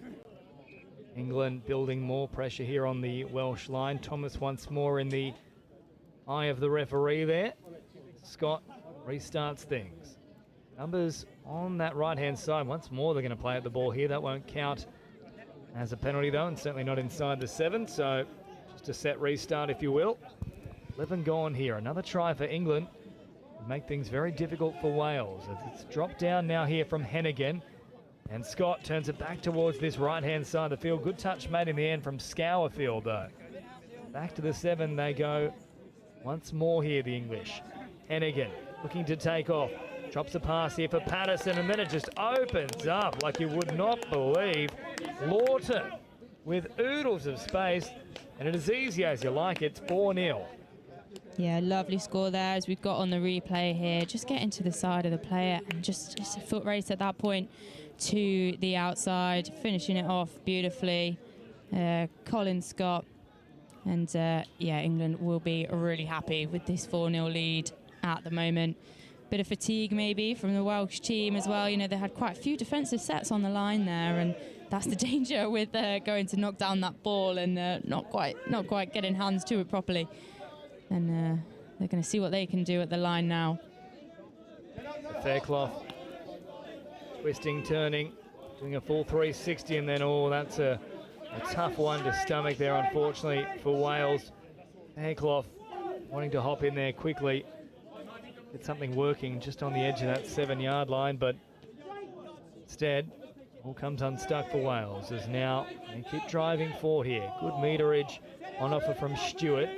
Up through the middle comes Tregus. Tregus drops it down. Stewart once more looking long, playing short. A beautiful ball from Stewart. And Jonathan Clark gives the English their 5th. Yeah, lovely score there really from England. Again, it's just looking so clinical. Well, actually, I think they're going to come back for this one here. So, yeah, there's a late call from the sideline official. They've said forward pass, which that's an interesting call for mine. Yeah, that is interesting, but Wales, oh, that was a big touch in there, and I think it might have been called back for it. Well, it hasn't been a happy couple of minutes here for Fairclough. He's had the drop ball up the other end of the field, and now he's done the big old Greg Inglis straight into the chin. It's giving England another chance to attack at this line, maybe claw back that try that they just haven't got. The drop down now, and Clark receiving it once more. Clark sums it up beautifully and finds a pass in that link position. Aaron Tregus runs a great hole, and it is absolute clockwork there for England. Yeah, lovely finish there. Again, just acres of space there just to walk it in. Really nice finish for Tregus there. And they'll be happy with that 5-0 lead. They'll be feeling very comfortable going into the second quarter of the game at this point. So Wales with a lot of work to do here to try and get themselves back into the contest. The touch is made from Hancock. Wales still driving up towards that 7-metre mark. Stopping on the run now is Thomas, who's gotten rid of the bucket hat. He's decided that's brought him no favours thus far. And they need a fresh approach, and they might get it here as well. Oh, Thomas on the spot. I'll tell you what, maybe the bucket hat was the problem. He nearly goes all the way through. Unfortunately, it'll come back for a forward pass. Oh, that is unfortunate. Maybe he heard you saying it looked like a Christmas tree. Well, it is July. We can do the old Christmas in July here. Does remind me of my Christmas, of course. Back in Australia, it is very warm. Well, there is that. England looking to get a little bit of momentum going forward here. They seem to have lost a little bit of structure in this subbing on move, but they're trying to regain that. Hennigan's done a great job here. Rolls it quickly and all the way through into the backfield they go. Stewart far too easily. And Bustle is there on the spot, and he collects a second now. Yeah, lovely score there. Just getting that platform and injecting that little bit of pace again. And from quite a static play, actually. Well, they were all lining up, waiting for an opportunity to get their name on the scorer sheet. And unfortunately, the other England teammates, Bustle said, no, I want a second.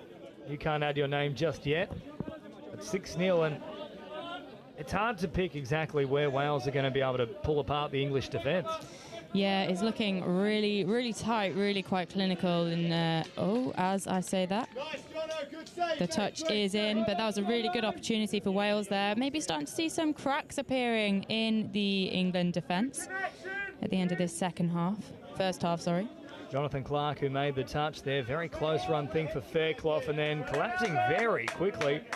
Nearly created something out of nothing, but a good touch nonetheless from Aaron Tregus, who's scored a try not long ago and now potentially saves one there for England as well, as they head upfield now and up over halfway through. Tregus drops it down quickly. Now a run here for Kalanko. And then getting involved is Dean Hancock. Hancock dropped it off very fast there, but nobody was ready to capitalise as Headley Miller sends it to the middle. Now picks it up again. Oh, they've lost their footing there, Wales. And in the end, that's a great little play there from Adam Davies. If he didn't stretch out the arm then, it was a try. Yeah, absolutely. There is a time and a place to be getting your hand to that ball. It's sometimes a little bit unfortunate if you don't quite manage to hold on to it. It's 6 again, but otherwise, it's better than a score coming through. And looks like that's another knockdown there from the Welsh winger. Well, another smart one too there. Thomas Jones got his hand to the ball, so that's probably 2 tries they've stopped by playing at it mid-flight. They'll have to do a lot more defensive work here once more. This time Fairclough again in the ire of the referee with a leading shoulder, and he's going to come up with a great bit of sportsmanship here, although also mucking around there was Dean Hancock threatening to have a crack immediately, and he will do the exact same thing. So Hancock, very cheeky stuff there, said, I'll give you the handshake, but I'll also take a try for your troubles. Here it is. Fairclough takes the little tap of the hands, and then the moment he's back, Hancock tries to exploit it, and Fairclough is already heading for the sideline. I think that was a bit of a case of force sub there. Little handshake was quite nice beforehand, but yeah, Hancock held absolutely no prisoners there. He said, I'll have that right back. Thank you very much. Well, that is very cheeky from Dean Hancock, and I'm sure that'll do the rounds on the English social media as well. Come inside the final 2 minutes of this first half here, and now John, bring it forward inside the 7. Back to that mark he'll go now. Waiting an acting half is Adam Davies. Davies popping in. Oh, finds a little flick pass involved as well. That was pretty nifty. Yeah, England will just be wanting to stay in control of this game. Going into the last couple of minutes of the half. Wales looking to press up in defence, but England are really working their way around them quite easily at the moment. That's something that Wales probably want to be fixing going into the second half, and we're going again. Oh, Simpson takes off and nearly all the way through, and you can just see there he was having a little verbal there with Kalanko, who was coming in support. And he was saying, sorry mate, I nearly got away from them, but I just couldn't get the pass away. Yeah, lovely bit of play there really from England though. And Wales again trying to get out their half.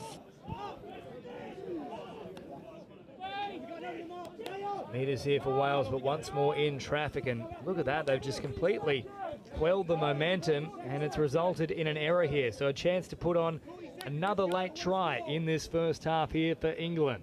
7-0 already. Wales really feeling all this punishment as it's worked here towards that 7-metre line. Or Traeger had a little look at the line himself. They'll get another set to work with, but not sure if they'll have enough time to get through the entire set. Only about 25 seconds remaining. Tregus will take off immediately. Good read there, though, from Thomas Jones, who makes the touch. 20 more seconds to see off here for Wales. They drop it down on the 7. Or Tregus has 3 cracks in quick succession, and each and every time Wales have an answer. That's probably the most resolute their defence has been the entire first half. Yeah, absolutely. Great bit of defence there from Wales. They really kept them out, especially putting them under pressure. You know, they'd got the turnover sort of as they were coming out of their half, and yeah, it's a big mental game to keep them out in those last few seconds of a half, definitely. So yeah, good defence there from Wales, and hopefully something they can build on going into the second half here at Riverside. It's going to be a tough task for them, but at least it's not down by 8. That's what they'll be saying from that final play. England, however, with a big lead at the break. It's 7-0. We'll take a short break here at Nottingham. Riverside Sporting Complex for the Touch World Cup 2024. England leading 7-0.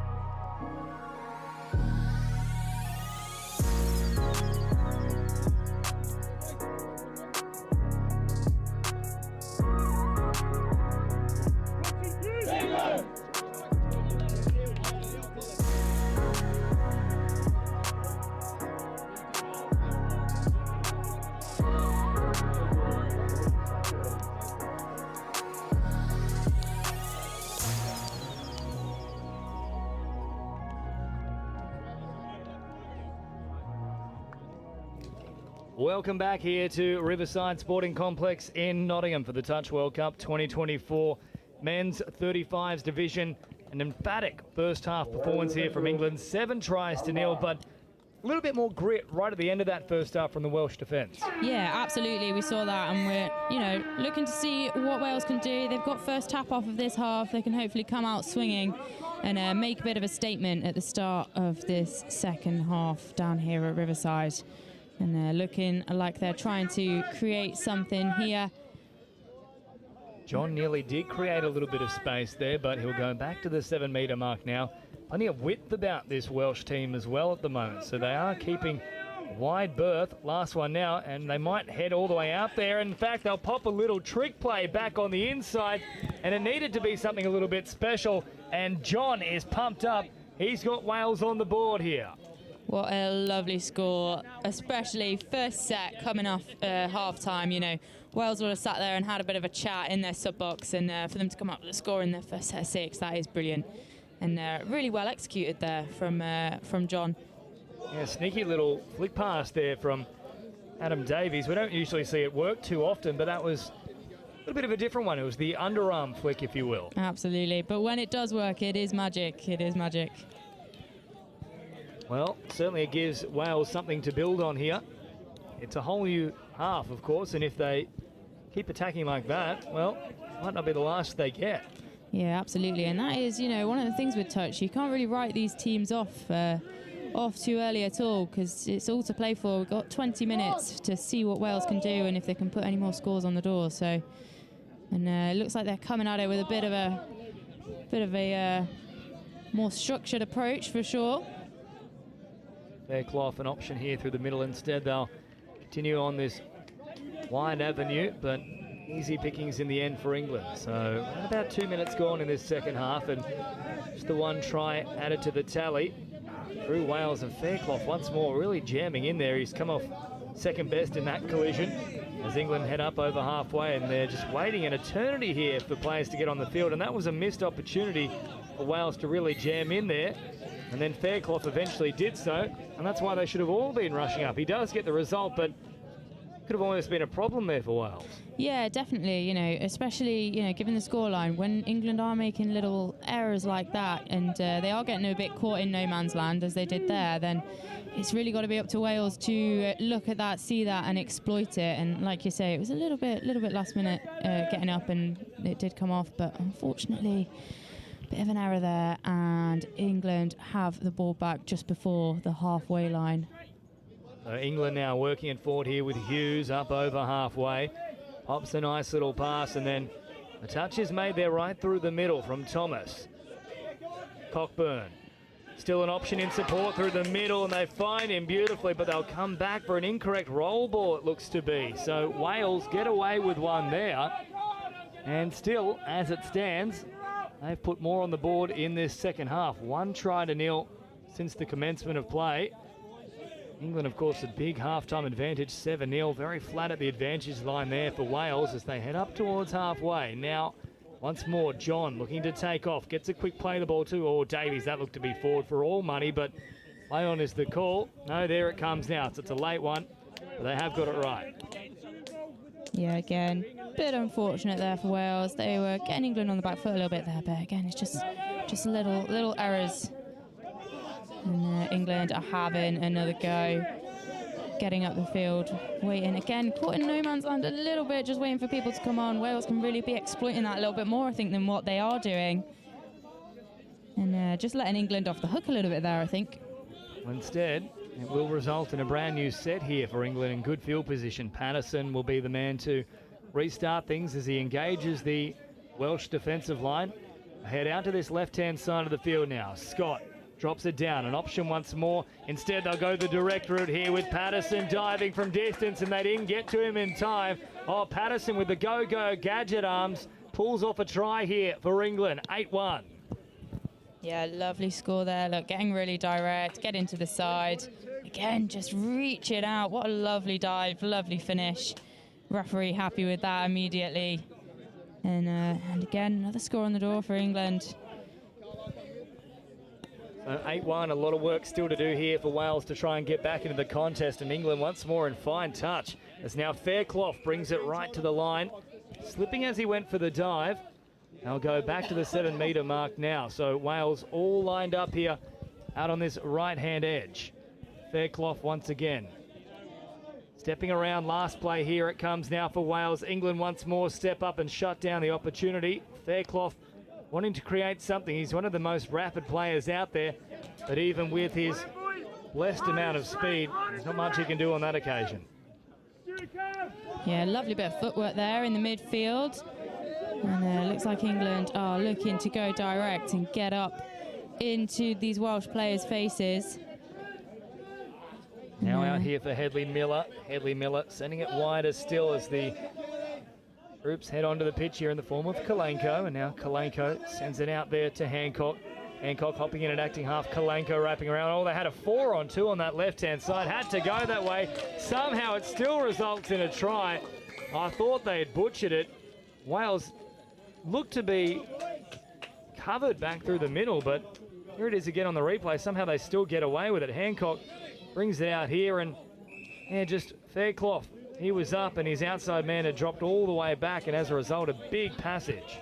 Yeah, not the most orthodox touch move I've seen, but it paid off, and it just goes to show just doing those moves with a little bit of momentum, even if it's not necessarily the plan of attack, it can sometimes come off and work in your favour. So good listening and good watching and reading by the England attack there.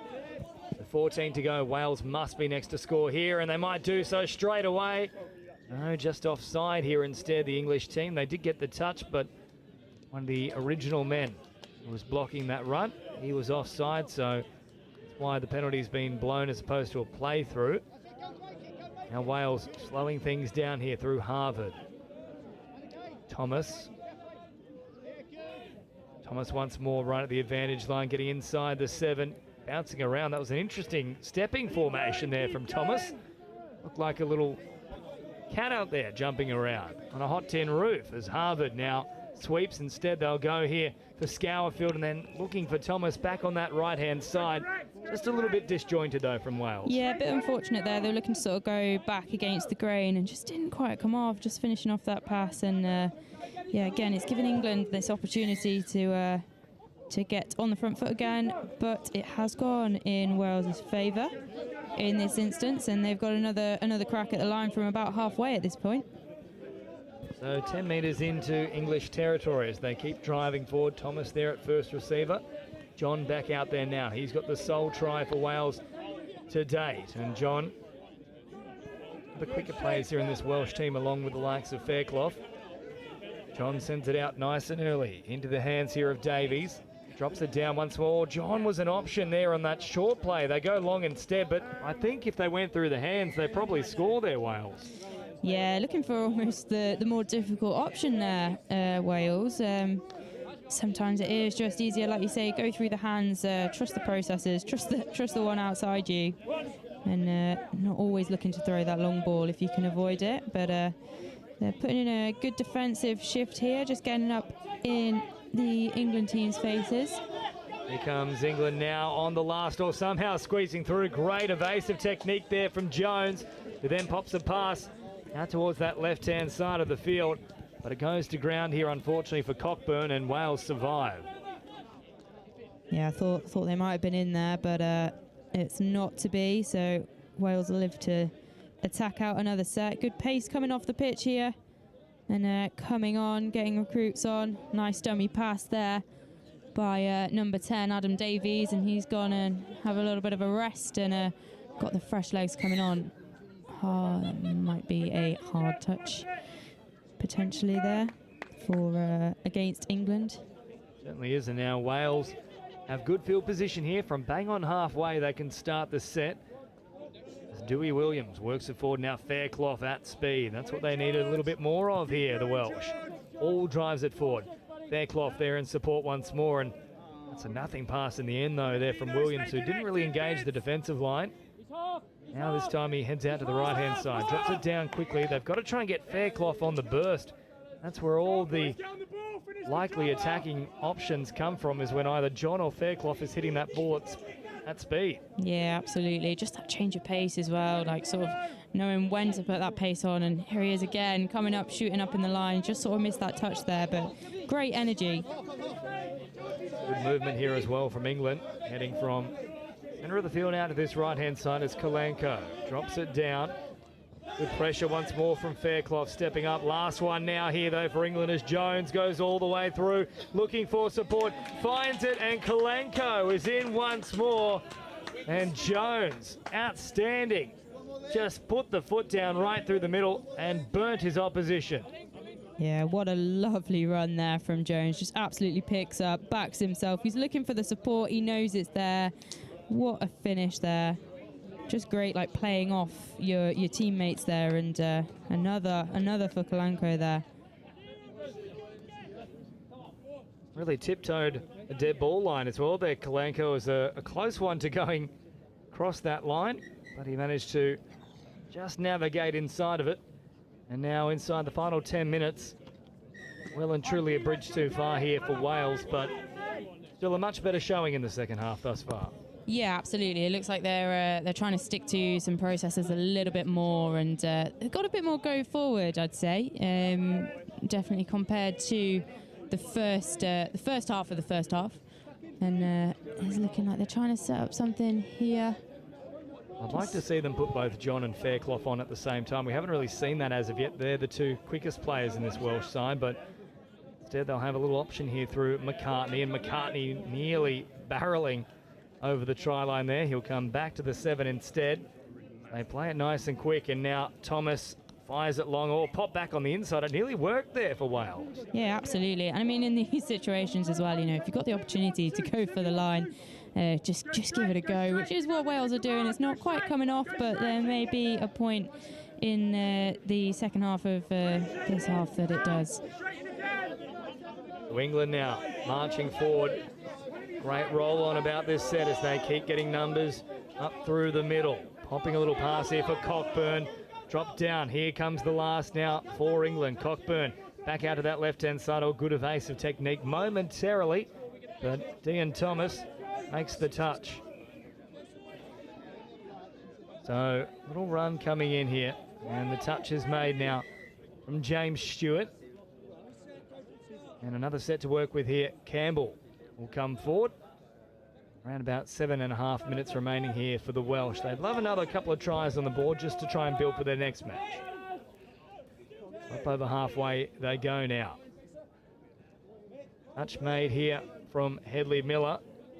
John brings it forward, and then, heavy touch there, potentially coming in from James Stewart, and yes, it will be ruled as such, so another set to work with here for the Welsh. This is a really good opportunity here for Wales to just take their time and set something up.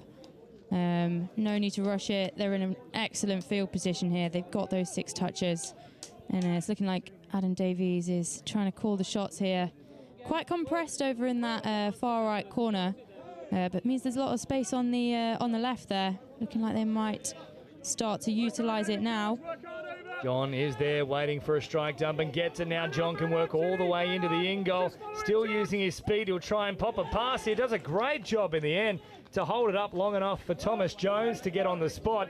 And that should be a second try here for Wales. They'll have a little conference. I'm sure they'll clear it through. Beautiful play in the end there from Colm John. Yeah, lovely bit of play there. Just picks up.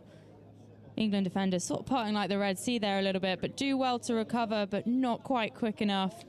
And like you say, John keeping hold of it just long enough to wait for reinforcements. Jonathan Clark there, nice finish. Again, putting his body on the line for it.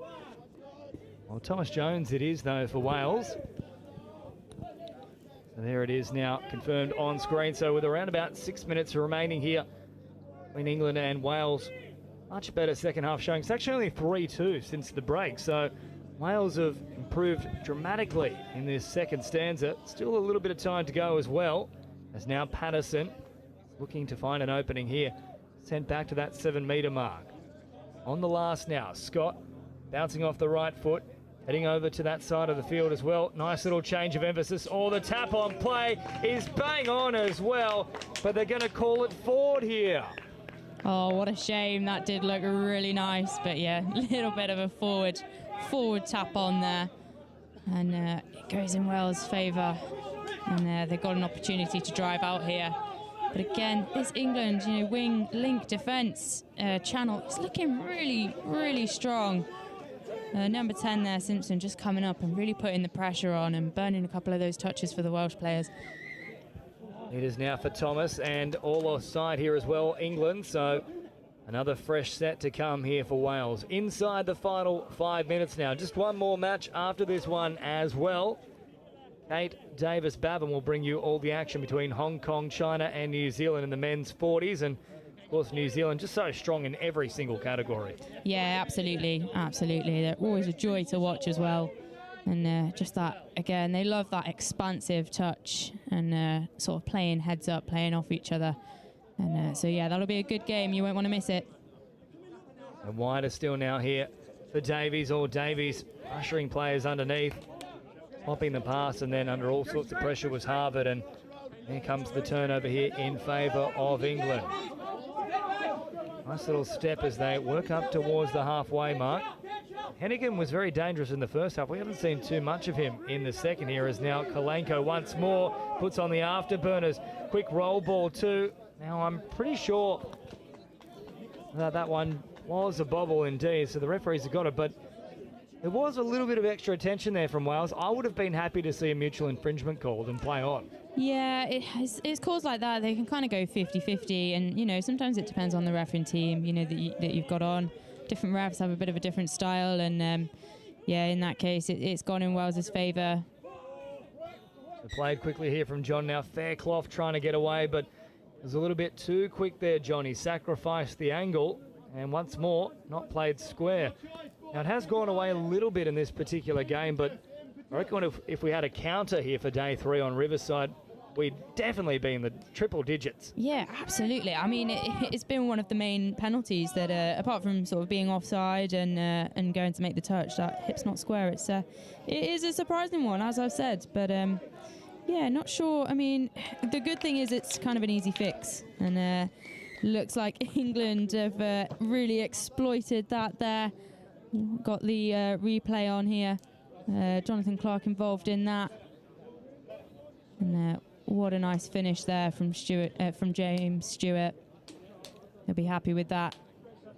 And a tough one to get to, because I've been calling for it. They now have responded in like kind here, Wales. They put both Fairclough and John on at the same time, and that was between the two quickest Welsh players. So Stewart showing some great evasive technique there with 2.5 minutes to go on the clock, and I think there's a little bit of rain that's just started to drip in off in the distance. Hopefully it doesn't arrive here anytime soon, as England still have a commanding lead here with time very quickly running out. For Wales, it's just about building for their next match, and England, I'm sure they would like to try and hold out here if they can. A few plays up their sleeves though for Wales. They drop it back now. Flat ball here for Harvard. Harvard brings it right to the line, and that'll do them for the set. So inside the final 2, and a big performance here from England. Yeah, absolutely. They're doing really well to keep Wales out, and really that's what they want to be doing in these final 2 minutes. Like keep that score to 2, and sort of work on their processes and work on completing their sets of 6s. Not necessarily looking to score too many more, but just looking to keep control in the pace of the game. And a lovely bit of evasive footwork there. I think that's from Jones over there again. We've seen how quick he is when he puts the burners on. And whistle has been blown here. It's been pulled back. Once more, it's one of those old school obstruction calls. The second one here for today. Yeah, like we were saying, you don't really see them too much now, but they are appearing in these senior categories. And drop down here for Wales with time rapidly running out inside the final minute here. Shane Rees took that one forward, and now Williams hopping in and acting half. Passes a little ball here for Davies, and then easily given away, unfortunately, here. So England will get one final look at the Welsh line now. 45 seconds remaining. Or they march now. Once again, get a bit of room to move here for Hughes. We'll reset things here and just slow it down a touch. Now out here for Scott. Out to this right-hand side, picked up from Kalanko, who would love another try. Hughes brings it wide, well read though from the Welsh. Back to that 7 metre mark they go now. Little ball here for Headley Miller. Scott hopping a pass and then hopping in and acting half once more. Scott, all looking dangerous, floats it over the top. Well summed up from Scott. Kalanko on the spot, but I think they've done enough here with a diving touch. It's a great save in the end from Shane Reese, who prevents a try. No, in fact, they now call it through, so good honesty there from Reese. Great ball over the top. Kalanko will finish with a hat-trick. And yeah, that was the right call in the end there. Reese just a little outside of his grasp. But an outstanding performance here from England. That last try takes the margin to 10.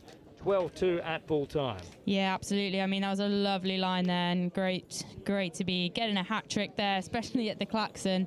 And yeah, interesting game. Very physical game. Quite a few penalties obviously going either way. But yeah, England no doubt will be really quite happy with that performance today, and it'll be good for them to look back on and see what they can build on moving forward. Certainly should be an interesting rest of the campaign for both these teams, but particularly England after another dominant display here. Of course, they annihilated Ireland a little bit earlier in the day as well, and they've been very strong across every single category. One more match to come here at Riverside for the day. It's in the men's 40s division, Hong Kong, China taking on New Zealand, but full time here in the men's 35s, the home team, England. A strong performance, 12-2 over Wales.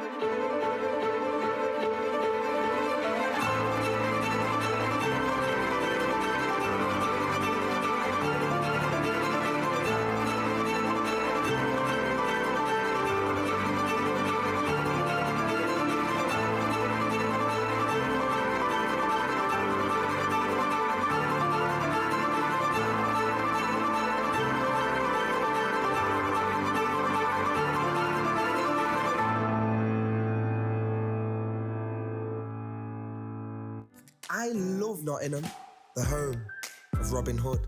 From the bright lights of Goose Fair to the peaceful nature of the Sherwood Forest woods. There's a feeling of togetherness, unity, pure, honest, love. And that feels great like a bright summer's day at the horses down by the lake at Colic. All I love Nottingham. The River Trent, the embankment, the Nottingham Carnival, different cultures dancing. The diversity, just walking down Columbus Street on a Saturday. The two lions in the square stand tall with pride. And when the markets in town come alive, it gives me life. Listen, as the council house clock chimes, and depending on how many times lets you know the time. I've been to concerts at the Motorpoint Arena, and I've been to concerts at the Nottingham Caves. I've been here all my life and I'm still amazed by this place. I love Nottingham. Sometimes I stare at Hockley's graffiti colourful walls, and sometimes I gaze at the deers running around Woolton Hall. Supreme thrills, from chilling up at Greens Mill or up at that castle on the hill. Nottingham, I love you, and I always will. Hello and welcome. We are back down here at Riverside for the final game of the day. Hong Kong, China versus New Zealand. My name is Kate Davis-Bavin. I'm bringing you the final game today. The sun has come out for New Zealand's first tap-off. Not New Zealand, sorry, I believe that is Hong Kong, China's tap-off. And we are a go. Looking to attack the line here. Looking dangerous. And just looking to set something up and get bragging rights for the first score of the game. Little bit of time there taken on the roll ball, number 7 there. And looking to go outside in this men's 40s game. And New Zealand have the ball, they have the turnover, and looks like they are working their way across to the box there. Working up their wing. Lovely bit of defensive touch there from Hong Kong, China, number 7. And New Zealand looking to go back a little bit laterally and straightening up and injecting that pace coming onto the ball there. And really putting the burners on. Number 1 running through there. Has he been caught? Yes, he has. Excellent bit of scramble defense there from Hong Kong. Unfortunate for Huggins, who really put the burners on and got through that defensive line. Hong Kong looking to get some fresh legs on here. And looking to have an answer to that New Zealand, pretty dominant New Zealand attack we've just seen. A little bit of hot potato there, a little bit of trying to get a bit more momentum on. Again, loss of control there, I believe. Or hips not square, I think that call might have been. For Hong Kong. And New Zealand have it again. Getting some fresh legs on, waiting for the troops. And here they come. Let's see what they can pull out the bag in this second attacking set for them on the 7. Absolutely lovely ball there, out to the wing. Can they finish it? Unfortunately not. The touch was in, but it's fine. They've got the touches. Number 12 there, Derek John Blank, and it's not meant to be. And Hong Kong have it back. Let's see if they can get out of their half and put a bit of pressure on this New Zealand midfield defence. Bit slow coming onto the field here. Number 3 taking it in there. Again, injecting a bit of pace now. And trying to get New Zealand on that back foot. Number 4 there, Isaac Wong. This turnover there, 6 touches. And New Zealand going again up their wing. Lovely pass off there. Great region of the defence there. Derek John Blank again, number 12. And unfortunate handling error there, just not quite to hands. And it's a Hong Kong ball. And they are on their way back to their sub-box. Number 4 there, Isaac Wong again, working off.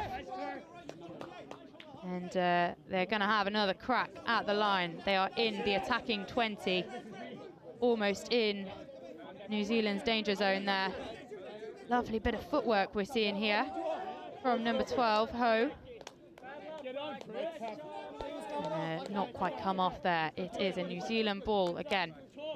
Quite evenly matched so far, these two teams, with no scores on the door, about 4 minutes in, or 4 minutes in now.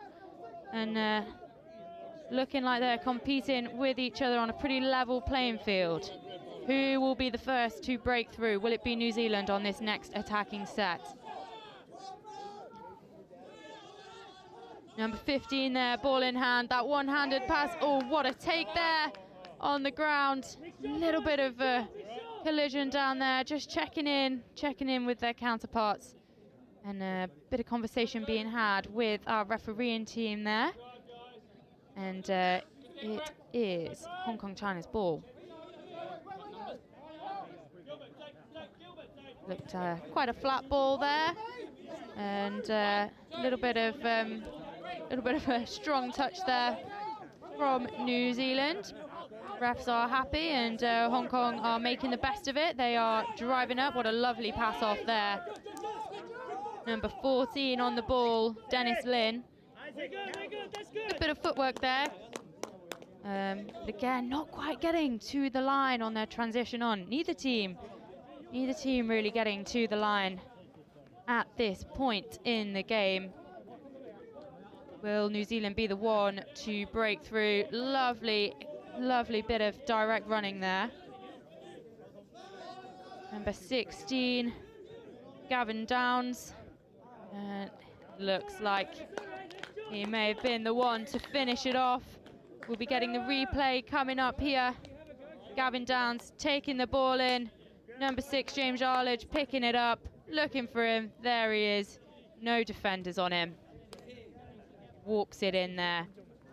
Gavin Downs from New Zealand. He will be happy with that. So New Zealand are our first score on the door. It's about 6 minutes in. It's New Zealand 1, Hong Kong China 0.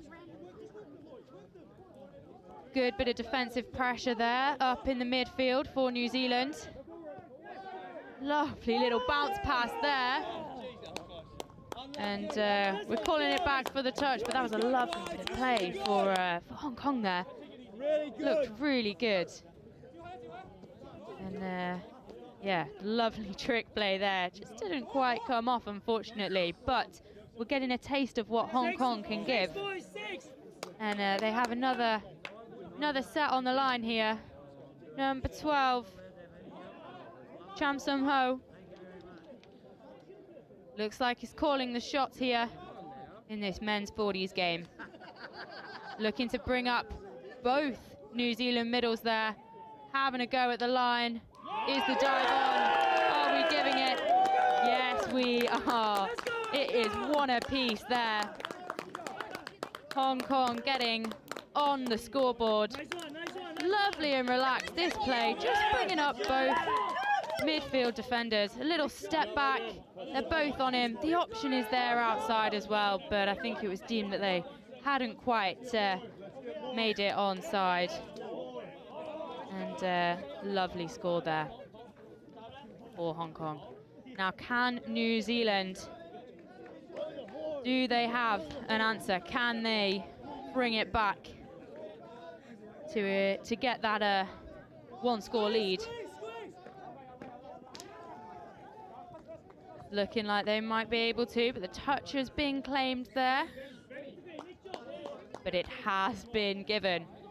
So we're going to have a replay here.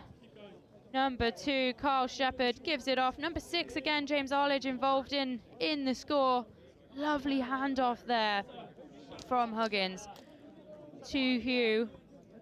And looked really effortless there for New Zealand. Really lovely score, lovely finish, really great team try there. So they can extend their lead again by a point. Hong Kong not making it easy for them though. There's a long way to go before they start feeling comfortable in this game, I fear. And again, Hong Kong China having a crack at the line.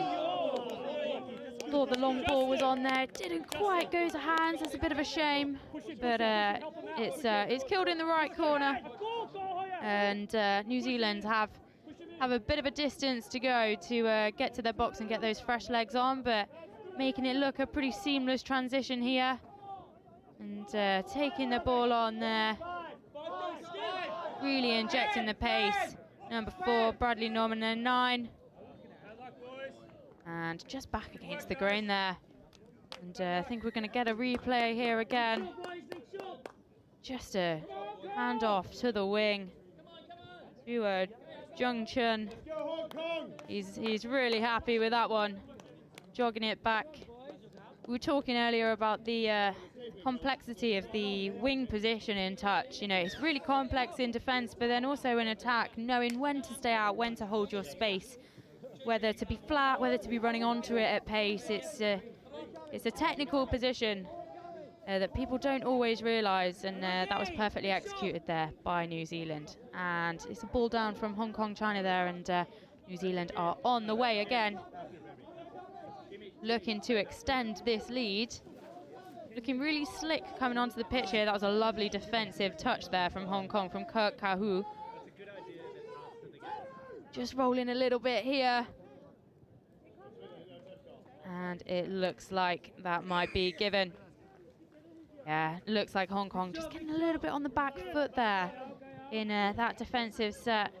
Testament really, I think, to New Zealand's subbing on move. The pace at which they're coming on, they're rolling, they're getting Hong Kong rolling on that back foot. And once you get in that roll, it is difficult. It's got to take someone to really step up and make a red touch. It didn't quite happen. So New Zealand have extended their lead by 3 points now. Might be starting to feel a little bit more comfortable in this game as we go into the second quarter. Number 11 there, Gilbert Yun. Trying at the line. I think that was another hips not square call. We were saying earlier, there's been a lot of those. This tournament, which is not normally the case, but we are seeing it, particularly down here at Riverside at the moment. So New Zealand trying their luck again at the line. Really hard running, coming onto the pitch, and it does make a difference. And they do seem to have Hong Kong on the back foot again. Oh, what a beautiful finish there. Is it going to be given? Yes, it is. Beautiful finish there by New Zealand's number 13. Absolutely lovely handoff from Carl Shepherd. And Marin Hagi, what a lovely finish. Absolutely outstretched arm. There he is, jogging it back. And a lovely finish. Lovely bit of teamwork there. So Hong Kong have the tap again, trying to minimize this this lead that New Zealand have got. And number 14 there, Dennis Lin, is no, it's a ball down there, unfortunately. New Zealand taking it fast and quick, and they're going back up their wing again. And Hong Kong, China looking a little bit disorganized in that midfield again, which, as we've seen, you know, New Zealand really know how to exploit that, and are trying to again. With number 1, Shannon Huggins, coming off with the switch there, and it's been given again. Lovely bit of play there, lovely bit of heads-up touch, just getting that solid base, taking off. Lovely switch pass. I knew the hole was there. And again, just comes off the back of that really solid subbing on and the pace that New Zealand are injecting into it. And we're just having a look at the New Zealand box right now, and Hong Kong are trying their luck at the line again, trailing New Zealand at the moment by 5 points. A little bit of comms there in the middle. And who on the link position there just got into middle. A little bit of conversation being had here. And Hong Kong have got the penalty, got the tap, and are going again. Let's see what they can make of this. There's a good opportunity here on their line. That is unfortunate, but it looks like New Zealand trying to get a hand on the ball there, and it's not quite come off. So, as we were talking about earlier, I mean, if you're new to touch, so if you knock down the ball, if you go to get an intercept and you don't get it, it's 6 again to the other team. Hong Kong are definitely thankful for that now. They're having another go at the line, sticking with their processes, trying to condition these New Zealand defenders that are looking really slick. Number 12 here, Cham Sum Ho, calling the shots, it appears, in the middle, trying to set something up. Number 11, Gilbert Yun, trying his luck through the middle there. Not quite come off, but they've got the touches. It looks like going back against the grain. It was the right idea. It was the right idea there. But Justin Flowers just couldn't quite get there. It was a little bit short, unfortunately, and New Zealand have it back. Good defensive set for New Zealand. They'll be happy with that. Defending out a couple of repeat sets on the line is never easy, and to then have to drive it out with that same intensity, which they are doing, is really quite impressive. Number 8 here for New Zealand is just thrown a bit of an intercept, but it is being brought back. Noel Edmonds, he will take the tap. James Arledge, again, he has been somewhat of a playmaker in this game, and that is ball down try there. They are happy with that. As we were saying, James Arledge just looking at bringing up both middle defenders there, and Edmonds was just there as half, nice and quick, and Arledge just able to get that outstretched arm and that dive from the 7. A lovely score there from the 2 middle positions. So Hong Kong 6 points down at the moment, and we'll be looking to minimize that in this set. Just taking a little bit of time on the ball. Isaac Wong there, number 4. Number 14, Dennis Lin, is involved in this too, and he's going for it. And that is unfortunate. That's 6 touch there, and it's a turnover, and New Zealand have it back. They are sticking with what they know. They're getting those fresh legs on, injecting that real lot of pace. I mean, this is a fast game, but the intensity at which New Zealand are running on, as we can see, is just something else. It's being brought back here for an infringement, which is unfortunate for New Zealand, but Hong Kong get a try at the line from their red zone. Moving up, getting those fresh legs on, just trying to inject a little bit of pace there, coming around the back. Number 12, Ho picking up and going himself. And look at that.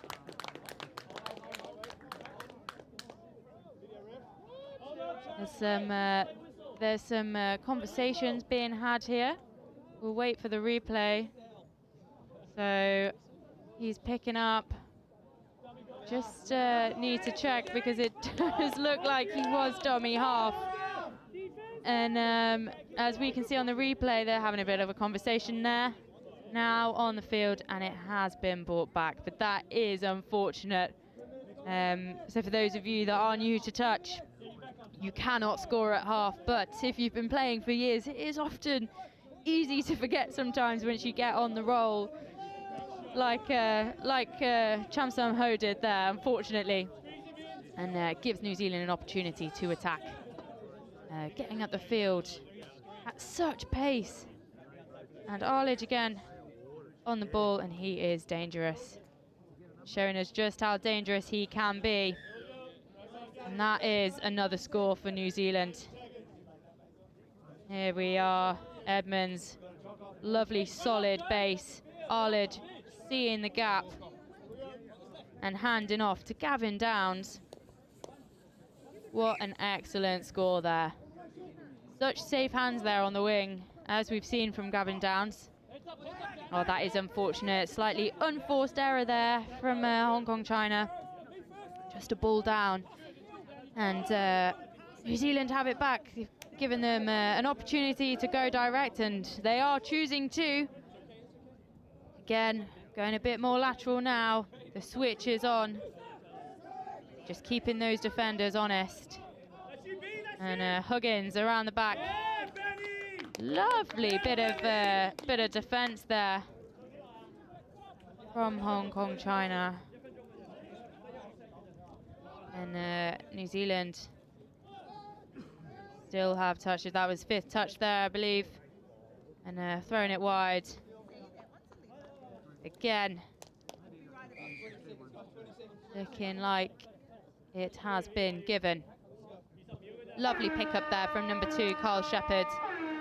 And even lovelier ball out to the wing there. Number 11, Jung Chun on the wing. Really safe hands there. Going into the second half, it'll be interesting to see where New Zealand go from there and where Hong Kong China can build from that.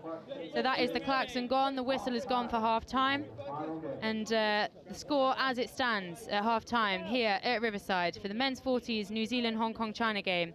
New Zealand 9, Hong Kong China 1. We'll take a quick break now, but we'll be back to bring you the action for the second half and the last 20 minutes of touch down at Riverside in Nottingham here for this Touch World Cup Day 3.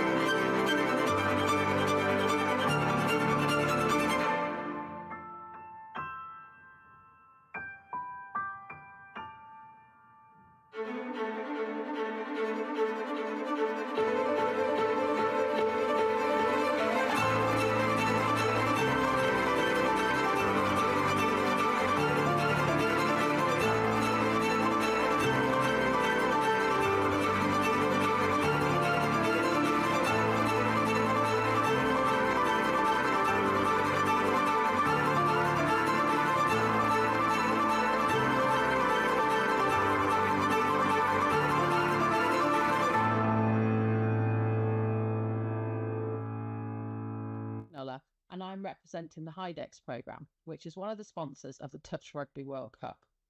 HIDEX is a collaboration of a number of universities based in the Midlands, including the University of Nottingham. One of HIDEX's main aims is to support industry to innovate, developing new products and services in the hydrogen economy. We decided to sponsor the Touch Rugby World Cup, particularly in relation to energy use, so that Geopura, a locally based business, can provide hydrogen to be utilised at the event, making the event more sustainable and improving air quality for visitors and competitors alike. We hope this support will encourage others to look for more sustainable ways to run similar events in the future. Finally, just to say, we hope everyone that's involved in the event has a great time.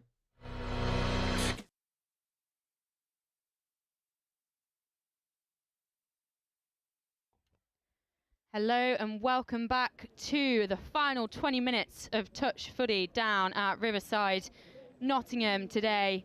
New Zealand versus Hong Kong, China. New Zealand leading the charge by 9 tries to 1.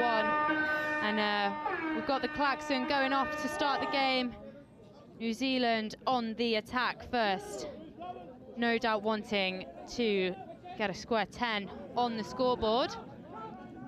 And coming at the line with some serious pace there. Well defended though by Hong Kong, China.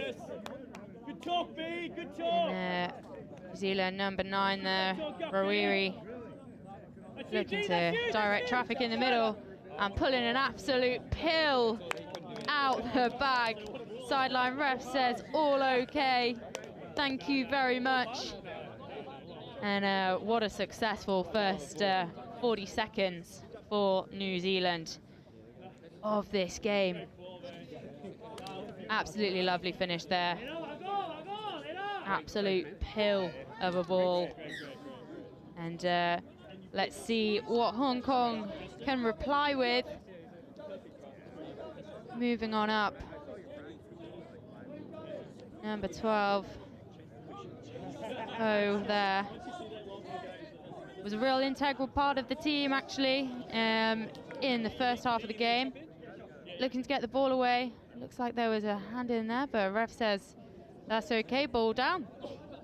And New Zealand have it back. And are starting to inject that pace that we were seeing in the first half, getting up off the pitch. I mean, the intensity at which they're getting off and getting these subs on is insane. Number 15 there. Hugh just hopping off. And lovely bit of pace there. Number 6, as we've seen before, James Arledge, the playmaker. Absolutely making it look effortless. Little pass, a bounce around. His respective number is sort of bitten in on his defender. And that is a nice try there for New Zealand. Should be taking them to 11 points.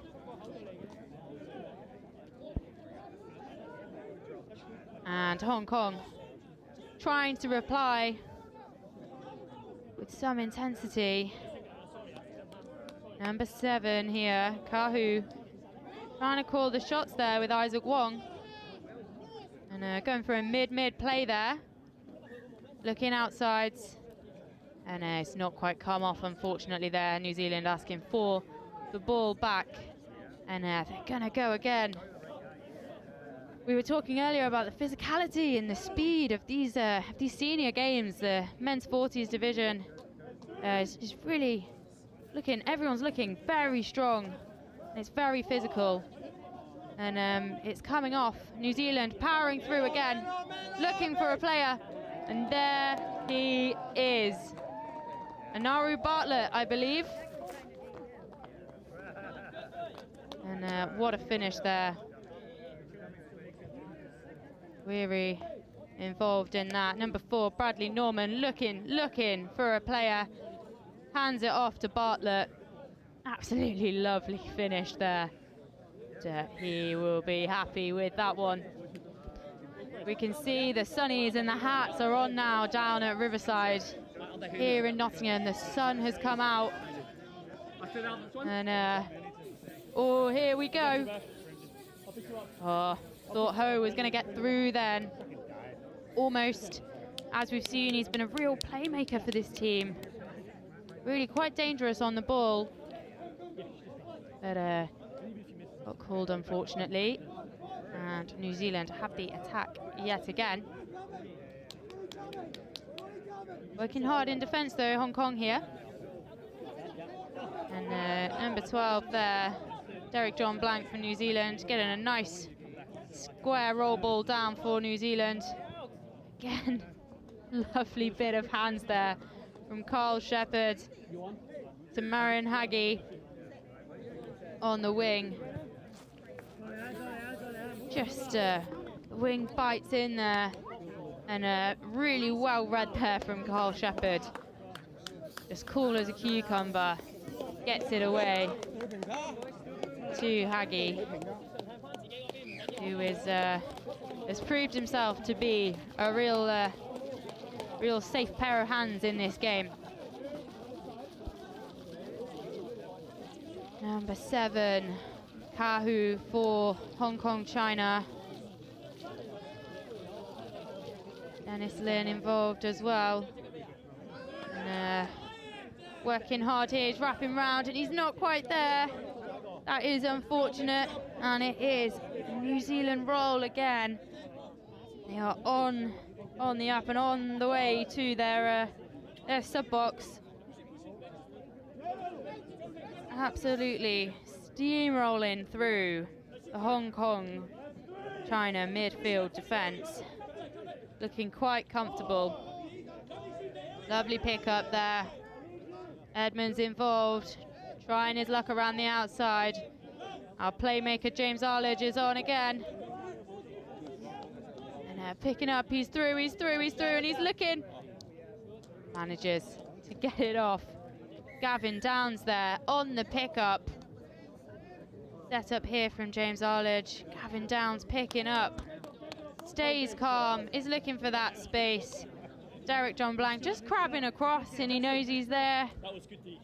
Very chilled out. Gets that ball down on the line. Lovely bit of team play from New Zealand there. And they are now leading by 12 points. 13 to Hong Kong China's 1.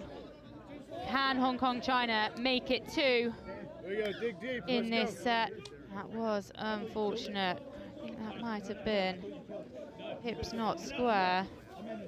Again, I think there's been a couple of just silly errors really from Hong Kong China that have cost them, and New Zealand have just exploited that, no problem at all. I think that was Shannon Huggins, number 1 there, just playing through, listening to the refs. Play through, he says, all okay, and he's there. Number 1, Huggins, getting that ball down, nice and safe. 14 New Zealand, Hong Kong China 1. Got a shot of Huggins there, high-fiving in the sub box with his teammates. You can see the support there on the sidelines for Hong Kong, which is brilliant to see as they come up to their danger zone again. And lovely bounce ball round the back there again. We've seen that a couple of times now with Hong Kong. And it's not quite come off yet, but it is good to look at. And Isaac Wong again. And are they happy with that? Yes, they are. What a lovely try there, and well earned from Hong Kong China. They love that. Brilliant try there for Dennis Lin. Isaac Wong passing it off to Lin.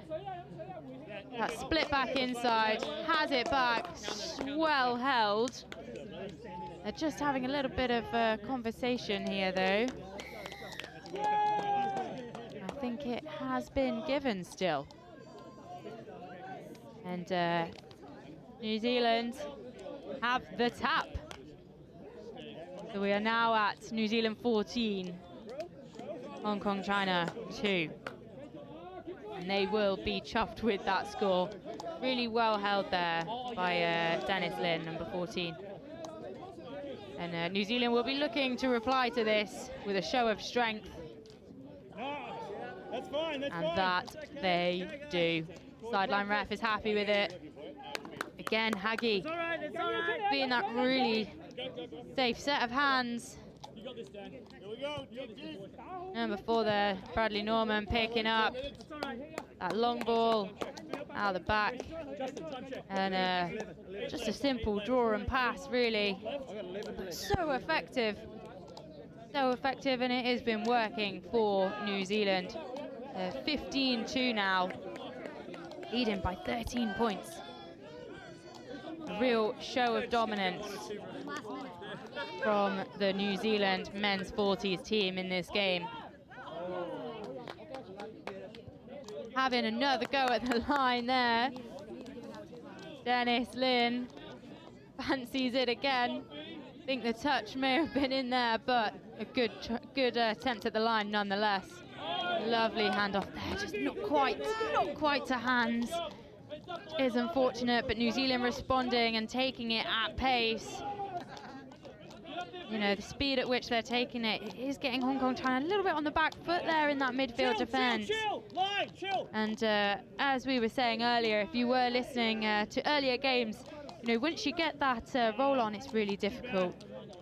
And as we see here, James Arledge, you know, that roll is on, and he fully exploits that on the line. Just rolling through, makes the jump, splits out. Edmonds is there, hands it off to him, and the space is there. Unfortunately, Hong Kong China just on the back foot a little bit there, and that comes from being up the other end of the field as well. And number 6 there, again the ball down, Chun Hung Koo, Hong Kong China. Lovely sweeper play there. Super speedy, and then there is an intercept, but a touch has been called. And it is being brought back by number 14, Hiata. And it is New Zealand's ball still, though. Lovely intercept there. Lovely intercept play. We were saying it is a bit of a high-risk, high-reward play there. You know, if you go for that intercept and you accidentally knock that ball down, it is 6 again to the other team. So you really want to make sure you've got safe hands and hold on to that ball if you can, as New Zealand did. And they are reaping the benefits from it now. Rolling into the danger zone for Hong Kong China. Looking to bring up the both middles there. Let's go back against the grain. Number 15, Hughes sliding in there. It's all right. Here we go. He didn't fancy handing it off to Haggy again. He thought, no, you've had enough. But he didn't need it. He knew he was well in there. Brilliant play there from Guy Marshall. Saw the option for going back the outside, and what a lovely finish there from Hugh. And Haggy there, our very reliable New Zealand scorer. And what can Hong Kong say to this now? Nice bit of defence there from James Arledge. And, Edmonds staying up there. Bit of a high press. High press, getting really bold up there, putting pressure on Hong Kong. Working really hard here to Hong Kong China, working really hard here to keep New Zealand from getting that roll on into their half. And number 14 there, Hiata again, looking to call the shots. Doing a nice 33 setup. Nice, 33 short. Did number 7 make it onside? Yes, he did. Referee is happy. New Zealand were querying that, I think, a little bit, but he was onside. The touch was good. Lovely defensive touch there from the New Zealand middle. This high press is working really well. They're not giving Hong Kong China too much to work with. But Hong Kong are looking really dangerous here. Trying them on the outside a little bit. Didn't quite come off the way they maybe would have wanted, but it's got New Zealand scrambling a little bit. Whistle has been blown there, and it is a turnover for New Zealand.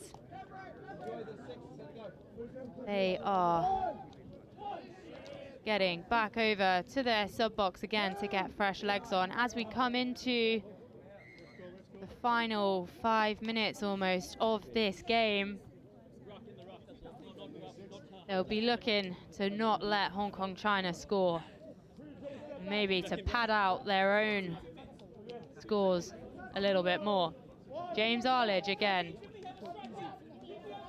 Good bit of comms there in the middle between Arledge and Edmonds.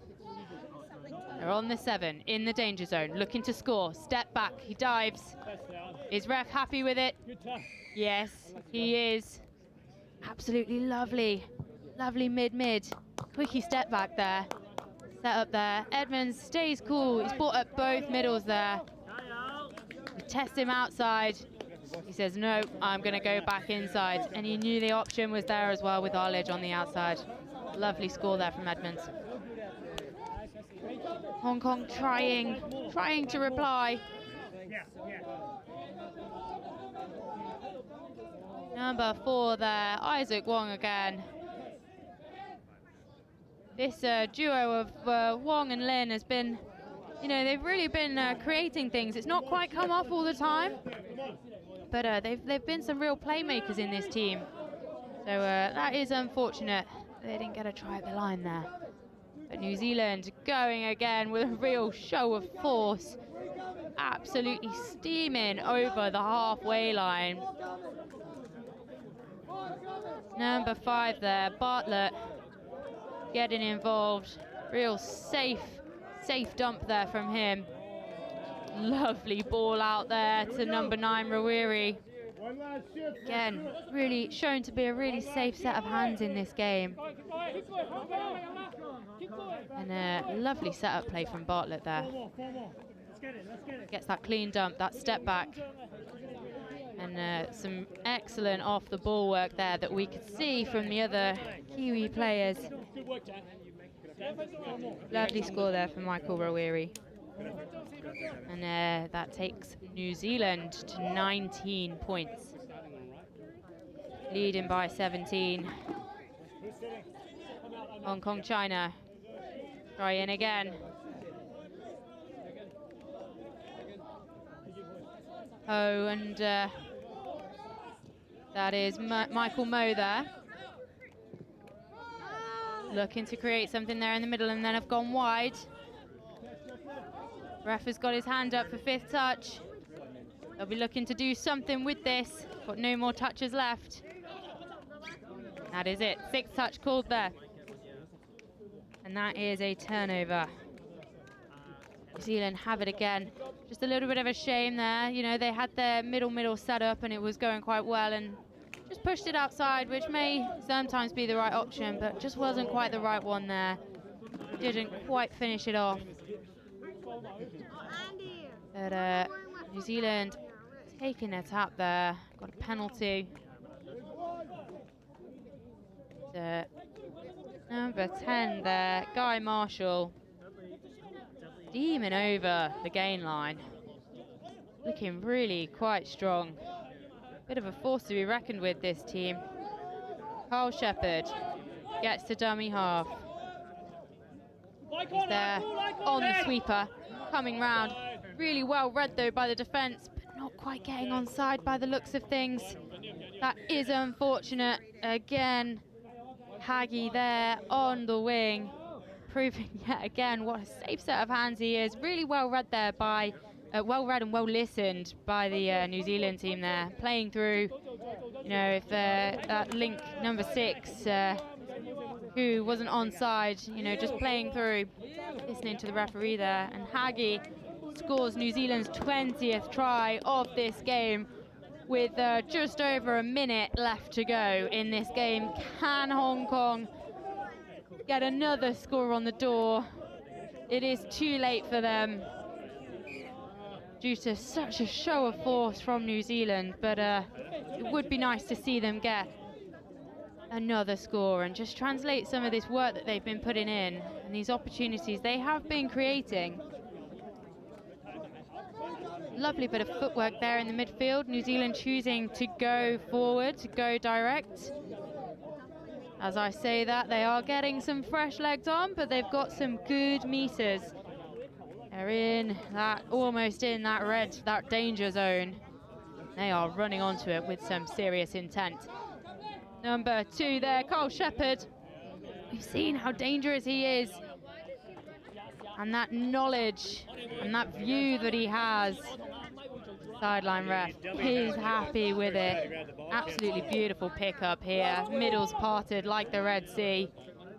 Carl Shepherd stays cool as a cucumber and is running around at the back looking for someone to give to.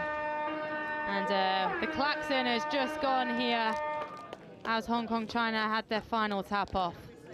And referees have blown the final whistle, leaving our score being New Zealand 21, Hong Kong China 2.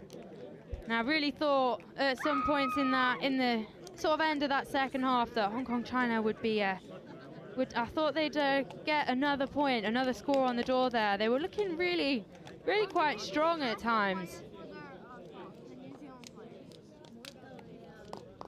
But it wasn't quite meant to be with the New Zealand defence. They were really not making it easy for them. So what a brilliant game to finish on. Such a strong show of force from New Zealand there. Full time in the men's 40s New Zealand game versus Hong Kong. New Zealand 21, Hong Kong China 2. And to round up this brilliant game of touch down here at sunny Riverside in Nottingham, we're going to have a look at the try-lights, if you like, from all the games of today, and there's been a lot of them, so we will show those to you now. The teams that have just played require ice baths and changing rooms. So the changing rooms are to be cleared now as soon as possible. So here we have from the first game, should be in chronological order. That's looking like USA there. USA versus it's Scotland, I believe, and lovely try there. Looking to bring up the USA midfield and just scoring on the outside, just putting the burners on. That lovely pass out in the men's 50s game. And USA were a real show of force in this game. Lovely dive there. And Scotland coming at him again. Really putting the burners on the outside. 11, scoring on 11. And again, really just USA were a real show of force today in this Scotland game, as we've seen. And Scotland didn't take it lying down though. Injection of pace there, as we can see. Absolutely lovely take there. Brilliant line, beautifully timed. And we move on now to the Sweden-Portugal game of the men's 40s. Portugal looking really strong. And Sweden, again, did not take it lying down, and there were some beautiful scores to be had. Portugal going again with that 32 setup, just getting them on the outside, breaking some ankles in the process on the wing there. Then we had England, Ireland. Number 7, Eric Chen there. Really excellent bit of play. He was a real playmaker in this game earlier on today, in the men's 45s game. And Matt Hall was also an absolutely solid setup there. Looking really strong. I mean, we were talking earlier about how clinical the England team were. I mean, this was a pretty crushing defeat for Ireland. But yeah, looking really strong there were the England men's 45s team. And another for them there. Just reading it really well. We move on now to the Australia-New Zealand women's 40s game. pace of this game was incredible. The scores there, and we're switching around back now to the England-France men's 50s game. Looking really strong. Just executing those 2-on-1s. That was Spencer on the wing there. He was a really safe set of hands. Really reliable. But France, again, did not take it lying down. They really did have something to say about it. And we're back to the England. And this right here is our 100th cap score there. What a special moment, and you could see how much it meant to the England team. We had a great view of it in the box. All the high fives. They were super proud and super happy for Simon there. And now we are back to the USA-Japan game. USA coming out of the blocks of this game, super strong and super fast. Japan normally known for being quite clinical in their execution, but the USA pulling them apart at times. And but Japan did have something to say about it, and they really did have a good go at the line quite a few times, and it did come off. And here we have the Middle East Ireland game. Ireland were looking to make a point here in the men's 45s category after their game against England earlier on, suffering quite a significant loss.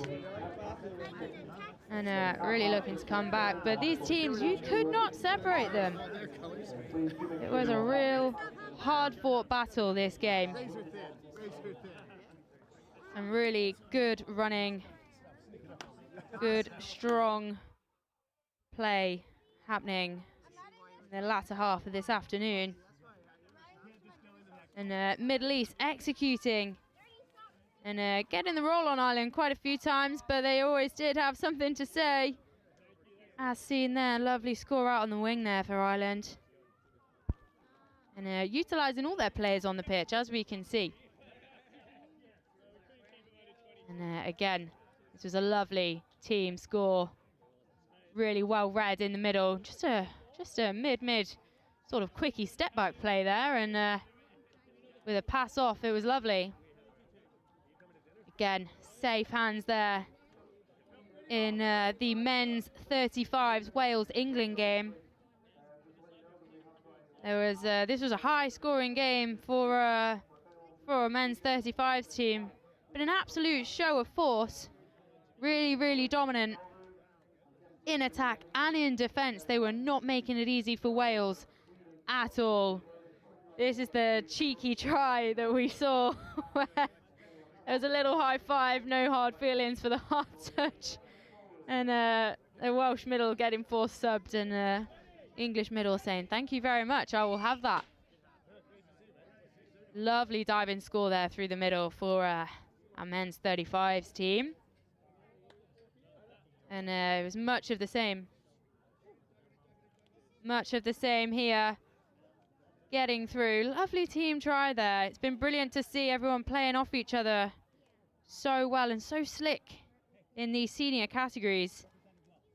As we say that, our previous game absolutely steaming through Shannon Huggins. And then finally we have Bartlett here with his ball out to the link to the very safe and capable hands of Haggy, as we saw. And I believe that rounds up our try-lights for today. Hope you enjoyed it. Thank you very much for tuning in. That's us finished down here at Riverside in Nottingham for today. But if you want to be watching some more touch, there is still the live stream over up at Highfields, where our opens and 27s, etc. teams are playing. So if you've not fed up with us yet, take a trip on over to there, hit the live stream up there, and enjoy a little bit more touch in the sun here in sunny Nottingham on the third day of the Touch World Cup 2024. Thank you very much for listening. Thank you for tuning in, and we will see you here at Riverside tomorrow.